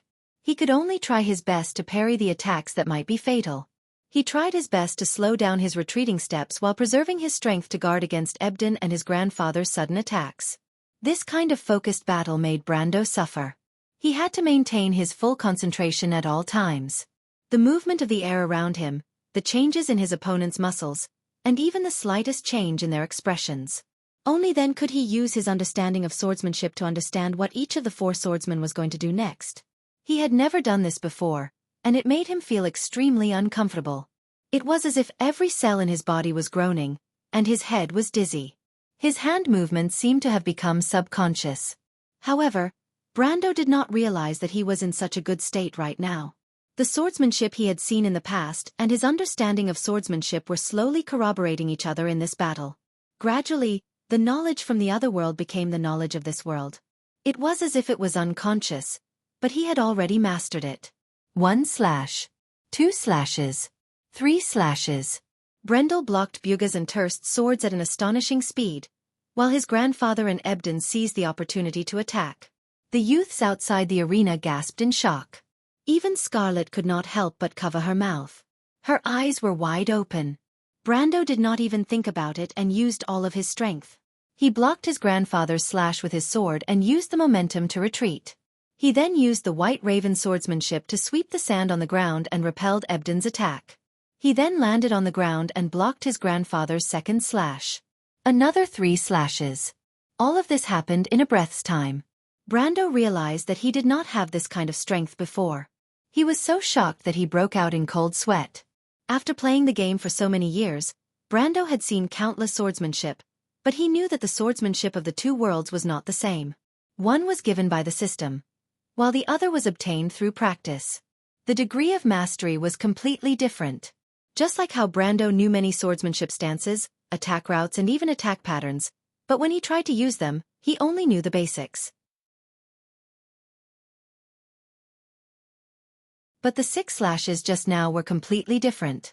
Those 6 slashes were equivalent to him blocking Buga, Turst, Ebden and his grandfather's attacks in just a few seconds. Shit! Brando was shocked. Because what he did was not a self-created technique, but the flash strike sword art. Not only did he recognize it, even Coden, who was watching from the sidelines, could see that something was wrong. The old man was frowning at first. He did not feel good. Brando's comprehension of swordsmanship was so good that even someone of his age could not help but feel jealous. Even though Buga and Taboos were not in their best condition, but with their current standards, Coden believed that he would not be able to last more than 2 or 3 rounds. Not to mention the other 2. Even though he did not know them, they were not weaklings either. This was a pure confrontation of swordsmanship. But that was not the only surprise the young man gave him. Especially when Brando used the flash strike sword art. Coden could not believe his eyes. That was the ancient swordsmanship that Bahamut passed down to the Flame King Gretel. That was the inheritance of the dragons. This is not the Spirit Seal sword art, it is not the Wind Elf swordsmanship. A voice shouted in his mind. Did this kid not rely on the Spirit Seal? How is that possible? Did Taboos not tell him about this? But the inheritance is clearly in the hands of that young man. Coden shook his head vigorously and threw these thoughts out of his mind. He immediately realized a new problem. If he did not rely on the Spirit Seal, then how did he reach the Golden Realm? Is this what it means to have an extraordinary talent? While the old man was fighting, Brando's grandfather and Ebden retreated. Turst and Buga once again took turns to attack. The young man could be said to be exhausted, but he could only retreat. The air wall behind him was already very close. My lord, behind you! Yuta saw this and could not help but shout out a warning. Brando split his attention and sensed behind him. Sure enough, he found that he could not retreat any further. But when he looked around, he did not have the ability to break through the encirclement. Perhaps he could trade injuries for injuries, but he could not let his grandfather know his intentions. Otherwise it would become a life for a life. Brando frowned. He felt that it was not realistic to fool the old man. But at this moment, he heard someone shouting from outside. Kid! This voice sounded so far away in his drowsy mind, as if it came from the horizon. But Brando still understood. The only one who would call him that was the old guard captain. He shook his head hard. He did not know why the old man wanted to cause trouble for him. Could it be that he wanted to use this opportunity to get rid of him? That would be a huge mistake. Since Brando dared to challenge the old man, he naturally had a way to protect himself. It was just that the old man was distracting him, and the Halran Gaia might disappear if he wasn't careful, which made him a little annoyed. He took a deep breath and tried to calm himself down. He did not intend to give up on the sword. But at this moment, Coden shouted again. Where's your spirit print, kid? This again? Brando did not know what a spirit print was. He felt that he did not even have the strength to reply. But Coden seemed to know this as well. He immediately shouted inside. Your ring, use your ring. As he shouted, he raised the Wind Empress ring in his hand and pointed. Brendel's brows furrowed. He raised his sword to guard against the 4 swordsmen who were approaching him, and he was puzzled. Ring of the Wind Empress? Does this old man not know that in this arena, all equipment and skills unrelated to swordsmanship will be sealed? Thus, he did not intend to answer. The old man was slightly startled. He seemed to be dissatisfied with Brando's lack of response. But he suddenly thought of something and said, Kid, wait, I'm not telling you to use it. Focus on the ring. It's real. Brando was stunned. He subconsciously turned his head and looked at Coden with a look of surprise. What's real? That was the question in his eyes. That ring isn't fake. Coden jumped up and down. I don't know how you got it, but it's your grandfather's. It's real. He suddenly widened his eyes. Behind you. Brando turned around. His grandfather had taken advantage of his distraction to stab him in the back. Brendel could feel the cold killing intent coming from his opponent's sword. It was as if the Grim Reaper had come to him. Author's note. Let me say something. The main character's equipment and stats are almost done. After the Underground King storyline is over, I'll release him. I plan to update the main character's stats every day, but there's a problem. How do I release the stats? The first method is to update the main character's stats every day. But there's a problem with this method. Students who read later might not be able to see the main character's stats. The solution is to update the main character's stats every day. But the consequence of this is that in the future, the main character's stats will be similar to the updated chapters. Of course, this isn't a big problem, but it'll be troublesome for you to find out. Another way to solve this problem was that after I updated the chapters every day, I would use the free word count method to increase the main character's attributes. There might also be some background content related to the novel. Of course, I'll make a poll for these two solutions. You can choose for yourselves. Finally, the order of yesterday's chapters was reversed. I apologize in advance.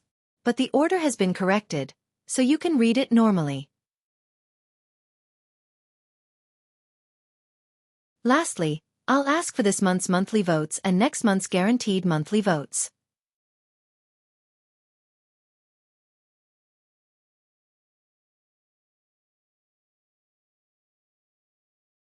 Chapter 3:14. The feeling of impending death was like falling into an ice cellar. It was so cold that it penetrated his bones. A layer of frost appeared on the surface of his skin, and his whole body froze. Even though his opponent's sword had not reached his body, the coldness of the blade seemed to have penetrated his heart. Brendel felt his heart clench. At that moment, he did not have any other thoughts, but he subconsciously tried his best to avoid this fatal blow. But it was too late. Time seemed to have stopped at that moment, and he felt a slight sting on his back. Brando felt his nerves tense up. He could not help but think, did I fail? But at that moment, a blue light suddenly flashed from his body, and the sound of two swords clashing could be heard. The old man immediately retreated, and the blue light chased after him. The two of them clashed 10 times in an instant. This was the first time that Brando's grandfather was forced to retreat. He retreated to open up the distance between them, and when he looked at his sword, it was already broken in half. This dazzling scene happened in the blink of an eye.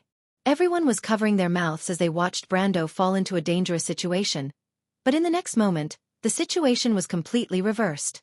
Brando was still in the same position when he was attacked, and when he turned his head, he saw the light blue figure standing between him and his grandfather, or rather, blocking the attack of the 4 people.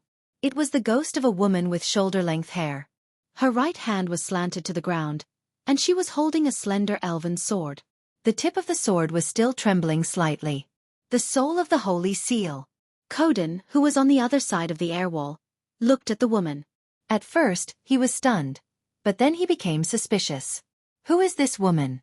Of course, he knew her origin, but this soul of the Holy Seal was not one he was familiar with. Coden's own soul was Wind Slayer Sola, and Tobuza's soul was Azure Swordsman Grice. He did not expect that the old man's grandson's soul of the Holy Seal was a woman.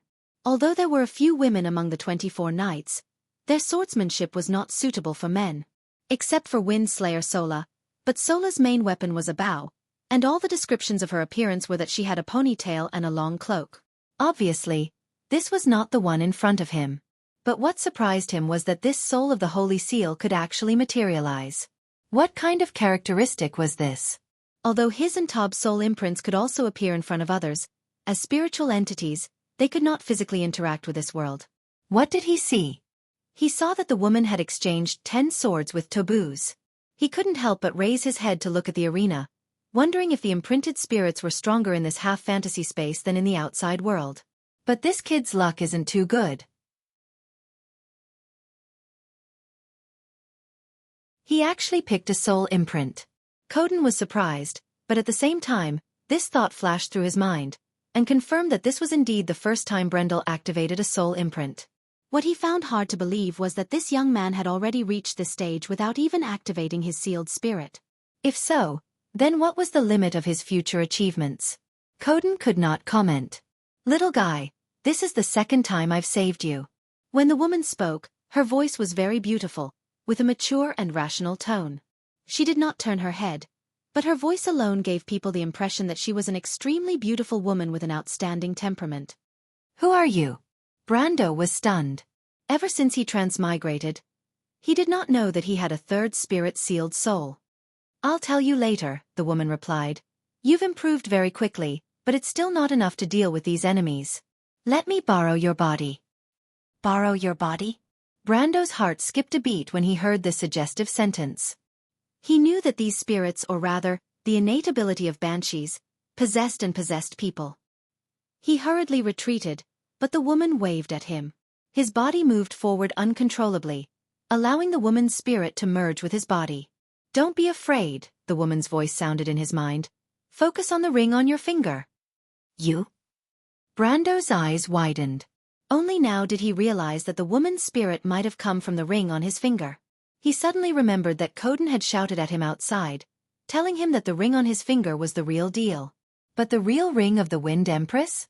Saint Tossel's divine artifact, the breath of the Wind Empress?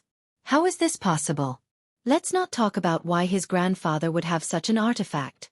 Legend has it that the breath of the Wind Empress was a sacred artifact from the wind element. If the mountain of ceasing storms was a mountain peak, then the ring of the Wind Empress would be the most dazzling jewel on the mountain peak. With it, he could control the power of the wind. But what does this have to do with souls? And what does it have to do with this woman? While he was distracted, not far away, his grandfather was repairing the sword in his hand. A layer of faint shadow grew from the broken part of the sword, and then this layer of shadow extended forward, gradually forming the shape of a blade.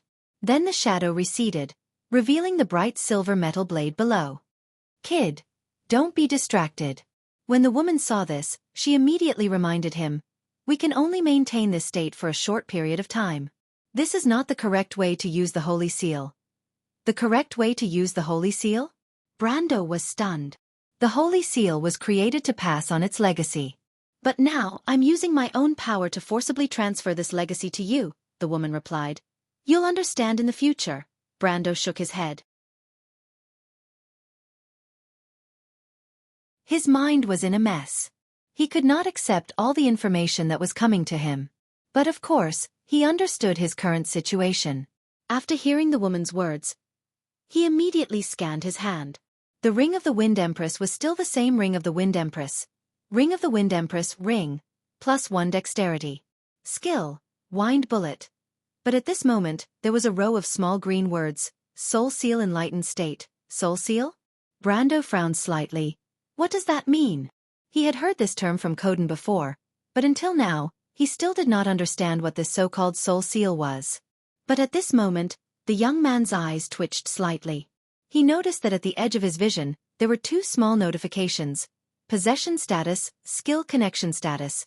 He understood the possession status. All players who were possessed by ghosts would see this notification. It was similar to a debuff notification, to prevent players from not knowing what was happening to them. But the second skill connection status puzzled him. He knew about this status as well. Wizards had a type of spell called ritual spells, which used the power of a magic array to connect the mana pools of many people together to cast a large-scale spell that one person couldn't cast alone. When wizards entered the ritual, they would receive this notification and be able to use other people's spells. But he was not a wizard, so what did this notification mean? Brando's heart skipped a beat, and he unconsciously opened his skill panel. However, it would have been better if he hadn't seen it. The moment he saw it, he was almost scared out of his wits. Originally, he was a civilian with two main professions: militia and mercenary, warrior, elementalist, and a secondary profession, scholar. He only had a few skills such as swordsmanship, equestrian, and elemental sensing. But now, there were three new professions on the panel. Swordsman. Swordsman.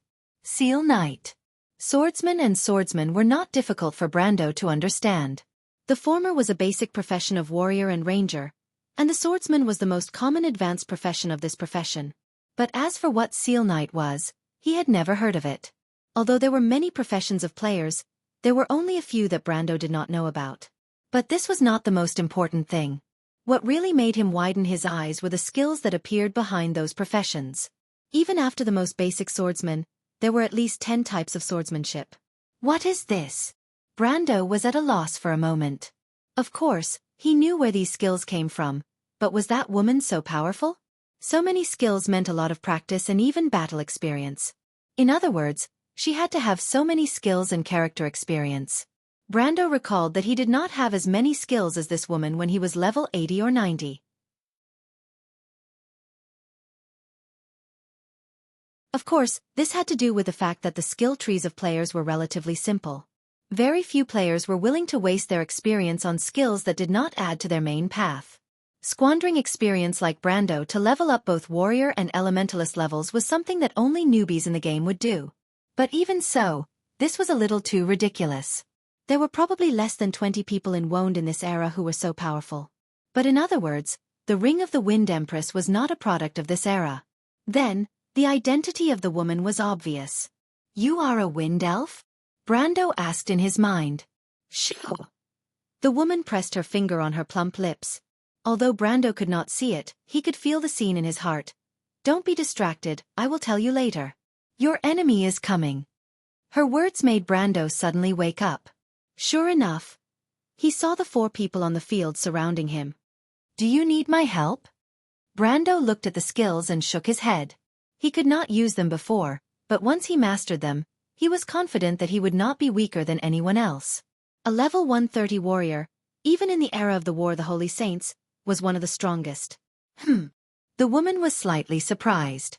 "Kid!" At this moment, Coden shouted from outside the wall of air. The old man saw the sealed spirit and Brando fusing into one and knew what had happened. He had experienced the same thing when he was young. In fact, at that time, his mind was filled with so much information that he almost fainted. However, Brando stood there without moving. His face was calm, but he seemed to be slightly distracted. Coden could not help but admire him. The old man knew that the first time a person's soul fused with a sealed spirit, the pain was not something a normal person could endure. But what he did not know was that Brando already had 2 souls in his body. Secondly, his system had absorbed the explosion of information from the beginning. P.S. Seeing that no one trusts me, I am very sad. I am going to explode. Do you dare to support my broken glass heart?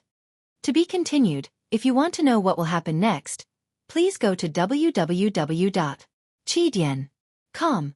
There are more chapters. Support the author, support the original reading.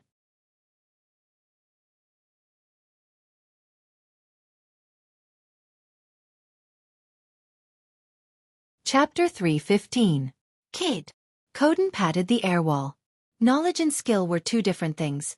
A person could memorize all the starting stances and attack patterns of a swordsmanship, but that was different from years of personal practice. Coden thought that even if Brando understood all the sword styles, it would still be difficult for him to use them. Coden himself had the same experience, but he had gained a lot of experience from years of practice. He thought that with his advice, Brando might be able to defeat those opponents. So he shouted, "Don't worry about those things in your head, I'll tell you how to use them." "Whose sword style did you learn?" But what the old man didn't expect was that Brando didn't even care about him. In fact, the young man was a little annoyed. If it wasn't for Coden's interference, he wouldn't have failed. But he understood that Coden was trying to help him, so he didn't mind it too much. But he wouldn't make the same mistake again. First, it wasn't necessary. Second, the enemies were already in front of him. Similarly, Ebden and Buga were at the front, while his grandfather and Turst were at the back. It seemed like these projections were trying to use the same tactic to force him into a corner. That's a good idea. My body is getting heavier and heavier. This is a sign that my stamina is running out. But this time, the situation was a little different. Brando thought for a while and picked out a sword style that was most suitable for his current situation. He wasn't unfamiliar with this sword style. He had a friend who was an expert in this sword style. He had also invested a few levels into it, but it didn't fit his main path, so he gave it up. But the mismatch at that time was unexpectedly suitable for this situation. Brendel shook the tip of his sword slightly, and entered into a very familiar stance. "Kid." The woman's voice surprised him. It was a sword style that he had never seen before, but he was already familiar with it. What's wrong? Brando's heart was as calm as still water as he replied from an outsider's point of view. Your talent in swordsmanship is really enviable. The only one who can match up to you is probably that guy. The woman sighed. Her soft sigh could soften one's heart. Brando didn't know who she was talking about, but judging from the elf's coldness, it might be the Flame King Gretel. As far as he knew, Guilt had been crowned as a genius when he was young. It must be known that in the era of the War of the Holy Saints, when the stars rose together, this title was not as serious as it was now. His thoughts were erratic, but the tip of his sword pointed at the enemy remained motionless. At this moment, Brando had a clear feeling that he had been split into two. A self that was about to face the enemy, and a self that was calmly thinking about everything. The two selves did not interfere with each other, forming a dynamic balance. It was a delicate balance. It felt as if time had been stretched out, and everything around him had become fine and delicate. The flow of his thoughts had slowed down, and the movements of the people around him had slowed down as well. The enemies in the gladiator arena were slowly moving towards him. The audience's eyes followed their movements. Coden slapped the air wall and shouted at him from the other side of the arena. Kid! The old man shouted. Listen to me, don't try to be brave. No one can master a new swordsmanship from the start. But before the old swordsman could finish his words, his voice stopped abruptly. Because he saw Brando suddenly move. The young man only waved the sword in his hand slightly, and in the next moment, he split into four. It was not a clone technique, but Brando's movements were extremely fast. It was as if there were four Brandos attacking his grandfather, Terst, Buga, and Ebden at the same time. Ding ding ding ding. Four crisp sounds rang out in the next moment. Horizontally and vertically, Brando clashed with each of his four opponents, and all five of them took a step back. This time, not only did their attack not achieve their goal, but it also increased Brando's range of movement. This was the Wind Elf swordsmanship. The old man recognized it. Wind dance, but what he could not believe was that the young man was able to use it just like that. It was as if he had practiced it for years. No, it was not as simple as just practice. The old man was an experienced swordsman, and of course he understood what Brando's swordsmanship meant. Battle experience. Coden's hand froze in mid-air. If his eyes could pop out of their sockets, they would have fallen to the ground by now. Oh my God, Martha! What kind of talent is this? The old man felt a headache coming on, as if his brain was being twisted together. How could there be such an existence in this world? He was not the only one who had this feeling. Brando's four opponents felt it especially. Because their strength was limited to the same level, technique became the key to victory. But now, they realized that the young man's swordsmanship had become erratic. It was a complete change. The four of them retreated, but they continued to attack after a slight pause.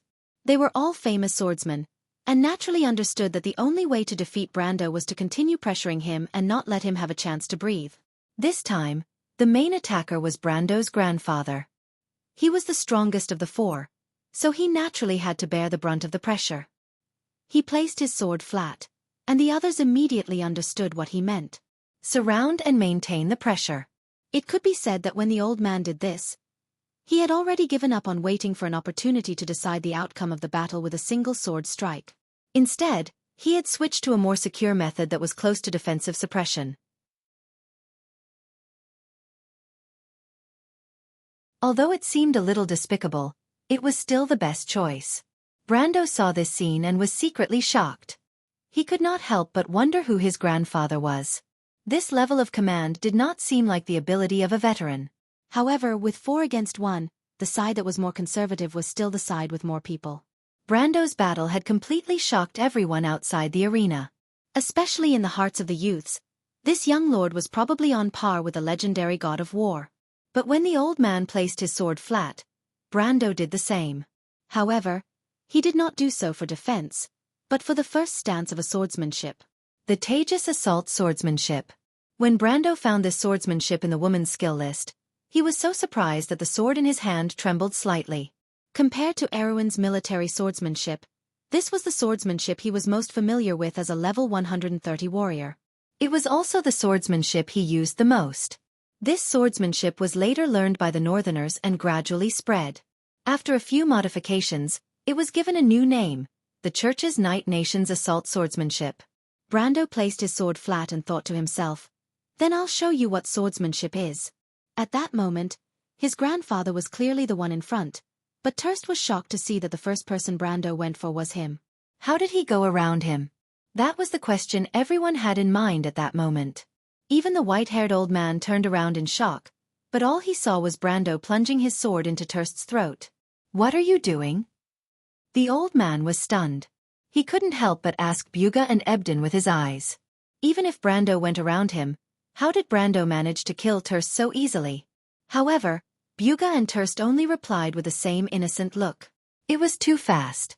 Before they could react, Brando had already flicked away Terst's sword and pierced the young Viscount's throat. "Little one," the woman looked at the scene with surprise. "That's not my swordsmanship. I modified it," Brando boasted shamelessly. His sword didn't slow down as he replied. Brando moved forward, and Ebden and Buga were like children blocking his path. Even the swordsmanship they were so proud of was like a child's play.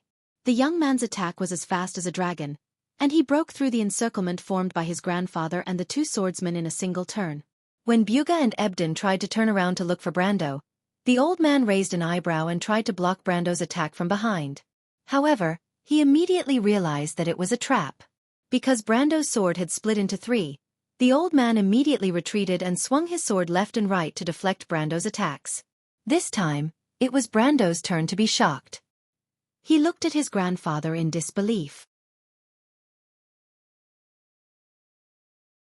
Even though he didn't have the support of his body and could only display 10% or 20% of his swordsmanship, everyone here was the same. No one was better than the other. The swordsmanship that his grandfather used to block him was at least at level 60. Brando's jaw dropped. Did that mean his grandfather was an elemental awakener? How was that possible? Thinking about it, he felt that this assumption was too absurd. Would a powerhouse with elemental awakening run to a border province to run a small mill?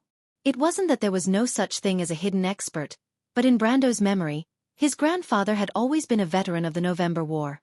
That was all. He looked at the old man in front of him, and the old man looked back at him. Suddenly, his grandfather's expression changed. "Don't!" This was the first time Brando's grandfather's projection spoke because he saw Buga preparing to ambush the young man from behind. Of course, he didn't want to warn Brando. Instead, he wanted to remind him that he was a rapier grandmaster. Unfortunately, it was too late. Buga and Brando passed by each other. To be exact, Buga's headless corpse passed by Brando. No one saw how Brando attacked. "It's just a small trick." The young man looked at his grandfather, and replied, "P.S. Do you think there will be more after today? If you guess correctly, please vote. If you don't, please vote more. That's it." Speaking of which, it seems like there are a lot of students writing doujinshi. If there are students who have written doujinshi, please send them to 179096463@QQ.com. I'll organize them and post them so that all the loving students can share them.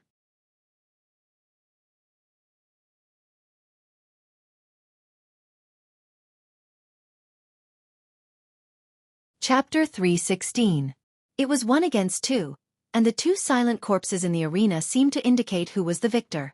As expected, Brando quickly used the same trick to kill Ebden. Brando felt a little guilty for killing the White Knight twice. No matter how he looked at it, it was too tragic. However, the White Knight did not feel that way. Its corpse turned into a puff of black smoke and disappeared from the arena. This proved that the undead knight was a part of the arena before it was projected and never existed. The White Knight in history had already died in the mountains outside Fortress Reden, just like the countless nameless corpses in this war. The old man in front of him was the same.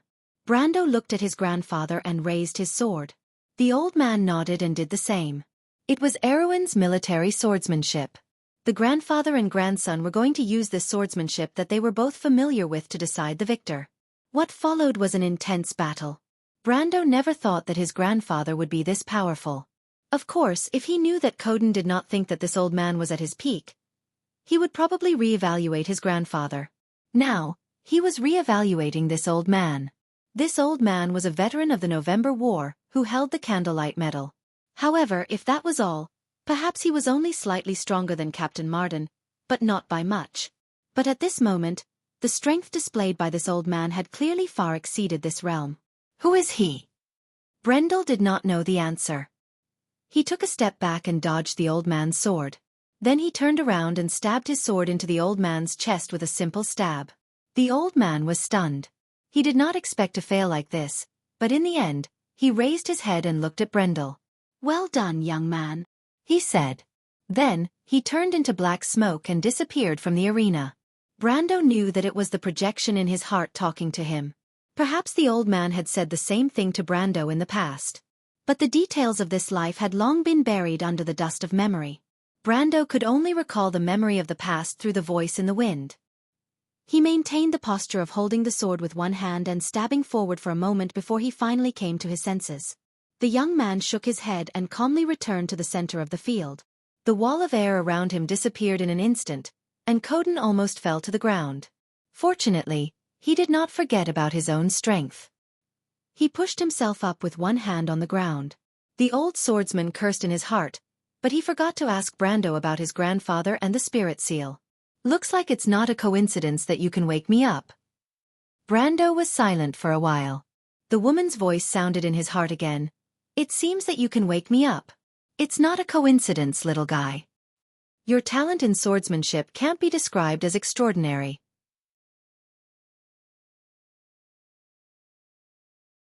The woman's voice made Brando's ears itch. It was as if he wanted her to say more. "Now, can you tell me who you are?" Brando asked. "My name is Orthless." The woman left his body and reappeared in front of him in the form of a ghost. This was the first time he saw the woman's appearance. Her wavy black hair was draped over her shoulders, but it was not messy. Instead, it had a neat and concise power. Her eyes were the unique purple blue of the wind elves, but they were much deeper than the average person's eyes. His first impression of her was that she was a dignified and serious person, but this hint of devilishness made her look more mature than she actually was. She had a long purplish-black eyeshadow, and he could not help but be slightly taken aback. His first impression of her was that she was a dignified and serious person, but this hint of devilishness made her look even more mature. He felt his breath catch in his throat.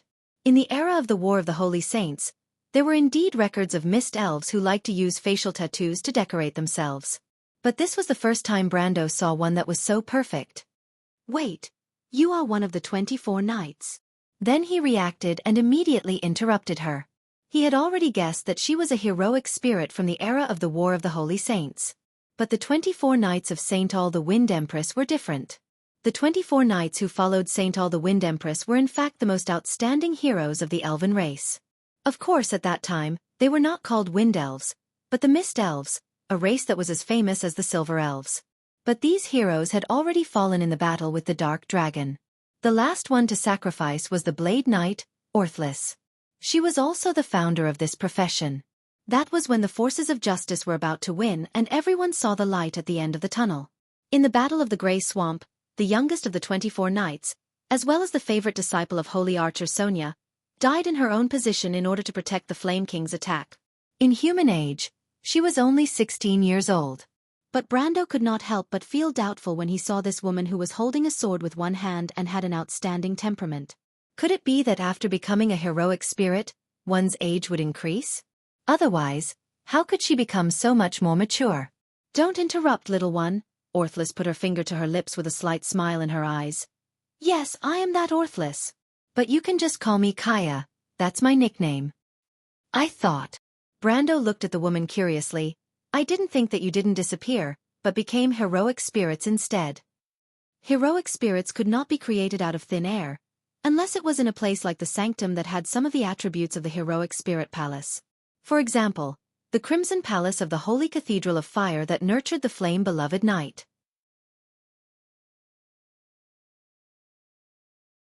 But it was rare for a ring to have the ability of a sanctum.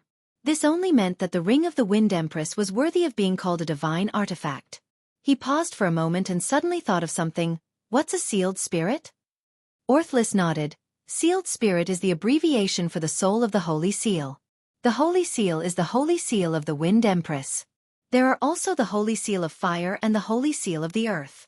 In our era, powerful souls are extremely precious. These unyielding and pure souls are also the best soldiers to fight against the dark dragon. The heroic spirit army? Brando tried to ask. Orthless nodded again. It doesn't matter if it's the Wind Empress or the Flame King. The power of the Holy Seal is actually the power of inheritance. This power comes from the dragon race. It's the same for the wise ones themselves.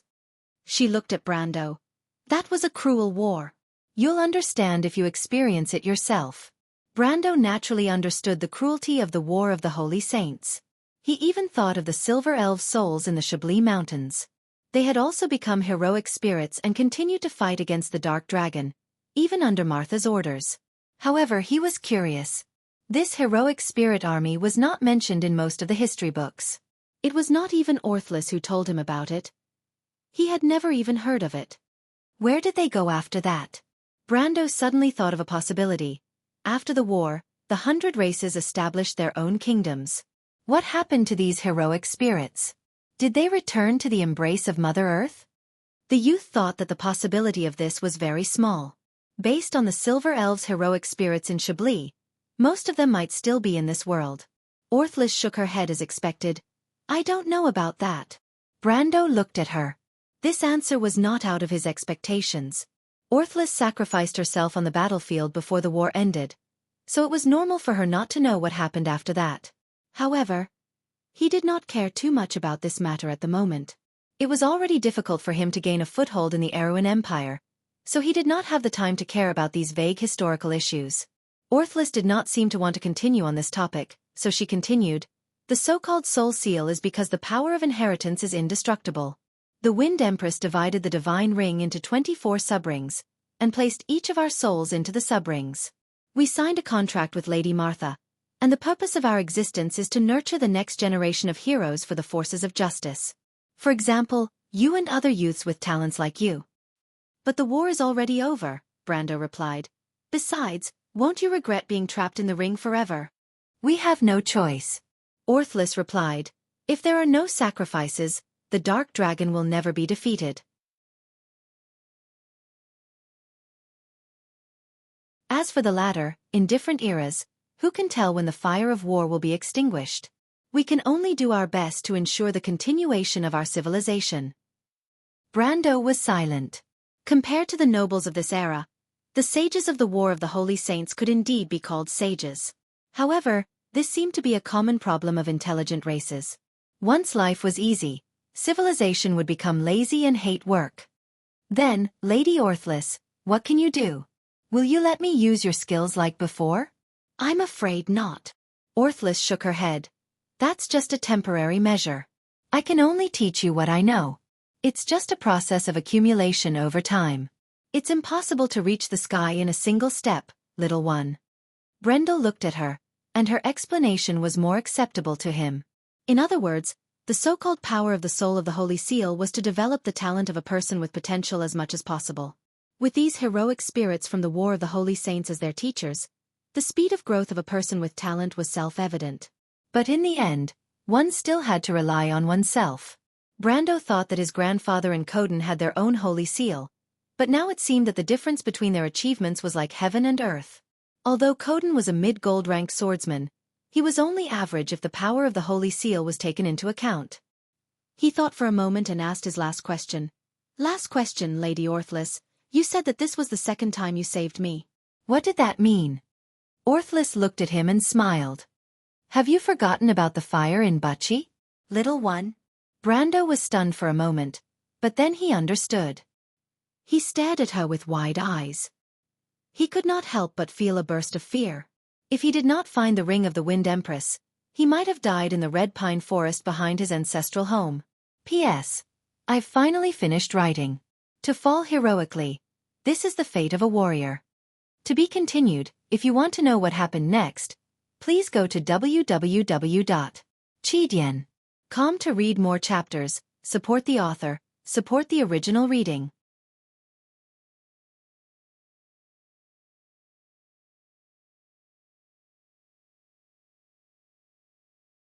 Chapter 317. Right now, there's only one elevator in Area A03 that can be used, but Mr. Odom, are you sure you want to go down? The foreman asked. his eyes darting between the dwarf and the Roman. He brought Odom deep into the mine's tunnel, and there were more than 10 soldiers following behind them. Perkins was scared out of his wits by Coden's disappearance, and Odom was his only hope. When the old dwarf appeared in front of him and asked him to take a look at the mines, he was overjoyed. As for the Roman, the clerk, who seemed to be grasping at straws, did not notice that there was such a person beside the old dwarf. Moreover, this dwarf was going to save him from the fire and water. As for whether the dwarf was willing to take his illegitimate daughter down, that was his freedom, wasn't it? Odom snorted when he heard the foreman's question. Nonsense, why else would I be here? He turned around and looked at the soldiers who were trembling in fear. It was obvious that the rumors about the mine had scared them out of their wits. If you don't want to go down, you can stay up here. The soldiers sighed in relief. But what if the Lord asks? Someone asked. What does that have to do with me? If it wasn't for the fact that it would be troublesome to bring these soldiers with him, he wouldn't have wanted to go into the mines alone. Who knew if the rumors about the monsters were true? There were so many people who had witnessed the monsters, so it might be true. Although the old dwarf had some skills, he wasn't that good at it. You can go and explain yourselves. Don't you know how to lie? It's not like I'm going to expose you, the soldiers nodded in agreement. You're truly a good man, Mr. Odom. They all said in unison. The group quickly came to the elevator, and Romaine looked at it from left to right. If there weren't so many people around, she might have touched it out of curiosity. But the dwarf had already pulled her up while she was hesitating. The foreman did not follow them this time. Mr. Odom, I won't be sending you off. Be careful. The dwarf snorted. Of course. You humans are so cowardly. Everyone's expression turned strange, and only the foreman was a little more restrained. He awkwardly asked, Mr. Odom, you know how to operate this machine, right? Nonsense. The old dwarf angrily pulled down a few levers, and the elevator immediately rumbled to life. It slowly descended to the lower level, and soon, the foreman and the soldiers were left on the upper level. As the elevator sank, the surrounding scenery became a rapidly descending rock wall, and the air became dry and hot. When there were no outsiders around, the Roman became lively and active. She tried to touch the rocks around her. But she was pulled back by the dwarf, and he glared at her. Do you want to die? I'm sorry. Romaine apologized in the shortest time in human history.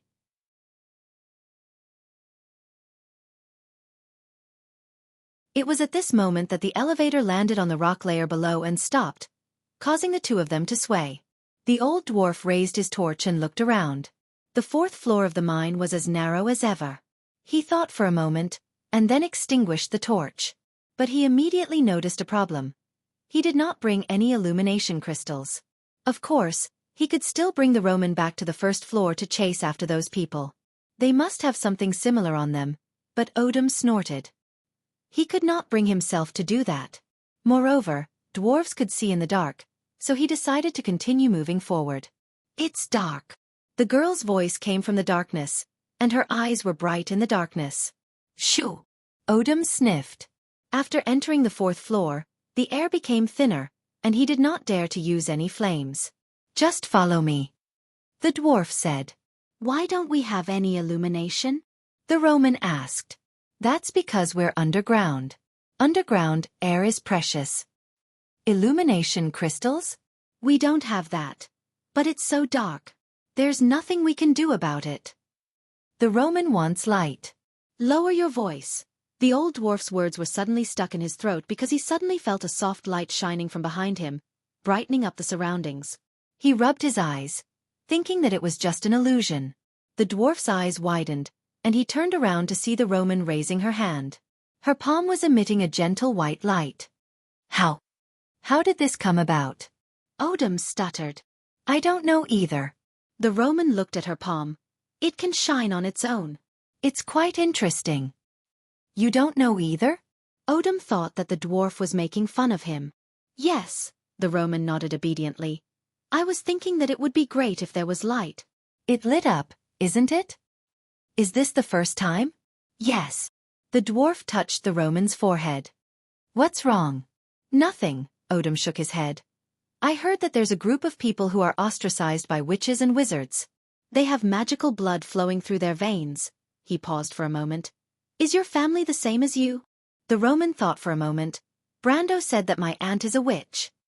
Witch? Odom's eyes widened. Impossible. Witches and that are enemies. Unless she's not your real aunt. Were you adopted? My aunt is my aunt, Romain said angrily. Odom raised his eyebrows. What does a dwarf like me have to do with other people's family matters? He suddenly felt that ever since he met this little girl, he seemed to have more and more problems. He scratched his head and replied, "All right, it's good to have a light. Follow me closely. Don't get lost here alone. This is not a joke." "All right." The Roman nodded obediently. But her obedience only lasted for a few seconds before she asked curiously, "What's that, old man?" Odom was startled and turned around subconsciously.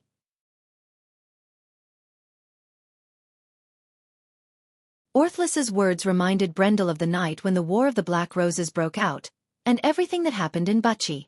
At that time, he was just an ordinary young man in this world. He was surrounded by the undead and it took him a lot of effort to escape with the Roman. But what happened that night was not as simple as it seemed. He touched his chest as if he could still feel the pain of being stabbed by the undead. When he was rescued by Freya and her militia from the Red Pine Forest, most of the fatal wounds on his body had healed. He thought that it was an additional effect of the unyielding talent. But now, it seemed that the one who saved his life was Orthlis. He looked at her and she nodded. "Thank you," he replied. "No need, little one," Orthlis smiled. "I'm your holy seal spirit. Saving you is helping myself. I don't want to go back to sleep for such a long time." Brando's heart skipped a beat when he heard this. Does that mean that Orthlis will help me whenever I'm in danger? If that's the case, then the previous few dangerous situations did not seem to be a problem at all. It was just that it was not the most dangerous time yet. Orthlis was a knight who followed the Wind Empress Saint Tassol. Although Brando had spent most of his time in the game and did not know much about the legendary King of the North, the Elven King Delu was someone who was as famous as the Flame King Gretel. Presumably, the Flame King's followers were at least at the peak of the elemental realm, and the 24 Knights of the Wind Empress would not be too weak. Brando felt a sense of satisfaction when he thought about having an NPC who was at least level 80 protecting him. He remembered that there was a quest in the Amber Sword where he had to escort a wizard from the Tower of Stars and Moon to investigate a forest that had been distorted by magic. In that quest, it was actually a low-level player working with a high-level NPC. The feeling of being led by an NPC was still fresh in his mind. It was the only time he enjoyed the thrill of crushing a dungeon of the same level. Brando could not help but sneak a glance at Orthlis. He didn't expect her to see right through him. The elf woman had seen through his thoughts. She closed her eyes and said solemnly, "But even so, the Holy Seal's spirit has been stripped of its power. Other than the inheritance of swordsmanship and some secret techniques, I don't have much power." "Don't expect too much, little one." Huh. Brendel's little scheme was exposed, and he felt extremely embarrassed, his face flushed red. But at the same time, he felt that it was a pity. Orthlis continued, "In the end, the Holy Seal's spirit only represents the power of inheritance. In fact, there are a total of 4 rings that have been lost to the human world. Your grandfather was able to obtain them because we owe your ancestors a favor." Ancestors? Orthlis did not want to talk about this.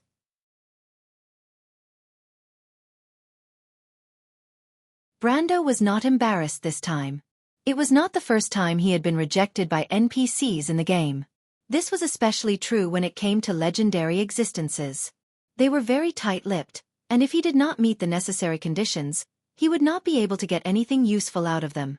But at least Brando knew that his grandfather was hiding something from him and Brando's father. This was very similar to what he had guessed. His grandfather was not only a noble, but his identity was also not simple. But he did not ask. Because at this time, a row of text appeared in his vision, urging him to choose his reward. He had wasted too much time talking with Orthlis. The atmosphere in the arena was beginning to change, and the host did not give the challengers much time to prepare. If he did not make a decision quickly, his opponent would probably start the next challenge. He saw that Metisha had come to his side again. It seemed that this elven girl thought that he was going to start the next challenge. The surroundings were also quiet. Coden seemed to be thinking about something, and the youths were looking forward to it. "Everyone, please don't get too worked up. If you meet some people who scold you for no reason when you write a book, you'll be in a bad mood. Authors are also human beings, social animals, and they don't exist outside of society, okay? I also want to stay at home and write my book, not caring about anything, and have someone deliver food to me every day. But is that possible? When I write a book, I value perfection. If I can't write a book that I am not satisfied with, then I will get stuck. Do you think I am willing to do this? If I can't update it, then all you have to do is read less. What do I lose? Money, fame, friends, and a lot more. Just to be clear, this book does not have any chapters in stock, and I can't keep any. I will publish as much as I can every day, and I will publish as many chapters as I can. Everyone is welcome to give your opinions, but please don't criticize me for no reason. I have my pride and tolerance. If you don't like this book, then you can choose not to read it. For example, some people from LK. If you don't like this book, then please read the monthly chapters. As long as there is no lag, this book will not be slow. Even last month, I updated about 50 chapters, and the fastest I updated was about 90 chapters a month. I personally think that this speed is very fast. That's all for now. As usual, please support me if you're satisfied with this book. I'll try my best to make up for yesterday's book today. You're tuning in to the Wisdom Diary YouTube channel. Don't forget to subscribe and join us on this journey to catch the most captivating stories.